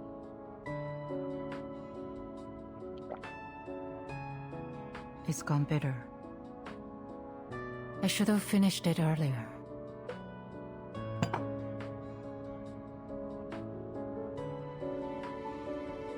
By the way, I've approved your vacation request. No one should disturb you this time. Thank you. Have a good day.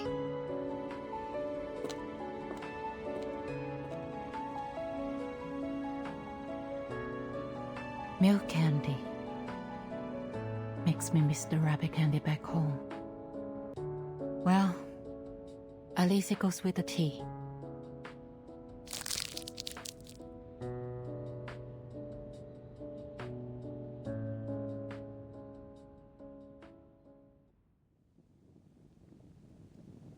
Miss Willow, I got it!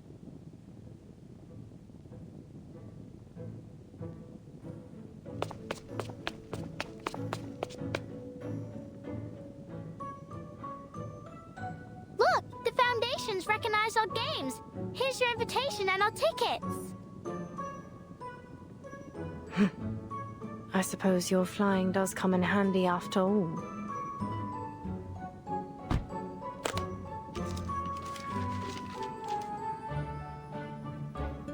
Are you done packing?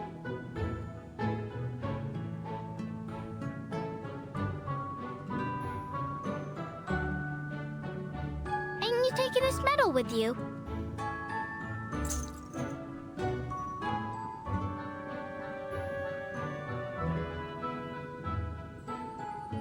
No. This is proof enough.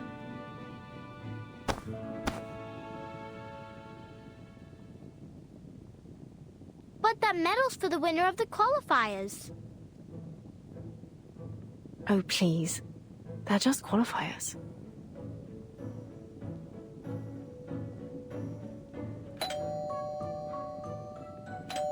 Who's that, I wonder?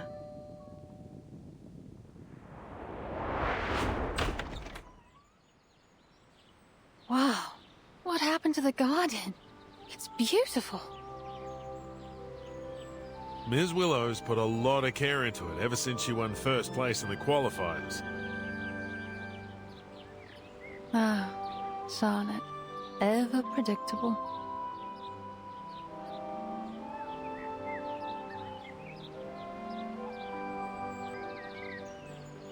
What are you doing here? We want to invite you to join us. Let's go to Australia together. With Caroline too? For your information, Charlotte, the top 3 athletes all qualify for the finals. And besides, I might have beaten you if you weren't so lucky as to capture that Walpurgis. By the way, the ship we're taking is owned by the Bartley family.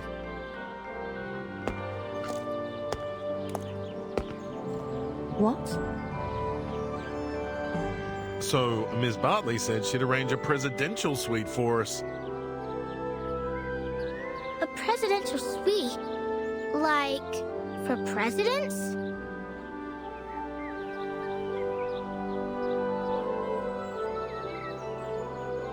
It seems we'll be spending quite some time together in the coming weeks.